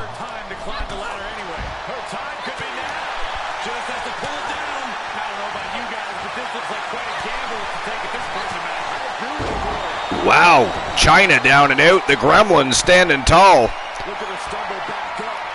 And measuring up Natalya from the top turnbuckle here. Ooh! A diving hurricanrana. Look at this. Jennifer Wolf, the Gremlin, heading right back up that ladder. And has that briefcase in hand. And by the way, that briefcase is empty. It is just to signify a winner of the ladder match. The women actually have their own contract case. That is not the contract case. Overhand connects. Set it up. Nice neck breaker.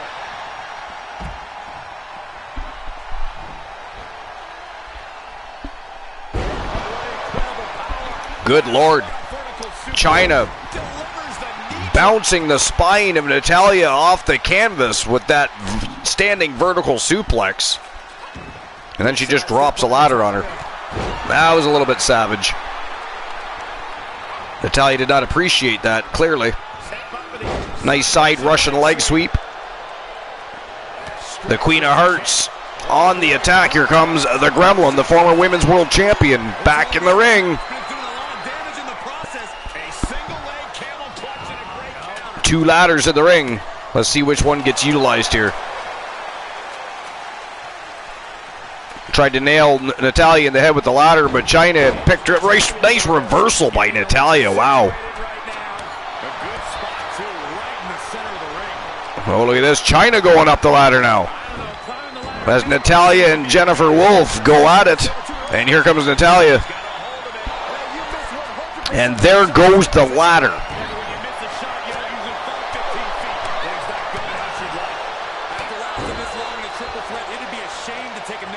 Joling says, wow, Natalya almost had it. A counter answered by another counter. Oh, man, right to the arm. Hyperextend your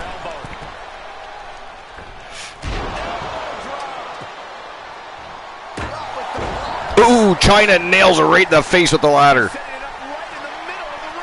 And up she goes again. Oh, she's not up there for a briefcase. Air China.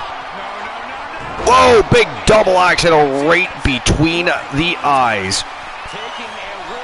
Took her right in the looker, she did.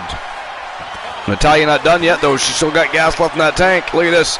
They're both going to go have a battle atop the ladder.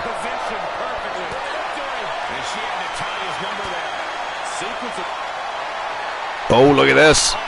Natalya with some bad intentions. Wow. suplexed her off the top of the ladder and right over the top rope. Holy shit. 630 senton from the Gremlin, and she is going up the ladder as the only woman standing at the moment.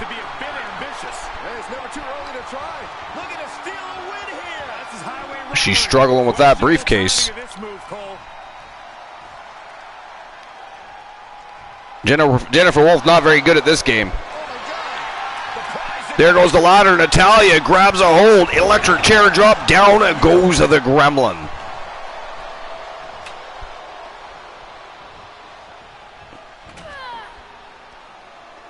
Setting foot in the ring now.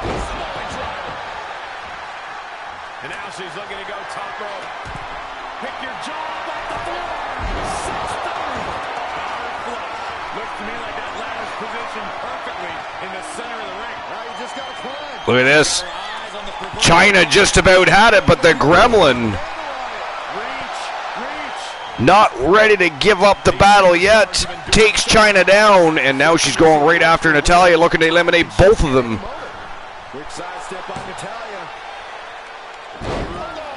Wow, nice reversal by Natalya. A bulldog. Down goes the Gremlin. Ooh, collision right in the middle of the ring. And Natalya has been able to deliver a response at a very critical moment. Reversal by Jennifer Wolf, but retaliation by Natalya. Big right hand and a beautiful takedown. And Natalya's going for those legs. Sharp shooter. China back in the ring, grabbing one of those ladders. But it's one way to inflict a great deal of punishment on an opponent. And the agony has no reason to end as we see her tapping out in pain. Wow. Natalya Neidhart tapped out Jennifer Wolf, but that does you no good in this matchup. It is not tap to win, it is grab the contract case to win. And right now, China all over that contract case. And the other two seem oblivious to it as they continue to battle one another and leave China atop of the mountain all by herself. And that is it. That is all, ladies and gentlemen. The winner of this ladder match, the ninth wonder of the world, China. And by the way, Joe Link, you are the sole winner of the lotto tonight. So you have a redemption that you can utilize at any time tonight. Well, not tonight, but at any time you wish, is what I meant by that. Here is your winner, the ninth wonder of the world. All right, ladies and gentlemen, that is it. That is all for episode number 311. We'll see each other tomorrow night, 10:30 p.m. Eastern Standard Time. WCW Thursday Night Thunder coming your way, and we are going to get hyped as we continue to head down that glory road towards WCW Bash at the Beach. But it is invasion time, and we're going to invade somebody I haven't done in a long time. They've been doing this. They have a very similar concept to what we have, and they've been doing it a very long time, much longer than we have. Great community, great people. I'm sure you'll have a good time while you're over there, so jump in on the raid if you're not already in there. Join the invasion. It is time to invade Rhino JB. Let's go. It is go time. Let's go.